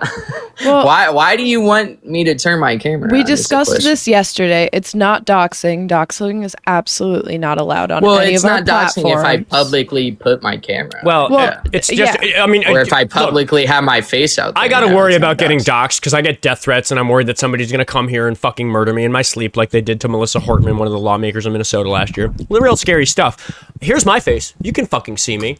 Am I doxed? Is this doxing? No, but... Okay, so let's not talk about doxing and let's see that pretty face. No, buddy. Why did you bother switching accounts? You said you would. I'm sorry. Sorry, what? No, you did you think I wasn't gonna call your fucking bluff if you're bluffing? Here you are on the other account. I just don't understand why you think it's disingenuous to because I think look, I normally don't try to do the camera on trick with people so young just because I think there's time for you to be fucking saved, but I think at this point the audience, like, I honestly don't think we disconnect that much in politics. Like my friend who's sitting right next to me, we have very similar views, and he said he had a great conversation with you. So I just don't see the disconnect. I don't think. Do you want to talk to him? I think that fundamentally our disagreements isn't political. It's ethical, and that's the problem. But like how I just don't. We're not getting away from it. Turn your camera on. I'll turn it on. Hold on. I just don't see how you and him can have such a good conversation, but we can't. He's a whole different person. We share the same views. Like, he shares way more radical views than me. He's against abortion. I'm not. So I just don't get it. Camera. Why is this Coke? What's taking you so long? I have a messy room, buddy. I don't know. Greg, thank you for the $5 on YouTube Super Chat. About the caller from yesterday, here we go. There you are. Not putting me on, bro. Well, that's not you. That's your friend. What do you want, buddy? I want your face, dude. Like, why are you showing me somebody else? I don't want to see your ceiling fan on somebody else's face. Do you think you get a fucking cookie for turning on your camera and pointing it somewhere other than your face, you fucking coward? Yeah. You don't. Yeah. Do you think this counts? Oh, you went to your other account. Yeah, you can see my hair. No, I have my face on my profile. I see a little bit of a coward's face, but I can't see the whole fucking face. You don't want the things you've said on my show to be associated with your identity. So you're doing this bullshit. What did I say on your show? That we shouldn't have free Medicaid? What the fuck? We dug into it a little bit more than that, but like, why the fuck did you turn your camera on at all if you weren't going to point it at your face? Because I honestly don't want to show my face for what reason? Why did you bother switching accounts and turning on your camera? Do you think you get a cookie for turning on? Best right now. Why did you bother switching accounts and turning on your camera if you weren't going to point them at your face? I thought we could have a cordial conversation. Why and maybe did calm you down. bother switching accounts and turning? I just don't want to debate with my face on it. Why did you bother switching accounts and turning on your camera if you weren't going to point it at your face? Yeah, do you want me to put a picture of my face on there? The question again, why is your camera on without it showing your face? What was the point of doing that? I'll put a picture of my face. I don't want to debate with my face. You don't have to debate. You just have to say hello. Say, hey, this is me. This is my face. That's crazy. No. Why? Why not? Why is that so crazy? If that's what you need in life, it's sad. I'm sorry. Yeah, dude, I need people who take themselves fucking seriously to be on my show. Why are you so afraid of associating your face with the things you've said on my show? I'm really not. I haven't showered. I got off of work. Dude, nobody fucking cares. I care. Get the fuck over yourself. Like, what do you think you're going to be judged for more? Being the cowardly bitch you are being by hiding your face in this conversation, or having messy hair because you fucking didn't take a shower? Guys, go scroll. You just seem pretty radical, everybody go scroll back on this account. Shut up and listen. Everybody go scroll back. I used to do this show looking a fucking mess. I used to have long, messed up fucking depression hair and just rolled out of bed. I used to look like shit when I did this show because I didn't have the time or space to make sure that I was my best self every time I hit live, and I put up with that, and I'm advertising that people can go find that if they want to, because it's part of my history that I'm not fucking ashamed of even a little bit. So nobody fucking cares, dude. Nobody expects you to be looking great when you hop onto a TikTok live. I don't want anybody in the chat to judge you for not being presentable. You didn't expect a night out on the town. You didn't expect to go on camera. That's fine. Seriously, audience, don't judge the guy for having messy hair. I wouldn't. That'd be hypocritical of me. That's not a good reason to judge you. A good reason to judge you is because of the things that you've said on this show, and because you're unwilling to associate those things with your identity. Because I truly do not believe that the reason is that you're just so vain that you don't want your face to be shown right now. I think that you care so much about your future that you don't want your future to be associated with your past. And your past involves sitting on this show and saying the things that you've done. Yeah, because I'm going to see you in public office. I don't want this live to be. Yeah. So why should I take a word you say seriously when you sit here and recognize that you're not going to stand on this for the rest of your life? Do you think I should stand on the things I say at 21 for the rest of my life? A serious question. I think that you should be a person who could say, "Oh yeah, that was me and I was wrong." But my issue right now is that it seems to be that today you were wrong because you're so worried about it. I think I find out a lot more about people when I talk to people the way I do. Huh? Yeah, what? I think I find out more about you. Like, the way I'm talking to you, like, radically. Yeah, and I have my strategy of, like, identifying whether I'm talking Why to do you think coward. Hassan openly calls himself a propagandist? It's for the reasons I talk just to you. like, do you stand by the things you've said on this show or not? And I don't think everything I say on this show will be my end all be all. That's fine. You can change your mind. I've said things like I say, I enjoy watching your show. I'm surprised you crashed out as much as you did. Because you like don't, a lot of people say a lot worse shit than whatever I say. Because you don't realize the degree to which you obstinately refusing to look reasonably at these things is more fundamentally the problem than the fact that there's a small number of people who find gullible people like yourself and make you believe the bullshit that you've been peddling on this show. Like you're the problem. When I say that like Trump supporters are a danger to society, you might not be a Trump supporter, but you're of the sort of person who's going to get convinced of some of this bullshit and then defend it even though it's indefensible and hide your face because I voted for. I'm going to vote for Dems in the election. Like I'm against Trump. Yeah, but I'm against the GOP as it is right now. Right. But why are you? Why are you such a coward as to be unwilling to show your face in this conversation? I still don't understand that. I'm not. I'll see you soon, dude. I will show my face soon. Do it now. Show my face right now. No, I'll come up on a different day and show my face. I need a haircut. I don't want this to be my persona held. No, dude. That's not what people care about. That's certainly not what my audience cares about. If anybody in my audience does care about that, fuck them. I'm not interested in people judging you for what you look like. Well, it's a big part of politics. I hate to break it to you. Are you planning on being a politician? Yes. Whoa. I'm in speech therapy right now. Okay, hold on. You're planning on being a politician. You've called 21. You've called into a political debate live. You've spoken with me. I have some growing influence in the political scene. And you're so afraid of your performance on my show damaging your political career that you're unwilling to hide your face? You're unwilling to show your face? I think that we didn't have a great conversation, honestly, this time. I don't think I said anything radical. No, dude. You're wearing the Klansman's hood. Oh, wow. Yeah, that's the analogy I've been using lately. Because in the 1800s and the 1900s, it was the Klansman hood, and they're still doing that to a degree. But like the modern day thing is that somebody like you can just hide behind the anonymity of the internet. So you're saying it's okay that I'm wearing my Klansman hood because the people can't see my face. So when I become a politician, they won't know that I was a Klansman. Precisely. I mean, I disagree with that notion, but I mean, that is definitely what I'm doing. Precisely what you're doing. Yeah, I mean, for sure. Precisely what you're doing. You are hiding behind the modern 2026 equivalent of the Klansman's hood by refusing I don't agree with that notion. Let's get that clear. Like, I don't agree with what they were doing. Why did the Klansmen wear hoods? Because they were embarrassed of what they were doing. Why won't you? Why won't you turn on your camera? I mean, definitely has part to do with that, but also, yeah, I do look a little disheveled right now. Do you think that the Klansmen look like Asmongold? Do you think that the Klansmen were hiding their messy hair? In fact, I would also like to point out that when you turned on your camera, the only thing you did show us was your messy hair. I know, yeah, you saw that, right? We've already seen your messy hair. So we're gonna. Did you see all of it though? Is that enough for AI, you think?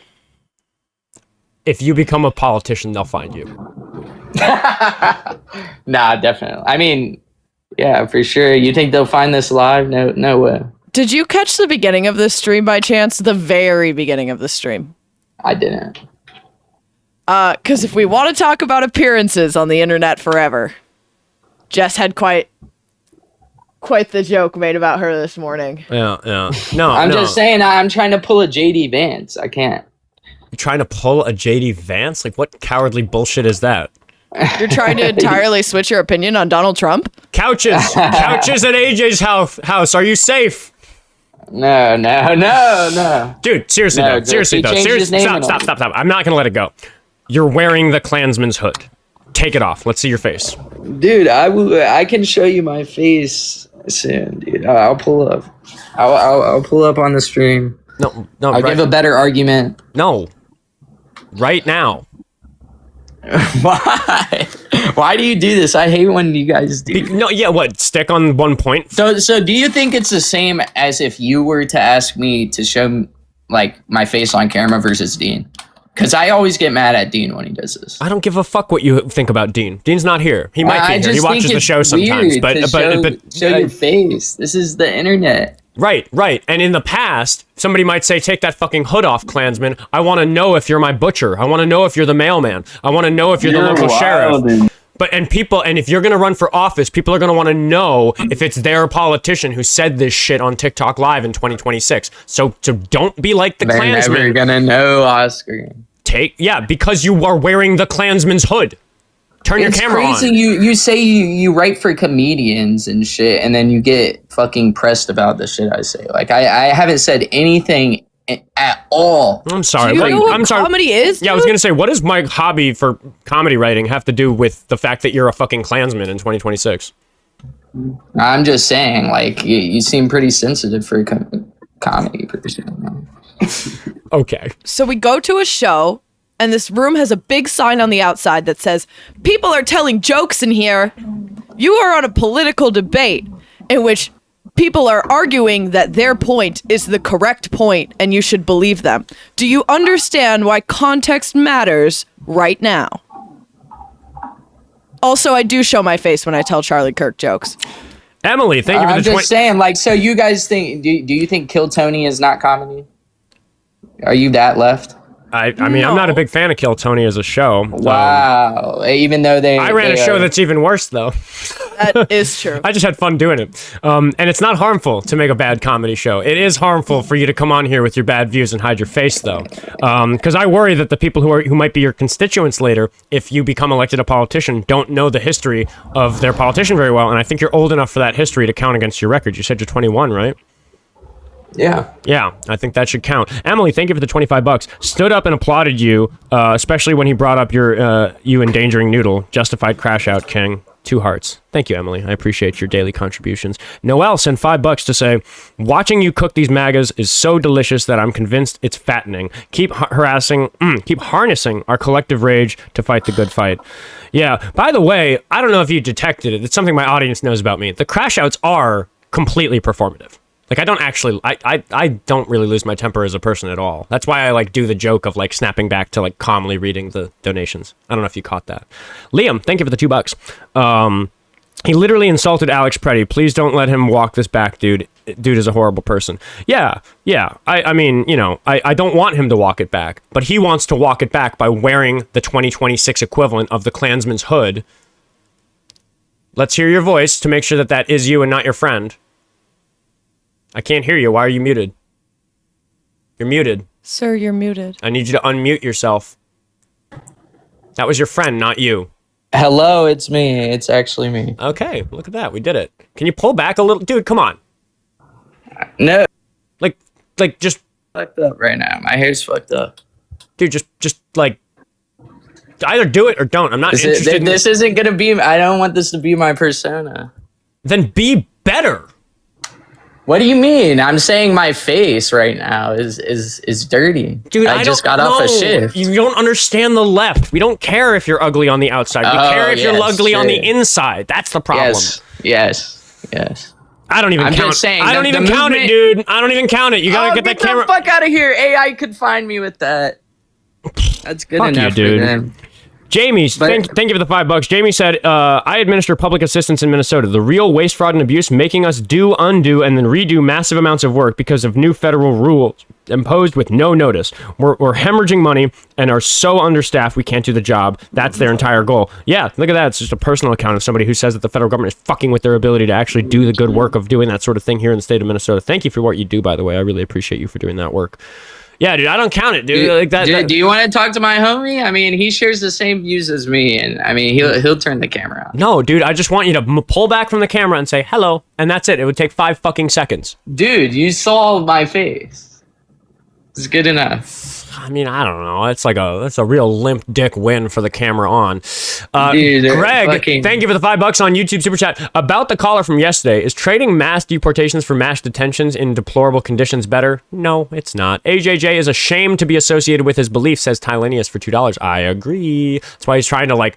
You're worried that like AI as a tool is going to catch you, which is I think why you're doing like this. Like, here, there's my face. Look, you can see like some part of it. Like, look at that. Well, I don't have any posts online, so I'm really Goblin not scared. I do want a political. Goblin sent $20 to say ban this shit clown. It's a poop emoji and then a clown emoji. I think that's meant to be read ban this shit clown. Fund brought to you by Rock. Nothing beats scissors like Rock. It's also brought to you by Paper. Paper, scissors want you dead. And sponsored by Paper. Paper, nothing covers up Rock quite like paper. I think Goblin Bags just like has fun making me do the goofy voices. So we're gonna add $20 to the permaban fund. Really, man? Like I've seen you have conversation with fascists. I don't see what happened. Why are you so mad at me? Oh, I just pick a different strategy based on how the conversation is going. Once again, I'm just curious. Propaganda, guys. I'm curious. Do you think I lost my temper today? Yeah, I do. Chat, do you think I lost my temper today? Just let me know, yes or no. Curious what people think about that. I'm just saying, I think you think I'm a lot more radical than I am. I watch your stream, Paul dude. Sent $5 to say, Oscar, I'm sorry that you're just wrong on this one. Bad comedy shows are harmful. You know how many evenings I've wasted watching bad improv? Ooh, dude, the improv dig hurts so much more than the comedy dig. That's deeper in my roots. No, improv doesn't deserve love. Sorry. Yo, fuck you, Jessie. Yeah. All right, guys. 3 p.m. Central Time today. Me and Jessie are fighting.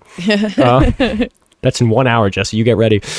Jay sent $1 to say, every time he says he's worried about his persona, all I hear is I'm saying harmful shit for clicks. I agree. I think you're a bastard, dude. Like, what the fuck is wrong with you that you're worried about like what your online persona is and you're trying to be a fucking politician? How about you get your fucking like political beliefs together in such a way that you're not ashamed of them and go make videos. What do you think I'm trying to do here, buddy? I'm trying to figure out shit. Dude, you're 21. I so wish I could be on your team and say, oh yeah, get involved. Like, it's okay to be wrong. Yeah, like, I'm not trying to figure out things by asking you questions that people don't usually You're not ask. doing it genuinely. I need like if you want that to be the approach, if you want me to be proud of you for getting out there and sharing your voice and trying to discuss this and join the discourse and be part of it. I don't want you to be proud. Even if you're wrong about some of this stuff, if you want me to be excited about that, you need to show your face because I am just not impressed by you hiding behind the anonymity. Yeah, absolutely. Madison, thank you for the $2. Madison says, I think AJJ is just lonely. That's why he comes on these lives so much. It's sad. Possible, you know? Very possible. I doubt it's actually out of some greater concern for his community or anything like that. Oh, man, which of these Buy Me Coffees are new? I can't even tell. Jenny sent $1 to say, because of Trump's cuts to Medicaid, I will lose my access to cancer care, and I have an aggressive cancer. It's essentially a death sentence. I don't qualify for disability and cannot work. I'm so sorry, honey. Yeah, I'm not even going to, like, joke about how much the caller doesn't care about you because that'd just be fucked up. That's a way. It is fucked up to say that I don't care about shut your people fucking on mouth. an individual level, Shut your No, you're being an asshole dude, now. Shut your fucking mouth. How about you listen to the host who just read that message and you shut your fucking mouth so we can stew on that a little bit longer? Thank you. Yeah, no. Prescribe things to me. Yeah, go ahead. I'm sorry. Why is your ego more important than this person who's dying of cancer?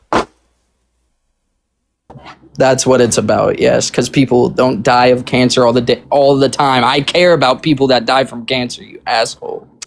If your ego isn't as important as Jenny, who's dying of cancer, kindly shut the fuck up. It's not your turn. Sure. Yeah.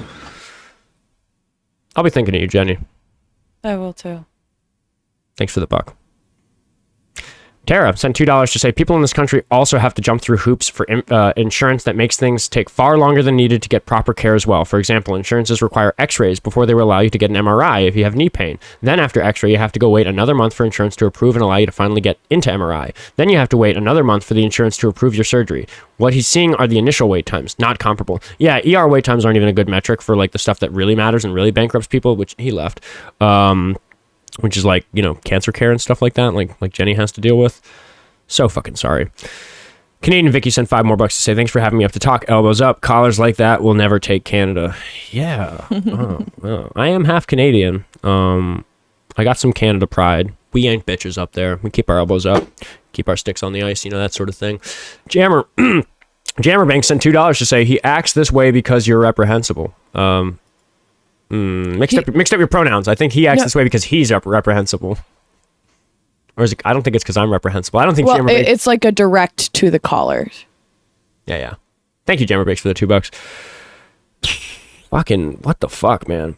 All right. Jack, thank you for the $5 on Cash App. Helping poor people save money equals less poors. Yeah, that's just like fucking help the poor and the downtrodden people, you know?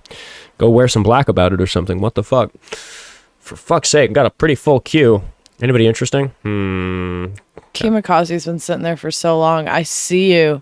I'm so tired, dude. I'm so tired. We got 4 minutes left in the scheduled program. Do we check in with Kimikaze, or is that just rage bait? Do you want to go long today? No, I have a date tonight. Well, you look so sad. Well, yeah, because there's like a fun community thing happening tonight, and I didn't have anyone to go with. But like, oh yeah, you ain't third wheeling my date. I'm sorry. He gets a girlfriend, and all of a sudden, I just am an employee. Whatever. Yeah. I get a girlfriend, and now we only spend 60 hours a week together. It's like you don't even like me anymore. 20 of them aren't even work. Oh man, for fuck's sake. Steve has a point. Let's see if Steve has a point after he tells me how old he is. How old are you? 56. What's your point? My point is, first of all, before I forget, you're a little bit hypocritical from that poor lady that was dying from cancer, doesn't qualify for Social Security, Medicaid is going to be cut out, she's unemployed, but thanks for the $5. It was $1. Here, let's see if I can refund it. But you don't have to, but you understand my point, right? Well, she sent $1 to get her word in.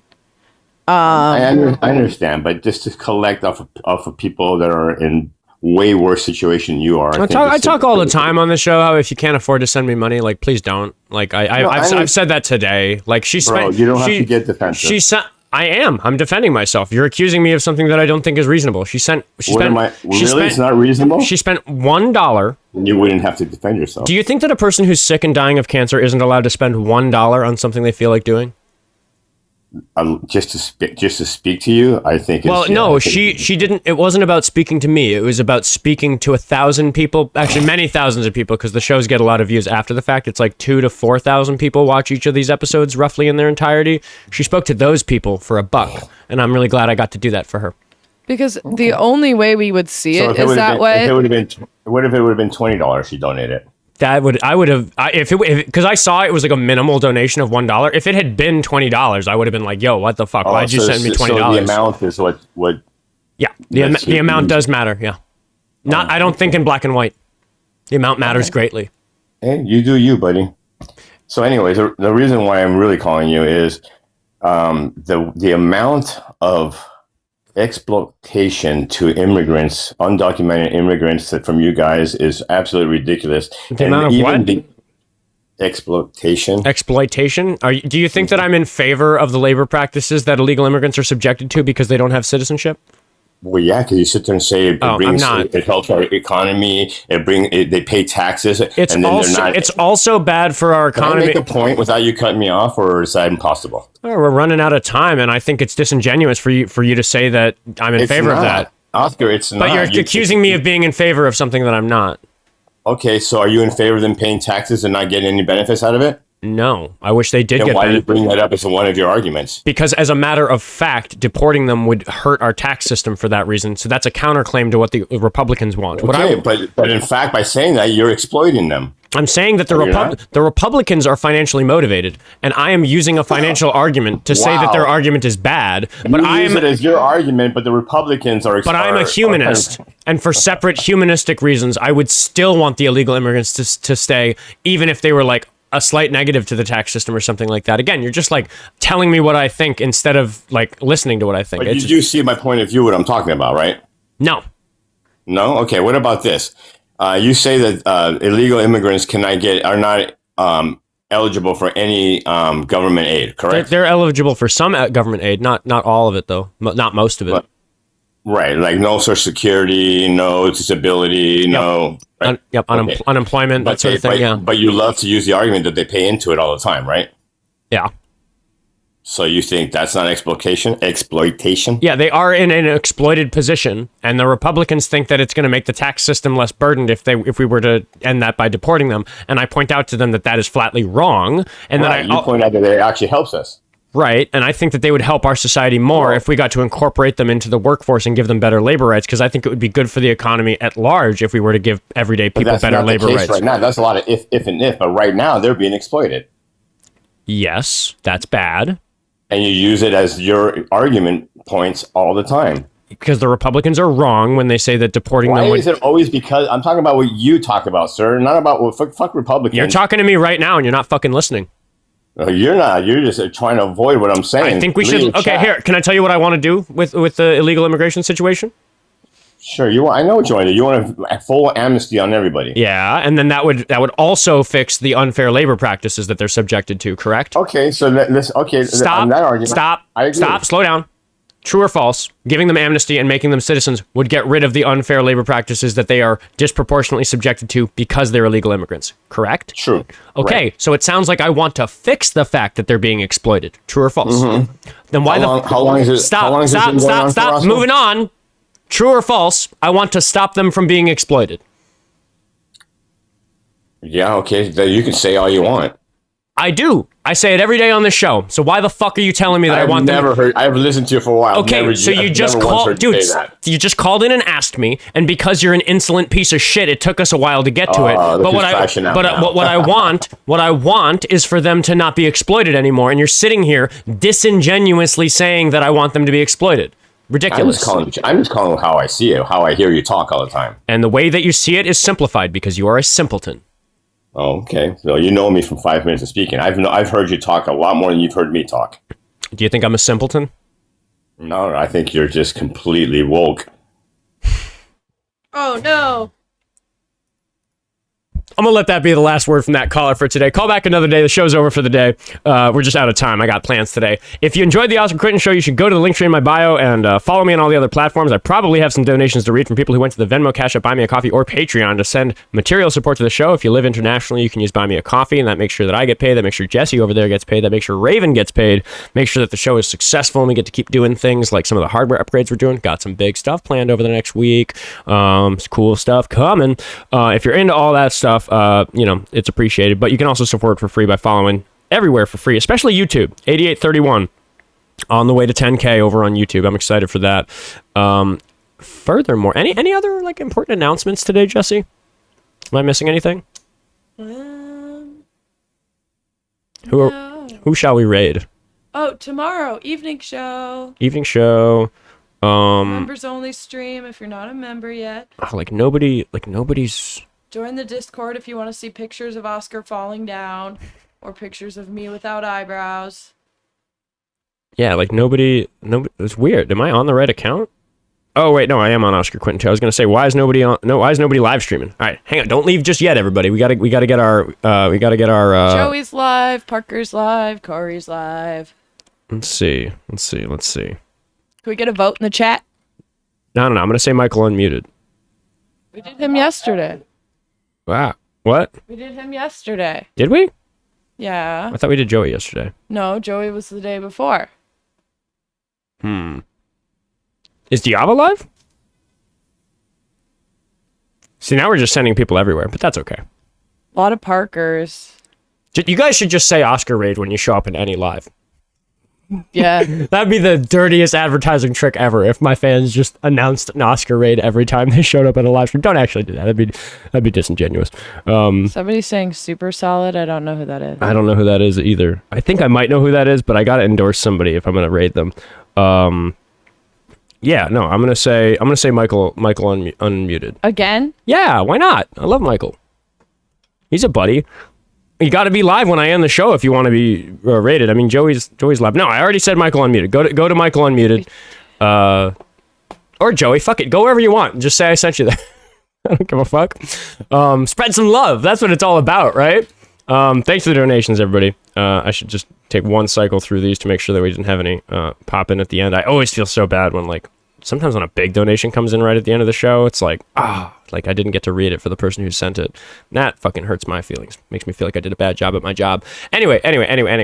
Michael unmuted. That's who we're rating. Goodbye, everybody. I'll see you tomorrow, 10 o'clock Central Time, here on TikTok and YouTube Live. Goodbye, Bye, TikTok. guys. And goodbye, YouTube.